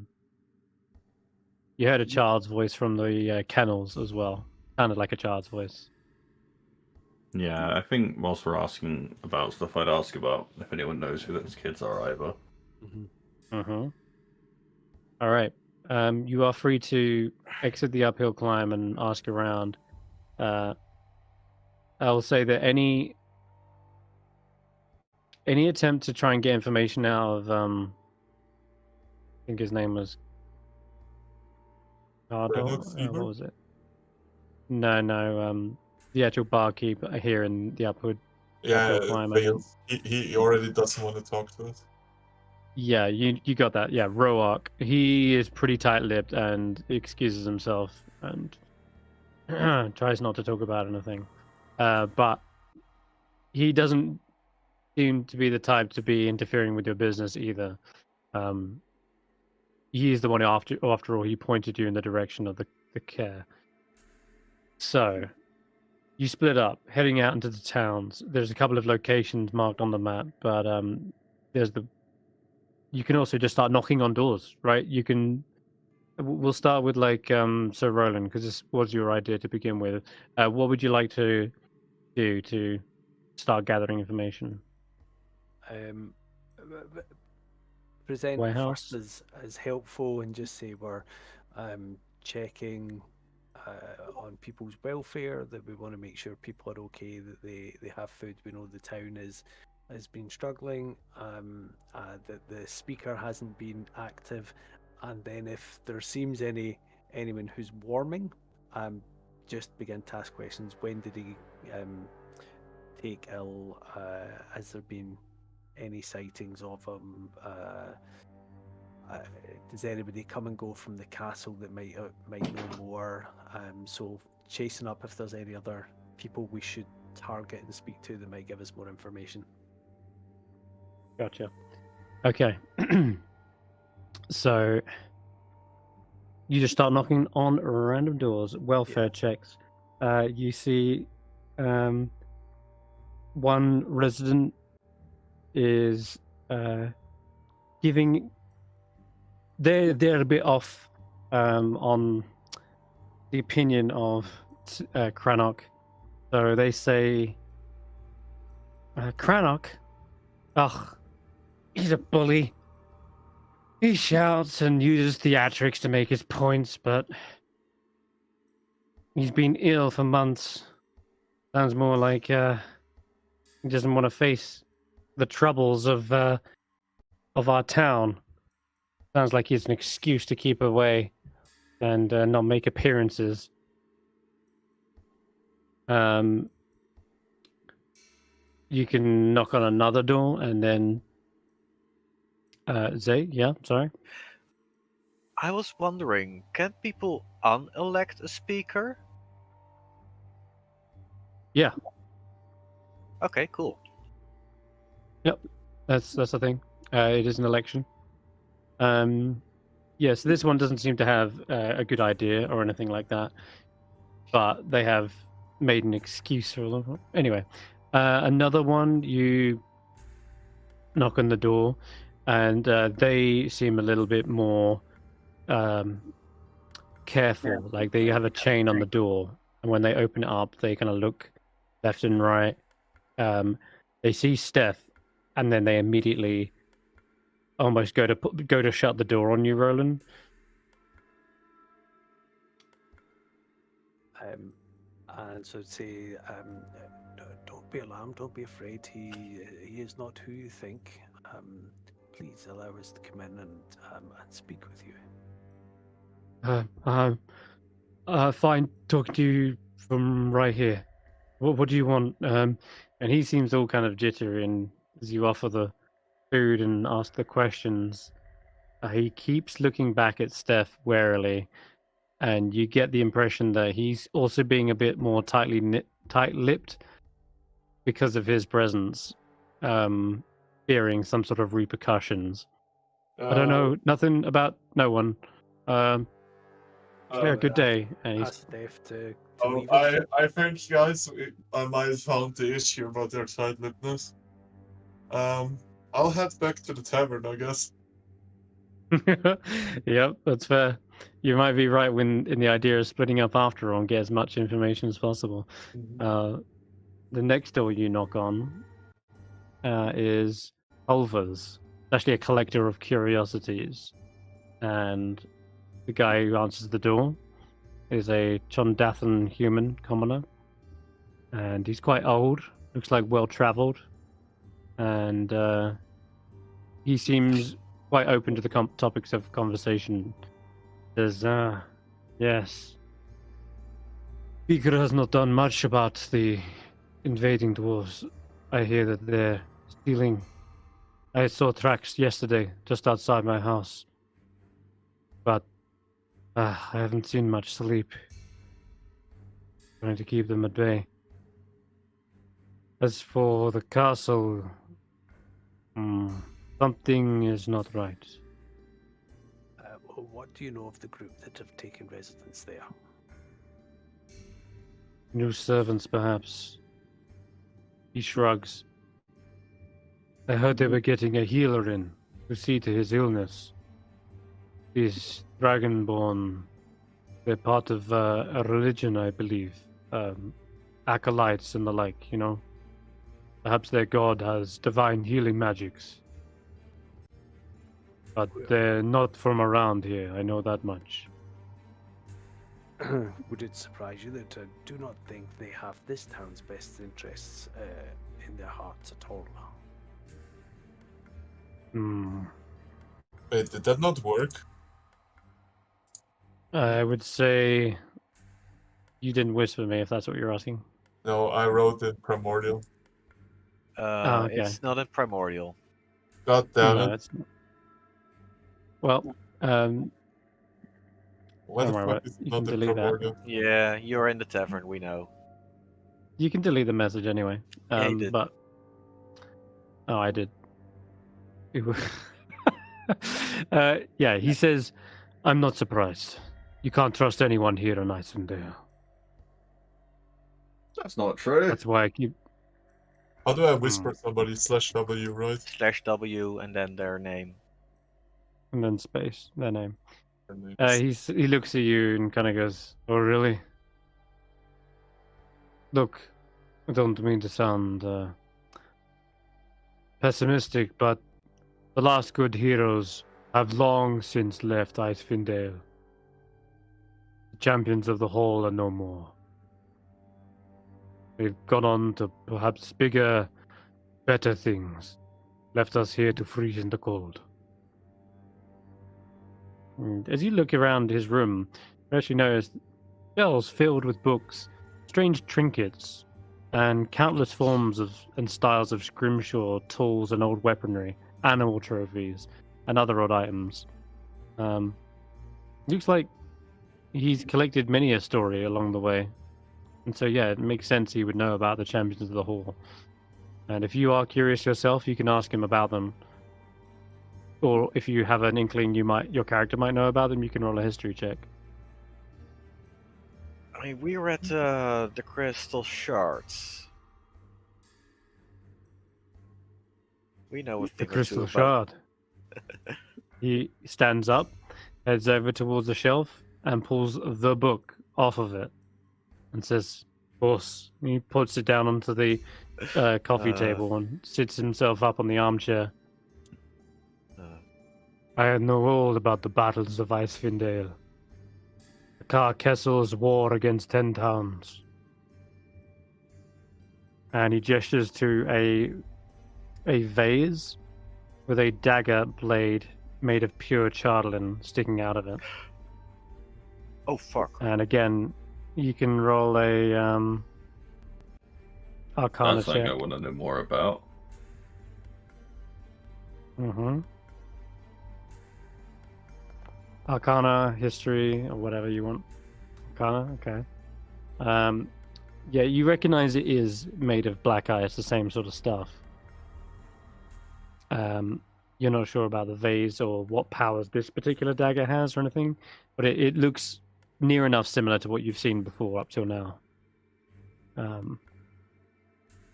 He's seeing you eyeing it as well, Roki, and he says, "Not for sale, by the way." I'm not trying to buy it. I want to learn more about it. The Shardlin? Everything I've been told is vague. It drives some to madness or evil. Others are saying they want to slay a god with it. Others are saying it's power that they can hold themselves. Others are just saying that it's being taken and hoarded. I still don't know what it is. It was all part of the Crystal Shard.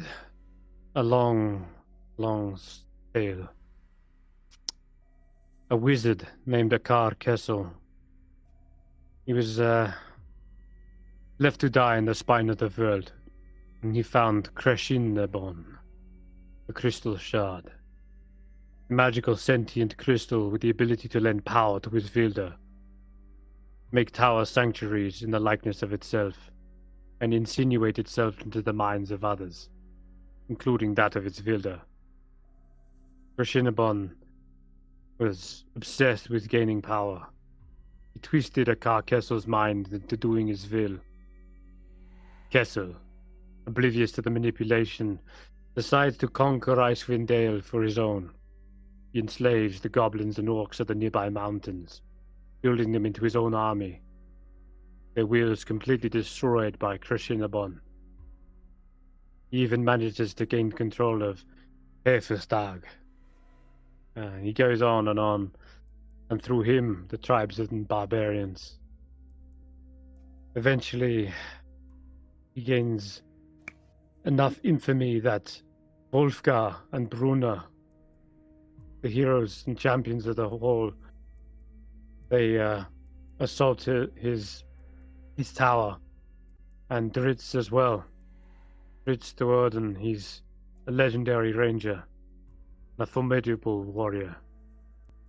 They clear through the entire layer, and eventually, in the climactic battle against Kessel, they kill him, and the entire crystal shard shatters. It rains down upon Icewindale, and, well, the power it once held is now in pieces. But, Okay. Mhm. Is there any weakness behind the Shardland? The people. You say it lends power. Does it take anything? Does it weaken them in any way? Krishinabon was... it was once said to absorb light. And in its heyday, the crystal shard itself was a brilliantly bright, glowing tower. And yes, it is able to lend that power then to the wielder, but it apparently has a sentience of its own, and that slowly takes over the minds of its wielders.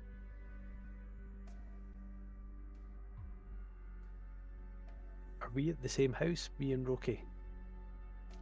Yeah, I think everyone but Stef is hearing this Stef is gone, conversation. yeah. Yeah. And I'm not They there. needed to hear this though. No. I did not hear anything, but I already know everything that they've been told. So Yeah. Correct, yeah. Yeah.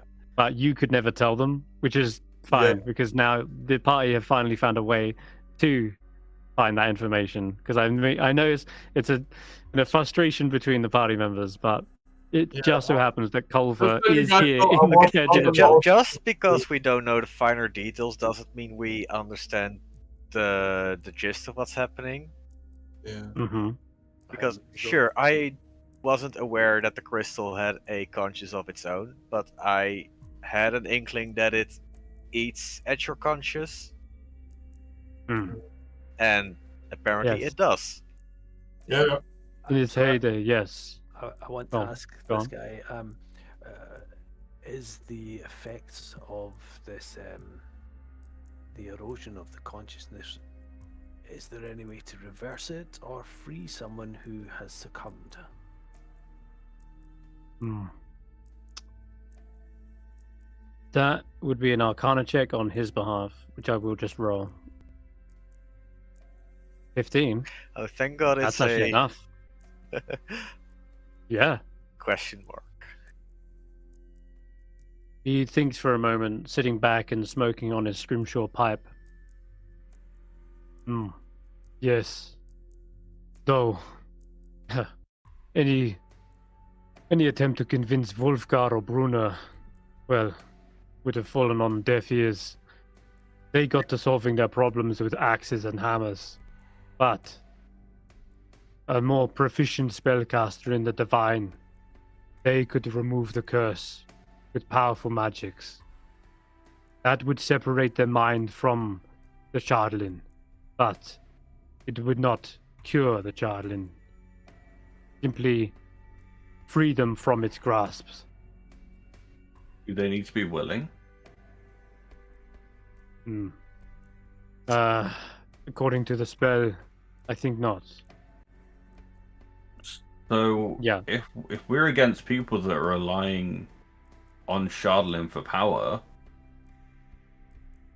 if we can break that,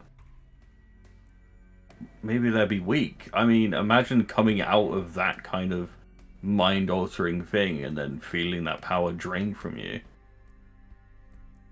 It's the Maybe closest thing that sounds like a weakness to me. I would just give They you. Oh no, never mind. I will not say anything. They might also come to their senses too. Maybe. I was about to say, like, it doesn't necessarily mean that they aren't doing this out of another motivation as well. Yeah, that's fine. But like, it's still a chance to weaken them. 'Cause It's just I need- like what we told, what we discussed earlier. I'm influenced by it, but I'm not necessarily doing the evil thing. I'm not even thinking about you. I'm thinking about them. Like, if we have to stop these people, we need some kind of weakness. Oh, this Kadrov. Wait, we can talk about this later in the tavern. But Kadrov is evil. He's not a good guy. Yeah, but if But I we think- weaken his Why power, is- then why we is can that a- beat him. Issue? No. It's not an issue. Okay. Well, yeah, let's not worry about that for now, though. So, Alva has answered most of your questions, unless there's something else. One final question. We were told in the castle that there are some who believe this Charlatan has the power to what did they say? Damage the divine or disrupt the divine to kill a god. Is that even possible?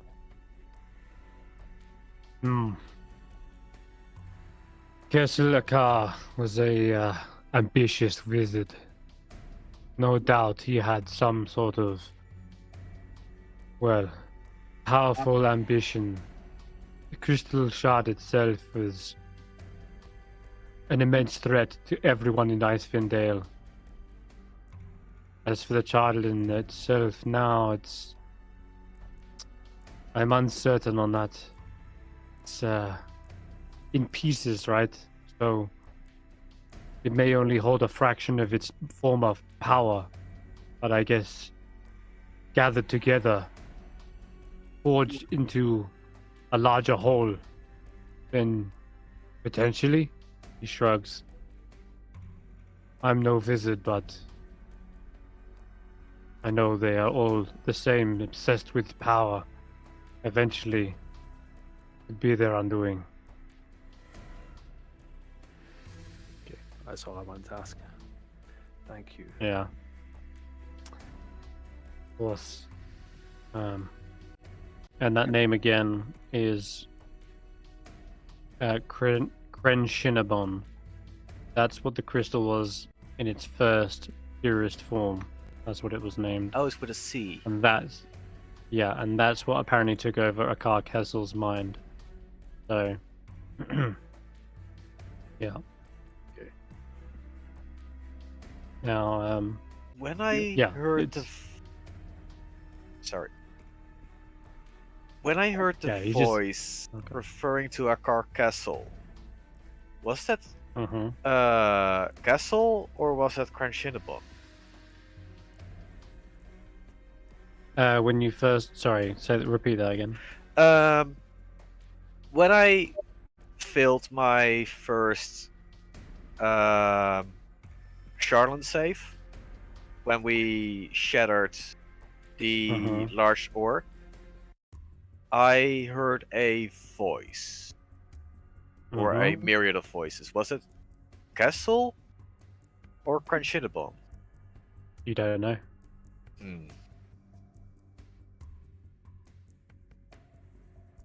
That is a good question, though. Is it the wizard or the crystal itself? Or is it both? Mm-hmm. I mean, with the information we know, Crenshinabon has probably taken over Castle. Maybe? Or that's what's more likely for me.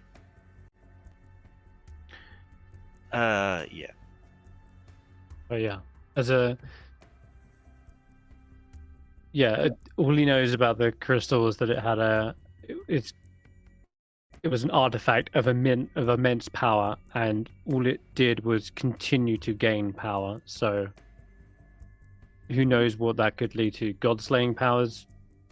You know, it's never really something Oh. he fully would have understood or grasped. But I am connecting dots. Maybe. in other words, yeah, but he doesn't know the magnitude of its powers. Mhm. I have one okay. more question for the game master that's outside of the game, right? Secrets must be Yeah. kept. Is the madness. Correct. What if they know the secret and confront me about it? Like that it's obvious that they know.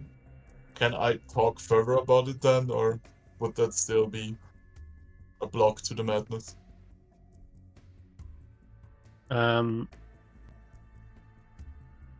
I think you'd say something you would not want to bring up. They would have to bring it up first, Okay. of course. Yeah. So you would not want to hint to it or allude to it in any kind of way. But yeah, we'll cross that bridge if they do. Okay. Okay. And just yeah. Any other doors you would like to go knock on after all of this? I mean, if I I still would haven't say found that there is a- anything about the kids, I still want to look around a bit more. Yep. Okay. Any Perfect. information? All right. Can I stay You at knock this on- building? I want Stay to at the make building? sure. Yeah, I want to make sure that if the dagger try to steal, Ah. that they can't steal that dagger. Yep, sure. You're going to stay here at Culver's Collector of Curiosities. And you knock on the very next door, and I was about to say earlier, there seems to be like, after you've, this is like the third or fourth door you've knocked on now, and you're starting to get like looks from perhaps windows and such, and you are actually approached as you're knocking on this door and invited to come into a house. She is a kind of a teen, maybe early 20s. Yeah, no, actually, she looks kind of early 20s. Human female from, it's clearly native to Icewindale. And he says, You're asking about the kids, right? Yeah. Come in. Kids. No. Kind of looks Maybe around and invite. hurries you in. I'm Summer.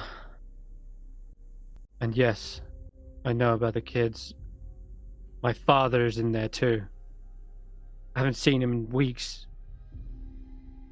Is your He's a father the servant speaker? for- Oh, a servant, No. sorry. He's like their personal servant though.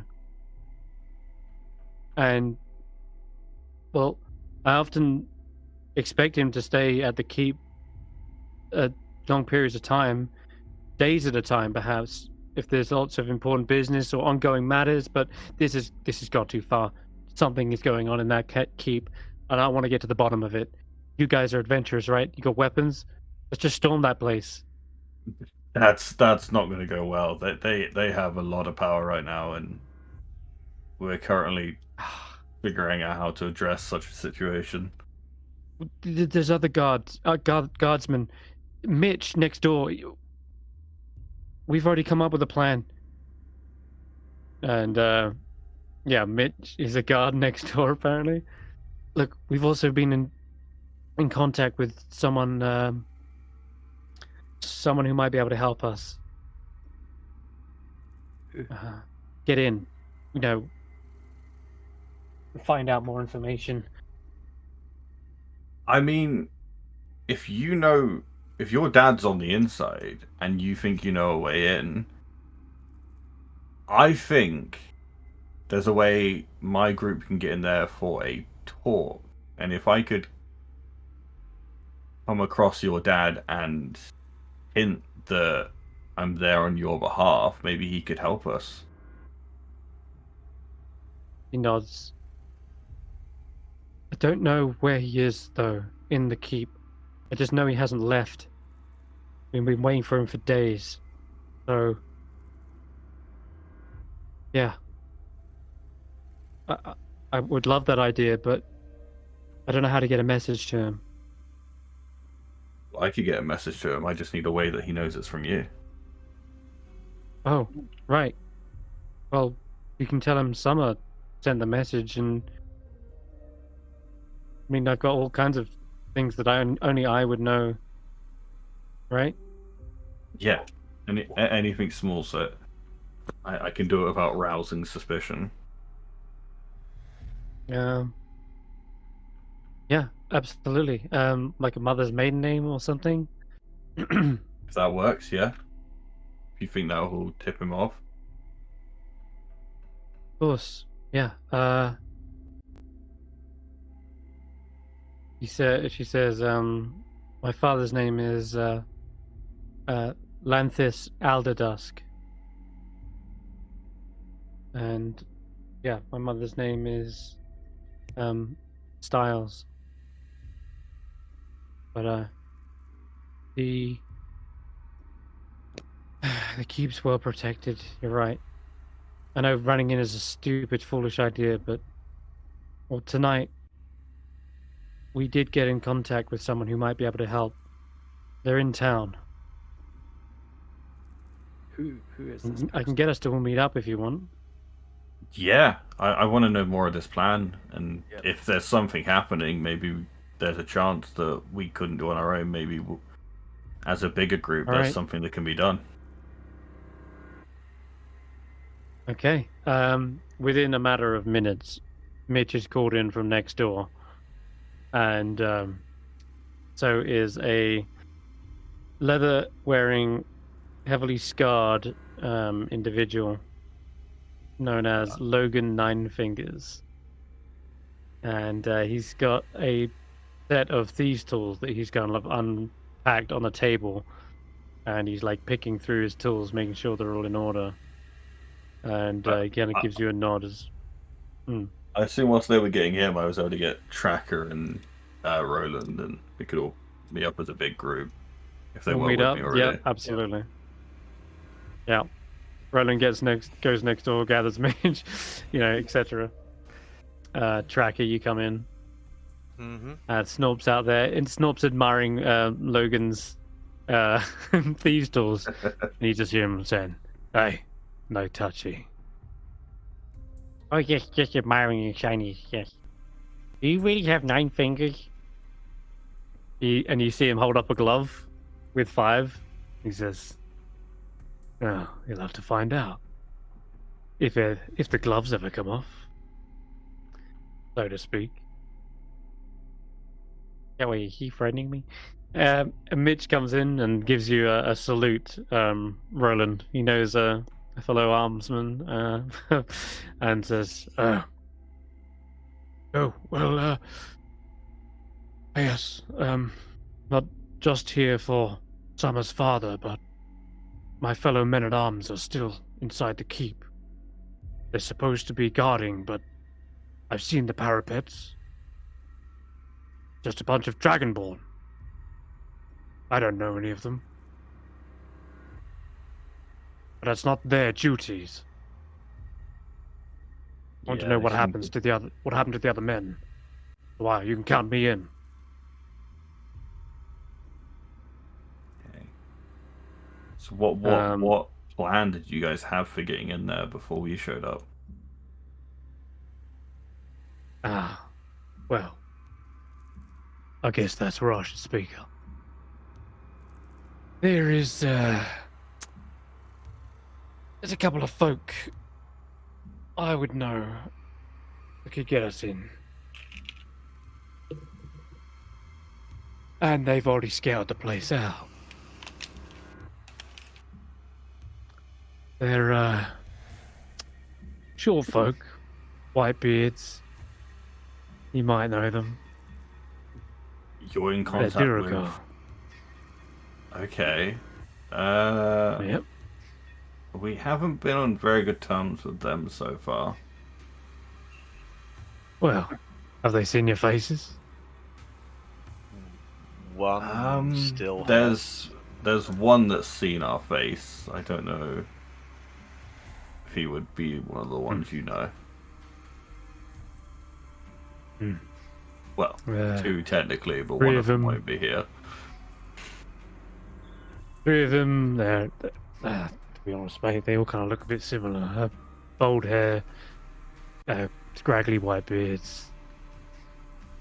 You could name drop them, of course. You could name drop Nildar. Wait, Nildar wasn't bald, Unlike- right? No, I'm thinking about back when we were on the ship when one of them escaped, when we got the On map. the No, you- ferry, Those- you got rid of all of them. Did Yeah. we? I There saw were Yeah, one there you were counted no it down. survivors. Oh, I forgot about that No, one. you Well, got him. what? Okay, He- so he's the reason you Nildar have the won't be an map. issue then. Nah, Nildar is not matching their description. Yeah, so Oh, there you go. we shouldn't problem have with an it. issue. Oh, we are Does mean treading a teaming up fine with them, line between yeah. But it just so happens they're getting a bit well, they're itching to get in, and Of course they are. well, there's a numbers game here, boys. They've got a lot of guards. It wouldn't hurt to team up with them. They say they aren't interested in the keep. They just want what's around their necks, you see. So, we can get rid of the Dragonborn situation. Free your father. Bob's your uncle. Get the keep back in order. And Could be a you're plan. still paying, right? Summer? He says, yes, of course. Okay. Well, there you go then. I need to pass this by a member of our group that's not here, and Yeah. we Do we? should be able to get in for a conversation with Summer's father on the basis of having a conversation with the dragons, because our friend is not friendly, but on a term of respect with them. So Right. if we can coordinate something, we can tell you when the good time is, and we can make that work. Mm-hmm. Does that sound good? Sounds great. Cracker just tell you Roland, there's a point of anything it. I'm missing? He's also got a little rough blueprints of the keep. I just want to point this out because you Okay. did mention it earlier, Sir Roland, about a way to get in. Yep. He's talking it over with Mitch and Summer as you go back to the others, and he has a point of entry. There is a grate that leads into the sewer, Okay. and goes up underneath the care. And he's pointing to that and talking to the others about it. So yeah. Anyway, go ahead. Simply, aside from assistance from the Dark Dwarves, do you have any other strength of arms, or would we need to somehow locate and arm the guards already trapped within the castle? I don't know where the guards are being kept, but there's no real dungeon in the care. That's the thing. So, I don't know where they are. But, yes, bringing along a couple of extra weapons might be a good shout. Just in case we can free them We can and have them join us. We have one of our party. They may be able to gain access and find out exactly where they're being kept, which would be useful information. Right. Yes. Well, if we can find out where they are, certainly. Get weapons in, get some men on the inside to fight our way out. Like I say, there's no dungeon in the keep. It's odd. We're not sure where they're being hidden.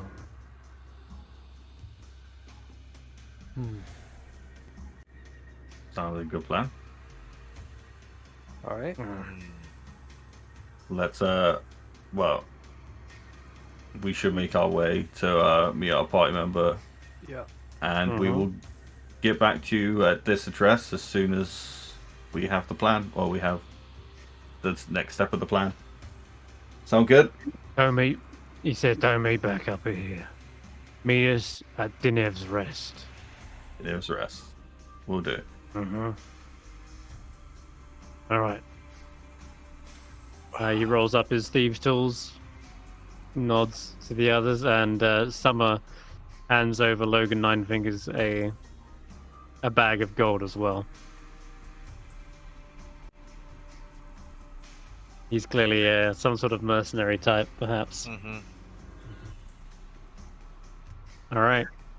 Lots of moving parts here, but you can head back to the others, and then fill your teammate in if. Fill in I don't know Stef, what like, they're gonna hey, say. we need to go in and we need to find this dad, Lanfis. Lanfis, yeah. Found Are the we cards. gonna fill in him with the full story or just the parts? It's a very good question. What, Stef wants to sneak in anyway, doesn't he? Stef was the one No, who he wanted wants to to sneak infiltrate in. from the inside. Well, Stef wants to Basically, he's saying- infiltrate, and we're just He's going a saying bit quicker. ally with them. Yeah. Mhm. Yeah, but I'm sure Stef wants to use his potion of invisibility. Okay, yeah, the issue is if we tell Stef about the other group, I'm afraid that he's gonna snitch them out to. I said infiltrate. What the fuck? Have you guys ever opened a vocabulary? What does Yeah. infiltrate mean? Yeah. If we tell you what we're gonna do, I You guys start can out. already see you telling them, yeah, this is gonna happen. Okay, let's lay this out. is How about hilarious. you guys ask me for a starter why I even know Yeah. this fucking guy? Because First no one step. asked me that yet. Yeah. Oh wait, First you step, already said it in your conversation. we go in with Stef, We and did not ask. We asked in the conversation that I'm here for something that he has, right? You guys do You not told him- know if I'm even friendly towards that guy. Right, sure. You did mention You guys though have that this never guy's asked stolen a. me anything about the dude. I don't Step think through- they need to now, considering you did say that this is the guy who stole something from my temple, and that something is a bag of holding. Mhm. That has been established, so. Yeah. You literally told him that, and we could hear you. So we know he has something you want, and Yeah. you're trying to leverage the Charland to get it from him, or I that's want- what you told him. Potentially. Yeah. Okay, Unfortunately, but- Steph but gets some really I conflicting. very clearly used the word infiltrate. yeah, This- it's Yeah, Yeah. yes. This plan gets Stef wants the Shardlin. This plan gets Stef the Shardlin. I don't care about how we get in, is what I'm saying. Exactly. We use Okay. Stef's idea of infiltration to go in, get on their good side, and have a chance to talk to Lanfis and see a bit more of what's happening.